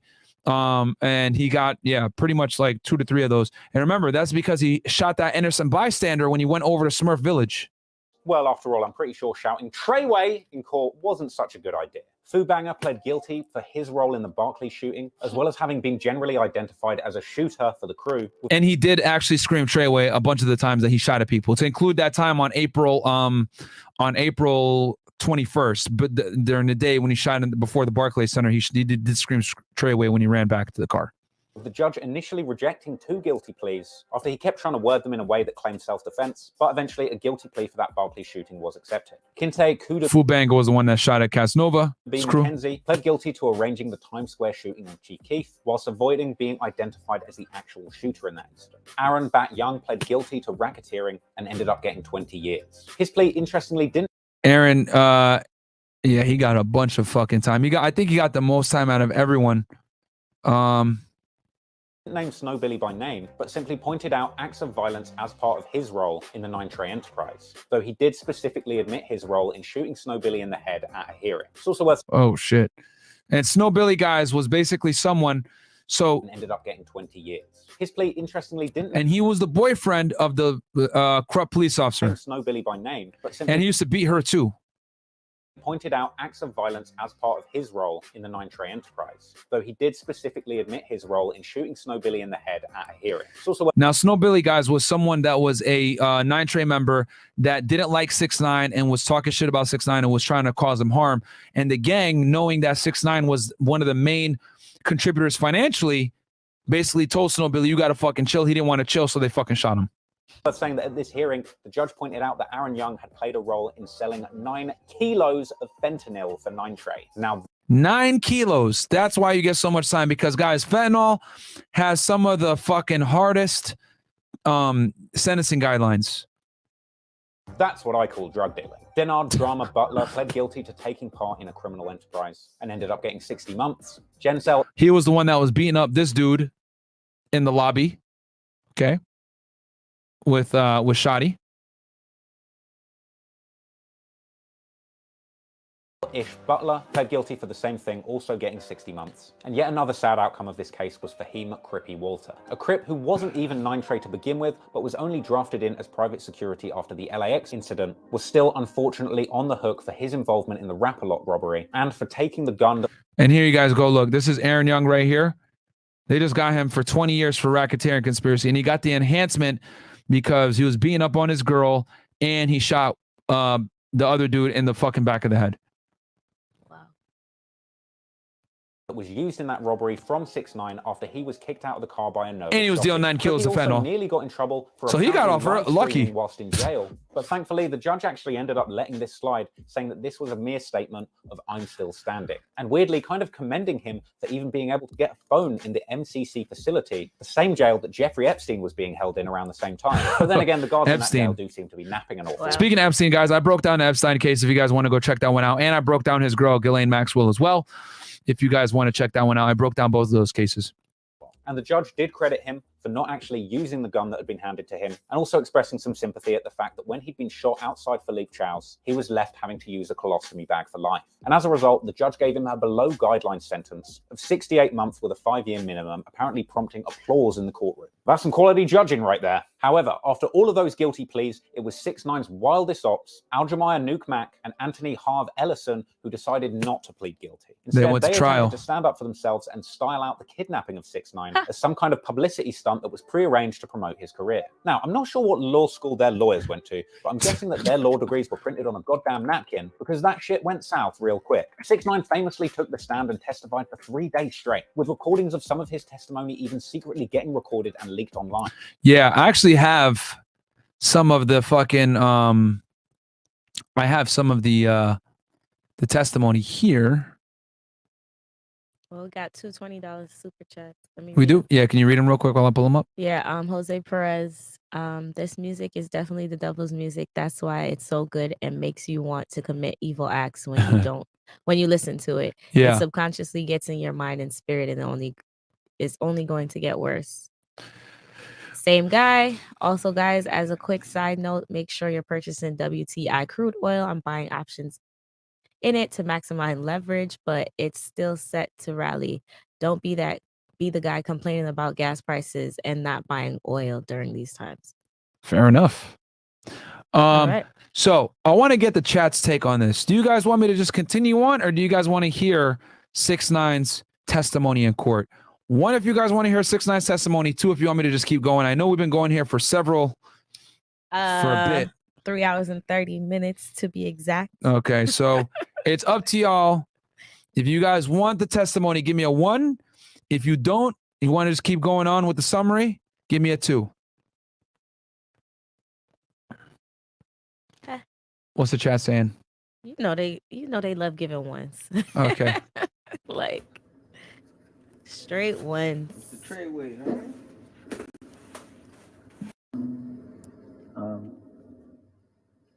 Hicks.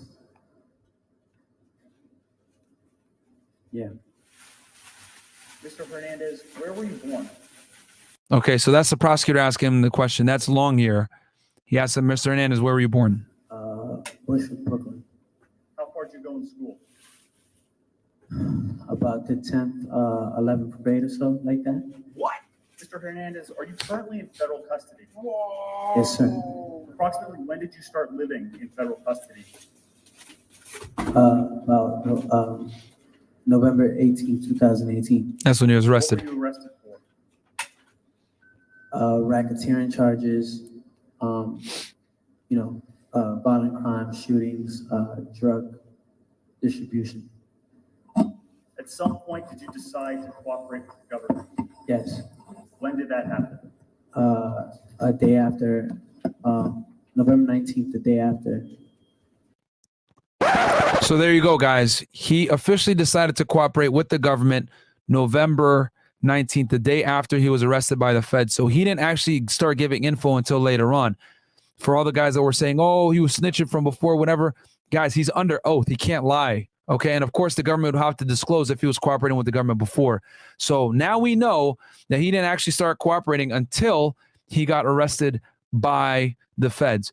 But we know that CEO Kris and Jorge Rivera had been cooperating long before this, and they actually took the stand and testified as well. We was taken down. In connection with your cooperation, have you pleaded? And again, they took it down, remember, guys, because he wanted to go to Foxwoods against the advice of the government, so they had to take him down. Guilty to certain crimes? Yes. What crimes did you plead guilty to? I believe there was 9 counts of racketeering, shootings, and drug distribution. And you listed racketeering as one of the crimes to which you pleaded guilty. Were you a member of any gang? Yes, sir. What was the name of the gang that you were a member of? The Nine Trey Bloods. All right, I get to see it's a little bit of static. So I'm going to go ahead and put this, we're at 328. Fair use, fair use. Fair use, ninjas. This should fix it, guys. And thank you for bearing with me. It was 328, I think, right? The Nine Trey Bloods. Nine Trey Bloods. Approximately when did you become a member? Around, I would say November of 2017. What sorts of things did Nine Trey members do? I'm sorry? What sorts of things did Nine Trey members do? We participated in a lot of, violent crimes, robberies, assaults, drugs, sorts of that nature. Mr. Hernandez, do you recognize anyone in the courtroom who was a member of Nine Trey when you were a member? Yes. Who do you recognize? And if you can identify that person, could you identify where they're sitting in an article of clothing that person may be wearing? So this is common, guys. When you're sitting in a courtroom and the witness is on the stand, they're going to make him actually physically point the person out.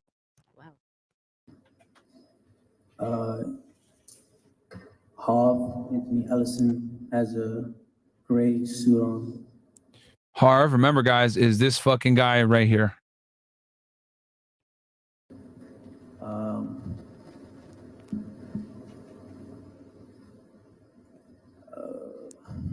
And Nuke, Ajman Mac has the brown suit on. Nuke right here. On his head.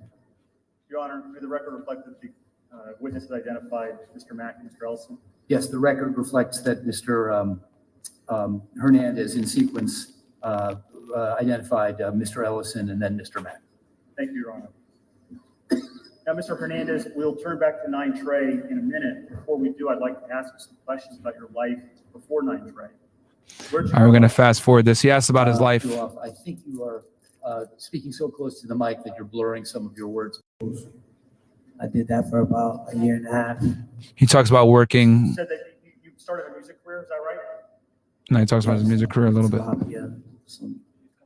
Homie meets a manager that tells him about music. Rock and roll, rap. He talks about traveling in Eastern Europe, not making that much money. He only made about $2,000. Change. Yes. Approximately when did that happen? Around, it changed in September of 2017. Now, directing your attention to September 2017, did there come a time when you filmed a music video in Brooklyn? Yes, sir. Where in Brooklyn? Bedford-Stuyvesant, Brooklyn, on Madison between Tompkins. And if you guys remember what he's talking about right here, 370 Madison. And if you guys don't know what I'm talking about, I'm going to go ahead and show you guys a quick little, this is going to probably refresh your memory right here.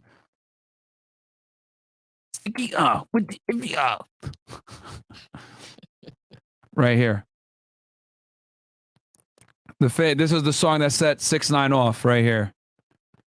If you guys remember. Okay.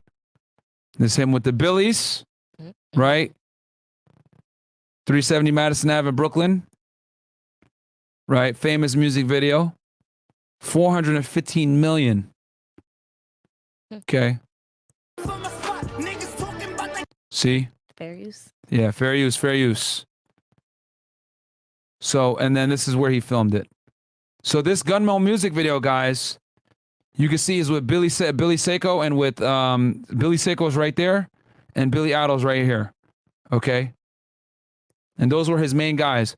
At this music video, he meets Shotti, which we're going to detail here in a second. True. You remember the address?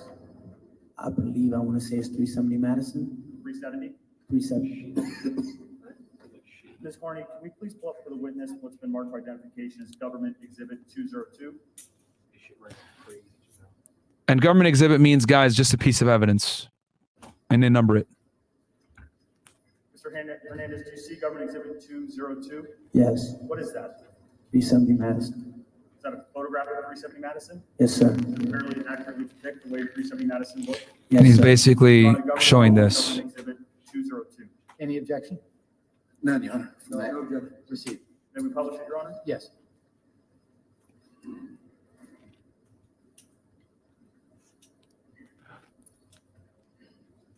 And then fast forward a little bit. Music video Okay. in front of 370 Madison? Yes, sir. What was the name of that song? Gummo. Gummo. G-U-M-M-O. Ms. Horney, we can take down 202. Fire. Mr. Hernandez, how did the filming of Gummo come about?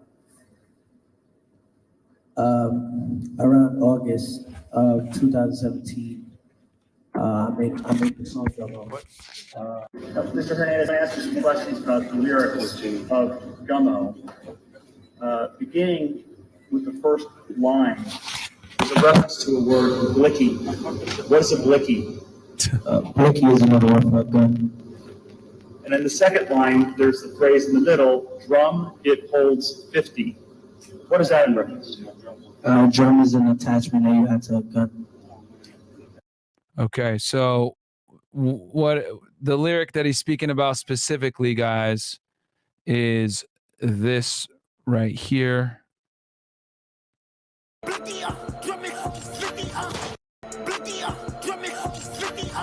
So that's what they're talking about in particular. Carries extra clips, bullets. Turning to the second stanza, the second line of the second stanza, there's a line there, in the hood with them Billy N-word and them Hoover N-word. What is that in reference to? And we're going to play that lyric for you as well. Hold on.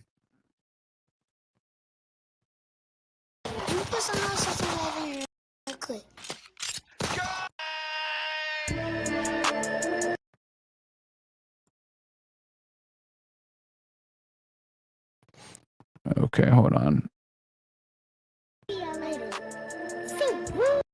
So what was the gang call?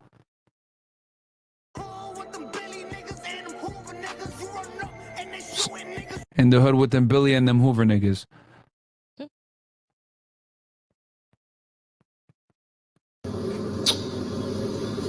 Just me stating who I'm around. And what is Billy? Billy is Nine Trey. And Hoover? Hoover is his own set. Like their own thing. Now, the last line, no KB, you a loser, N-word, up that Uzi, N-word. What is that in reference? First of all, what is KB? KB was like a bodyguard for another rapper named Trippie Redd. Trippie Redd is the main op. So I stated no KB. Like if you didn't have KB, you would lose an N-word. Up that Uzi N-word. Uzi is another rapper that was related, that people compared to Trippie Redd. So I said if you don't have KB watching over you, you will lose somebody, and I'll up the Uzi.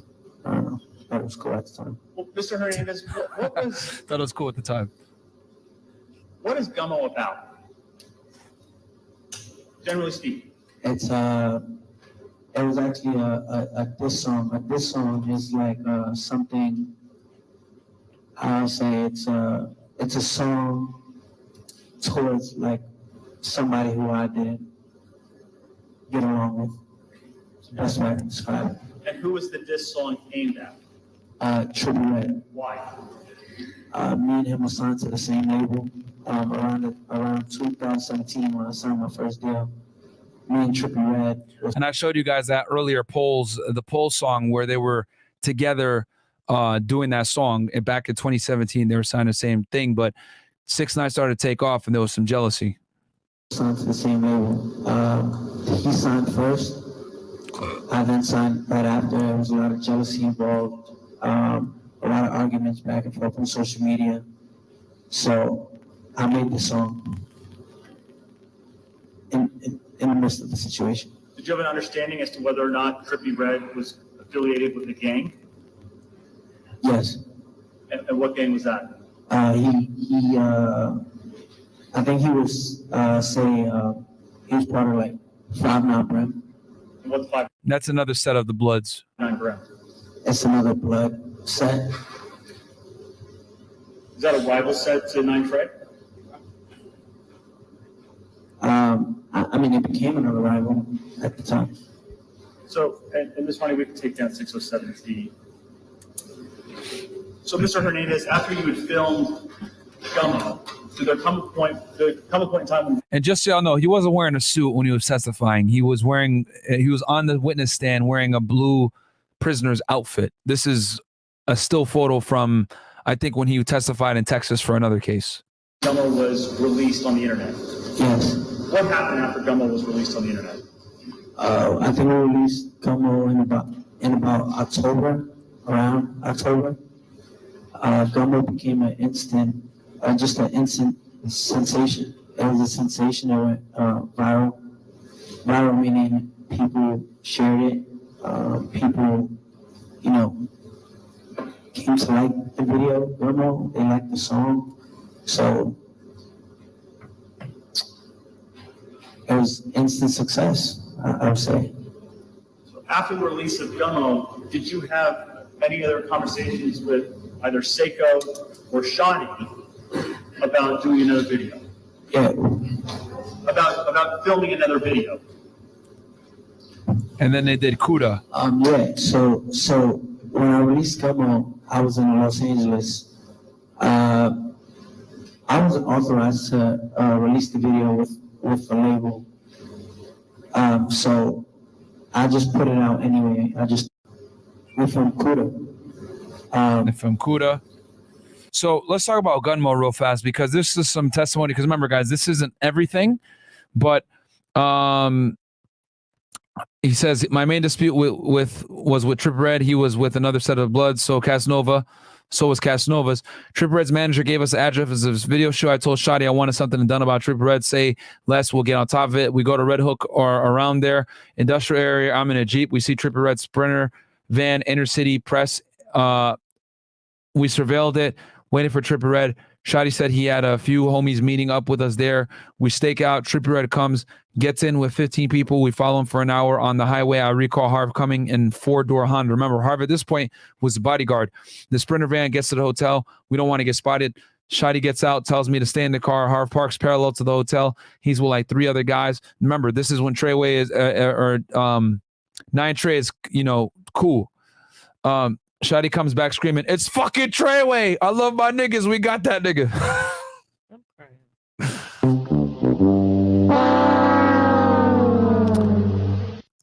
Shotti said Harv punched Trippie Redd in the mouth.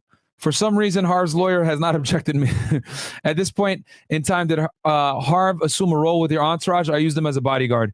After the incident with Trippie Redd, I saw that Harv was more of a doer. He's a big guy. I gave him the enforcer job. At this point, what was Mr. Ellison Harv's role in the gang? Judge Elmeyer basis, how does he know? Shotti told me, quote, "I'm the big homie. Obviously, Mel was a godfather and Harv was just underneath. Were there other times Harv protected you? A Gunmo just came out.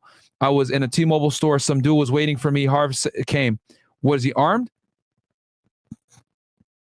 The guy from T-Mobile was sending me a message, so we went looking for him. I saw a guy in Harv's car near 18 Locust. I was walking to Chase Bank to make a deposit. I ran into another Nine Trey member. He's called Snow. Remember, guys, in Snow, he doesn't like Tekashi. He did a podcast saying he's not down with that rainbow head piece of shit. I called Shotti and put him on FaceTime with Snow. Shotti tells him, love him like I love him. I had another phone at the time. I contact Harv and put my phone on the charger. Then Mel Murda came. We start, and remember, guys, Mel Murda. So now he has pretty much, he has Harv, Mel Murda, and Shotti talking to the Snow Billy guy. And then on top of that, Harv, Mel Murda, Shotti, all went and assaulted fucking Trippie Redd. And then Harv punched Trippie Redd in the mouth. And then that's when fucking Shotti comes back screaming, "Yo, it's fucking Treyway." Okay, so let's continue on. We start following Snow. We see him in the Brooklyn House Hotel where I used to stay. Mel Murda tells Snow, "Don't touch him. Don't look his way." Then Harv shows up with Billy Ado. He was armed. And Mel Murda tells him, "Don't touch him," because obviously at this point, 6ix9ine starting to make money. Did you come to find out if anything happened to Snow after? A month after, he was shot in the head. Who shot him in the head, guys? This guy right here. Aaron Young, okay, is the one that shot Snow in the head, because obviously Snow was talking shit about 6ix9ine. 6ix9ine makes money for the gang, so they all went and combined. And this is back when this is back when fucking Nine Trey was combined. Now, just so you guys know, Harv was a doer, and I'm going to show you guys some surveillance footage of Harv getting busy at the airport. So Billy Ado, as you guys can see here, this is Billy Ado, and this is Billy Seqo over here. This is Harv. And this dude talking shit because they had like talked to some girls at the airport, and apparently one of them was his chick.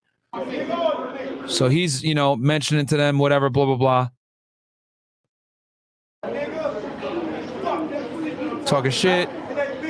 Harv is just like, you know what? Bong! Hits him, okay? He's the first one to punch him. All right? And then here you go.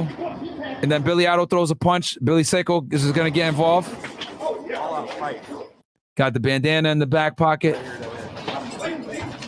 And now 6ix9ine comes out. Okay?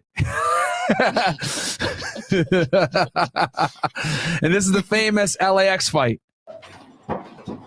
Fair use. Hopefully TMZ don't hit me with a fucking copyright for this shit.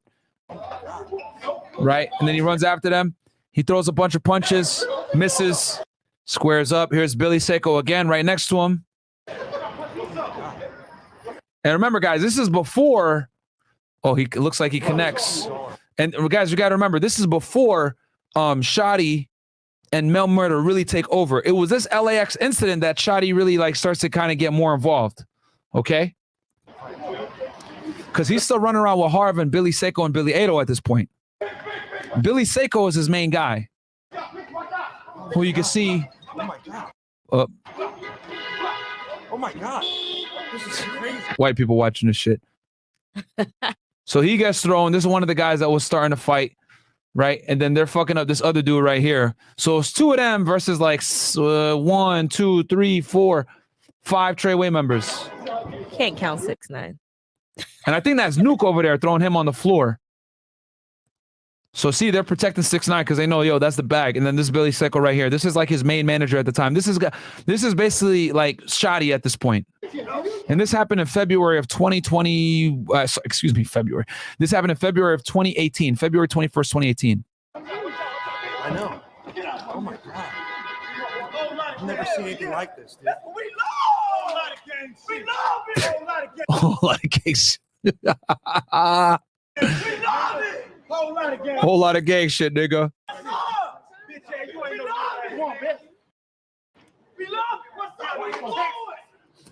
Those dudes are fucking crazy. They're just following him. Listen, they fighting too. Y'all got the mob with your ass. You see us pull up in that. And they scream rap a lot too. Dude, where are the cops? He has Houston shit on. It was the where's the cops? So yeah, so Harv threw the first punch. All right, let's get a quick little rewind on that shit because he caught him he caught him. So Harv's looking, sizing him up, and okay, so he calls him a bitch ass nigga, right? And I think this is Nuke right here. AK, I think this is the dude that robbed 6ix9ine with Harv. This is Harv right here. I'm pretty sure this is Nuke. AK, this is Ellison. And bang! Entertainment. Entertainment, baby. 6ix9ine did not connect them hits. Nah, it was just a bunch of yeah, air. You know. And so how did the filming of Kooda come about? And I'm sorry, could you spell Kooda for the court reporter? Kooda, K. And I already showed you guys Kooda earlier.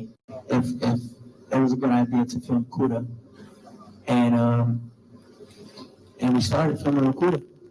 And approximately when, in relation to when Gummo was released, approximately when did you film? I would say late October, early November. This morning, pull up government exhibit 609T. All right, we're almost through it, guys. In front of you? Yes, And what is 609T? it's the beginning of Kooda. Okay, and I showed all this to you guys earlier. So, then they go over Kooda and everything else like that. So let's go back to our boy. With the judge openly admonishing the court for this embarrassing security breach. 6ix9ine's testimony. So that's how we were able to get that first recorded thing, guys, was because the first day of testimony, they were able to go ahead and record it.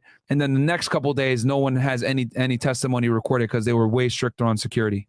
It was devastating at sealing the fate of Nuke and Harv. But the majority of media attention seemed to focus on throwaway comments that he made, tying Jim Jones, Cardi B, and Trippie Redd to the Bloods. Hell, even at times he was cracking jokes on the stand. When asked if Treyway was a legit business, he said that Shotti had tried to make it legit, in the same way that he might try and shoot a three-pointer but not make it, as well as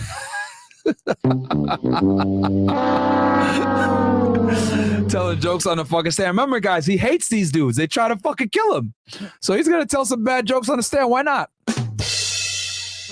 saying to the court that he'd driven a handful of times, and then when pressed on how many times, he said 6, updating his estimation to 2 handfuls. After all, I'm sure he got his fair share of handfuls in jail. But what was more interesting than what little info he actually gave on the stand was the He was in admission solitary, contained in so his own guilty plea agreement. As part of his participation as state's witness, 6ix9ine had pled guilty to 9 federal charges of racketeering, firearms, and drug trafficking offenses. And as part of his plea agreement, 6ix9ine admitted to several crimes and even gave the government information on crimes that he committed that weren't even pertinent to the case. This included the assault of Trippie Redd by Shotti and Harv outside Trippie's hotel, which I read that to you guys. Another Times Square shooting that hadn't even received much coverage at this point. This was the shooting of Frenchie BSM, a Pyru blood who the Nine Trey wanted to violate because he was in New York providing protection for Trippie Redd without checking in with Nine Trey. And it turns out that Shotti had waited for him outside Quad Studios in Manhattan, eventually shooting 5 times at his Sprinter van in an incident where no one was injured. He of course copped to being outside during the Rap-A-Lot robbery. And of course he screamed Treyway after shooting at the Sprinter van.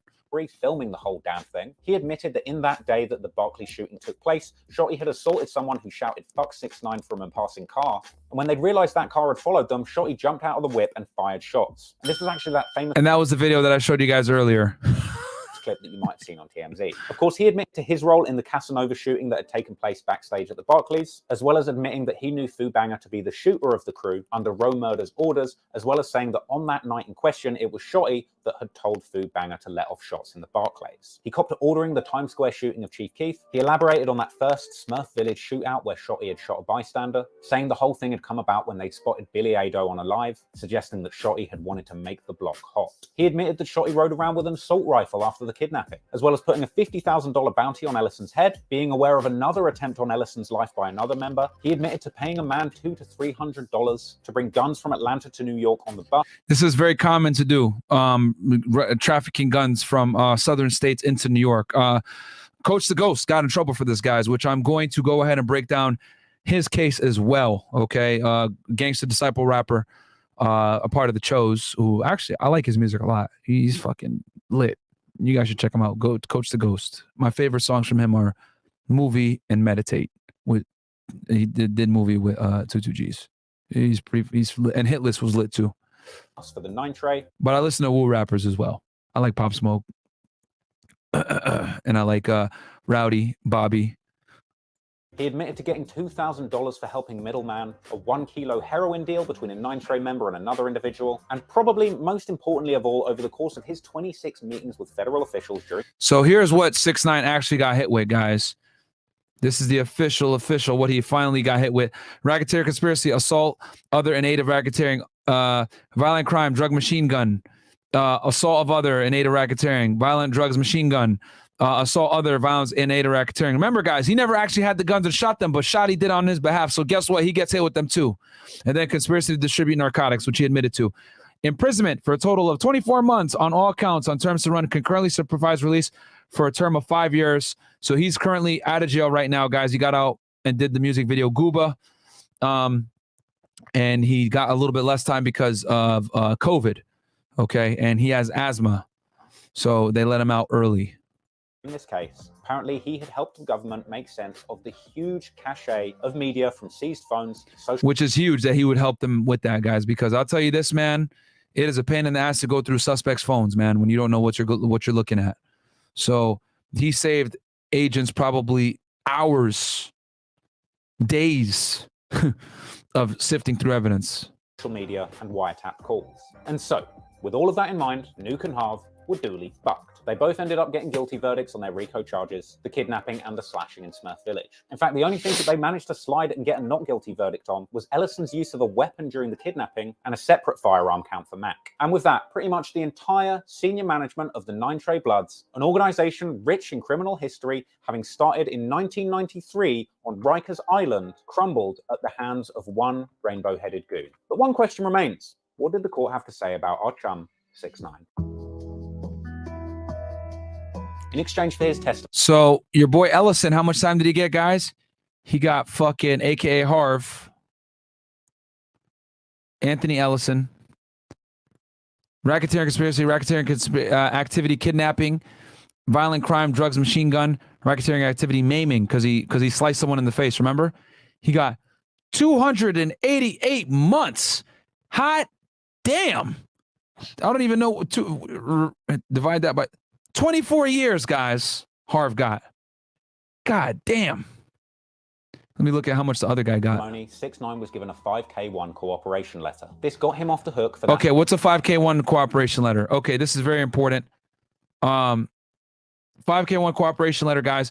So I used to give these out all the time for people when they cooperated. It's basically a letter that the U.S. Attorney's Office files with the federal district court judge to seek leniency on your behalf with the court at sentencing. 5K1 letters, which are also disparagingly called snitch letters or snitch credit, are given to defendants who cooperate with the government and provide substantial assistance in the investigation and apprehension of other criminal others for criminal conduct.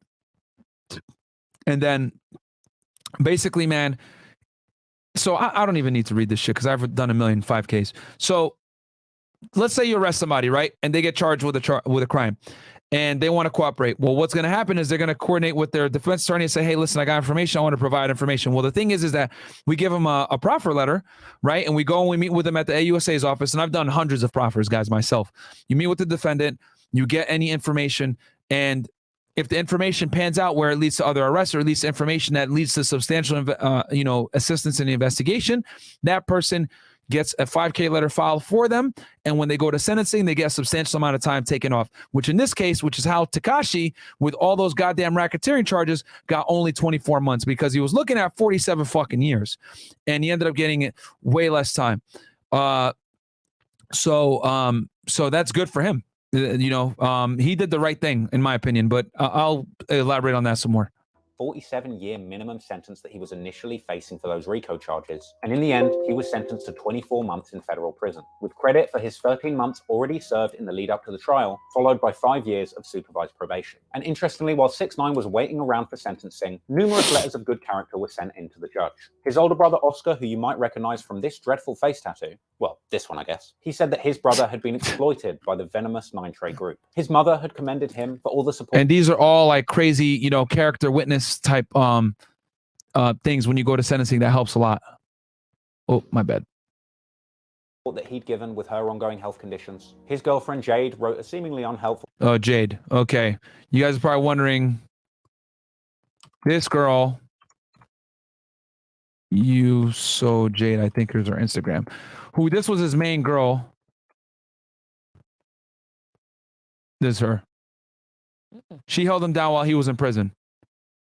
And they had met and they had only known each other for a bit prior to him going to jail. She cute. And she had the tattoo of 6ix9ine on her chest. How the fuck is this not taken off Instagram? Exactly. Could see the boobs and everything. Oh, she has a kid. See, that's actually Tekashi's car, his Lambo. Let me see if I could go back here to when she had his tattoo on her chest. Oh, there we go. Bam. You can see it right there. This was February 4th, 2020. He was still in. He was gonna get out of jail like 3 months later. They hating. Dumb for that. She had the rainbow hair, and she was actually the star girl in his music video. See that right there. Go to Google. We're gonna Google Gooba. All right. Remember when you? I know I'm gonna get hit with the copyright. Here she is right here. Fair use. Fair use, ninjas. Where's she? That's her? Nah, she's the one in... Fuck, which color was she? Pink? Yeah. No. I think these are her cousins and shit. What? I think she's the one in... God damn it, they all look the same! Right. Purple, pink. They all look the same for the back. Yellow. There you go. She's the one in yellow. That's his main girl. That's her right there. They all Hold on. look like. She has a tat on her fucking... It's not the one that she got a rose on her back. I think so. To a big bag. See, tell me how I told him came home to a big bag. Which obviously trolled everybody.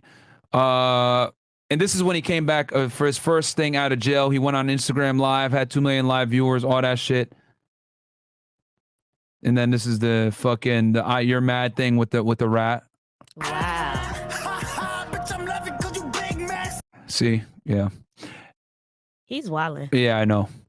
Like letter, pointlessly pointing out that they'd only known each other for a few weeks in the lead up to his arrest, but urging the judge to release him sooner so he could. Yeah, and that was his chick. Mercedes G-Wagon for Christmas despite being in prison. Buy her more G-Wagons.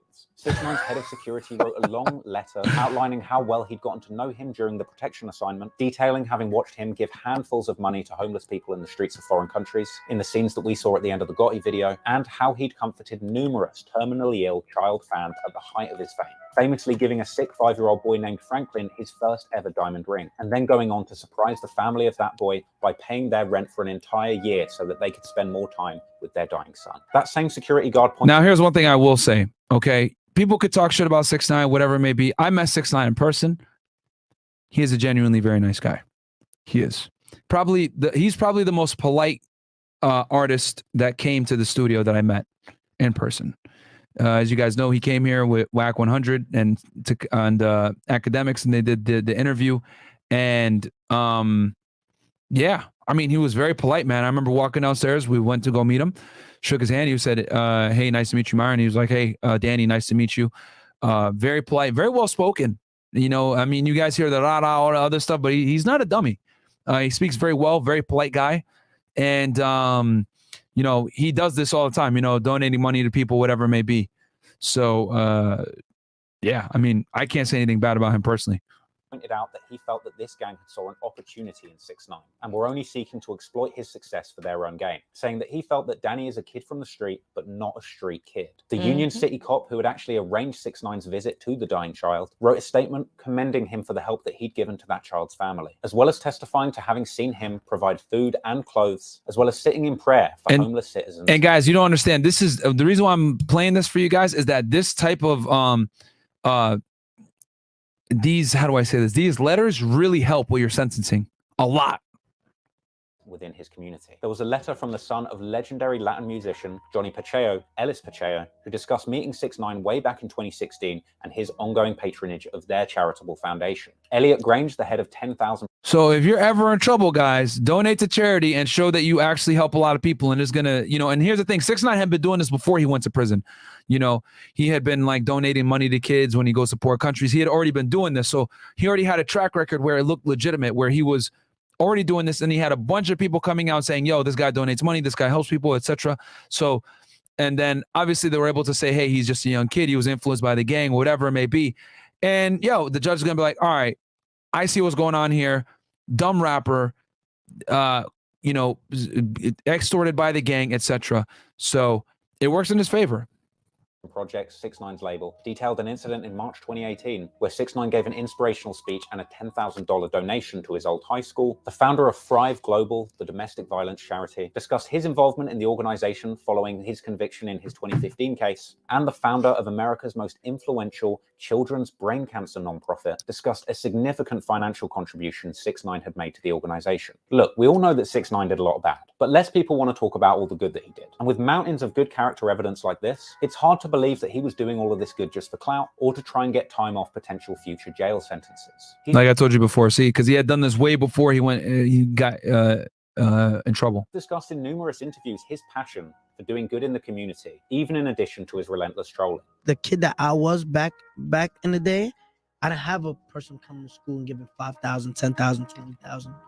I'll make sure I do that in my community, and that's why I'm the king of my city. But let's start this prayer. Let's say a prayer, my brother. Let's say it. And sure, we can't gloss over the violence that he was involved in, the relentless trolling, and the dangerous beefs that often spilled into the streets. But it's very important to remember, 6ix9ine was a young kid who was brought into a well-established criminal gang organization that had been going since 1993. The Nine Trey Bloods were older than 6ix9ine, and the men around him who were egging him on, extorting him, and getting rich off the back of his shenanigans should have known better, because they were all leading him down a rainbow-paved path. And they were all a lot older than him as well, which, again, this all works in his favor. Wasn't he adult? You know, was he an adult that could have made his own decisions and not done stupid shit?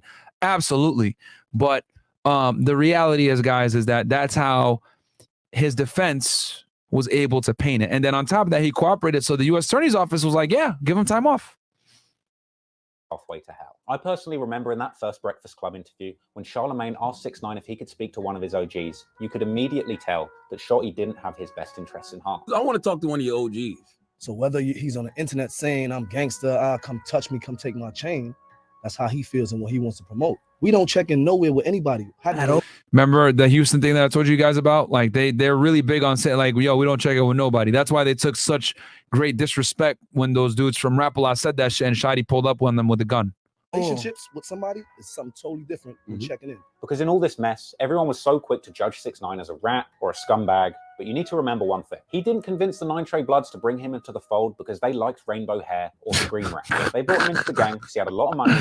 Shout out to TrapLoreRoss, man. Right for their extortion. But rather than Subscribe to this extorting channel, us and guys. suppressing him, they extorted him by TrapLoreRoss, flapping like up the his video. egos, convincing him he was It's one our of the ninja boys, right there. putting him into some Fucking very dangerous entertaining as hell. situations. And by the time that he'd gotten wise to the fact that he was being taken advantage of and getting sent down the wrong path, it was too late. And they were only... So yeah.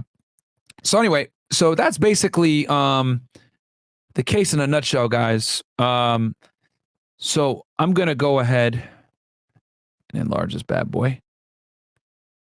And this again was his charges, or the thing. And you guys can see there were a bunch of defendants on this case, right? Right. Defendant 1, Jamel Jones. Right. That's your boy Mel Murda.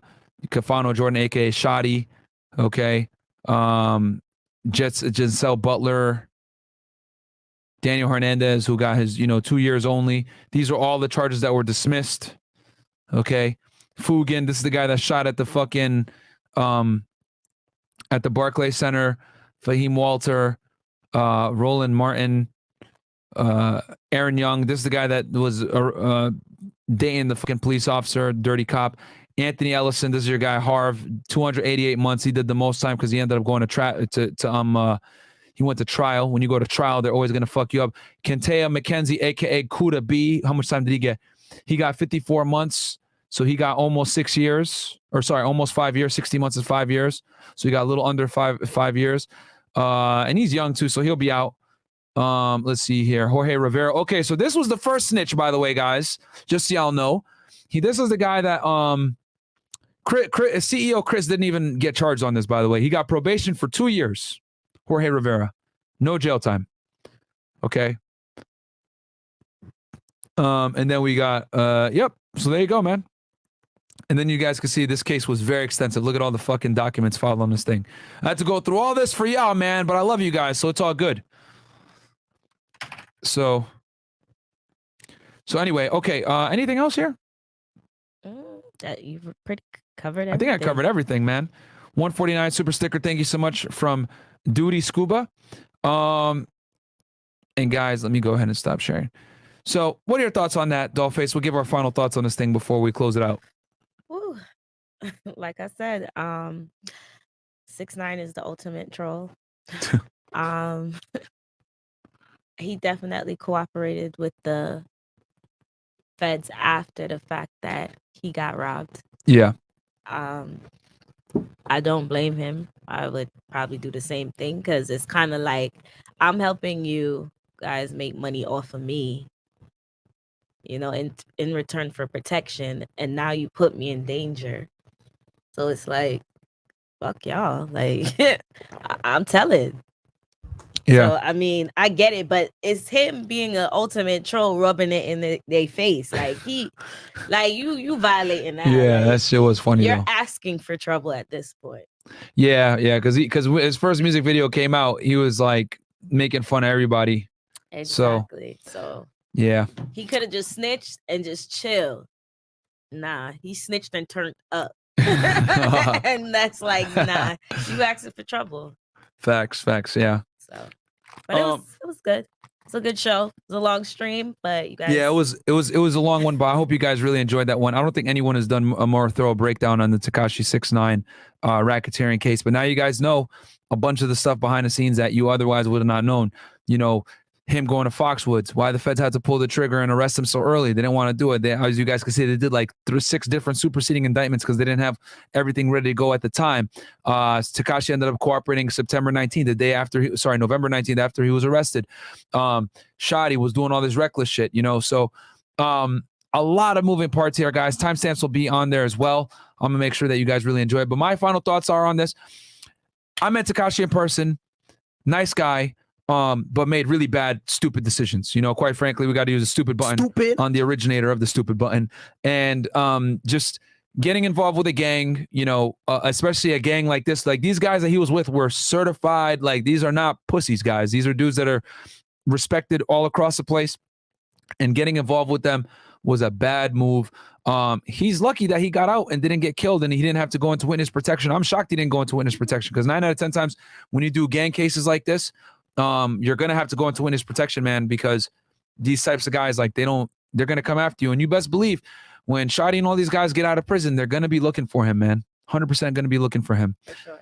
So that's what it is, man. So, but yeah, I mean, HSI New York did a fantastic job, you know, given the fact that, you know, they heard it on a wiretap. They went to his house. They tried to get him to fucking, you know, get protection, cooperate, whatever it may be. He said no. They find out that he wanted to go to fucking Foxwoods the next day.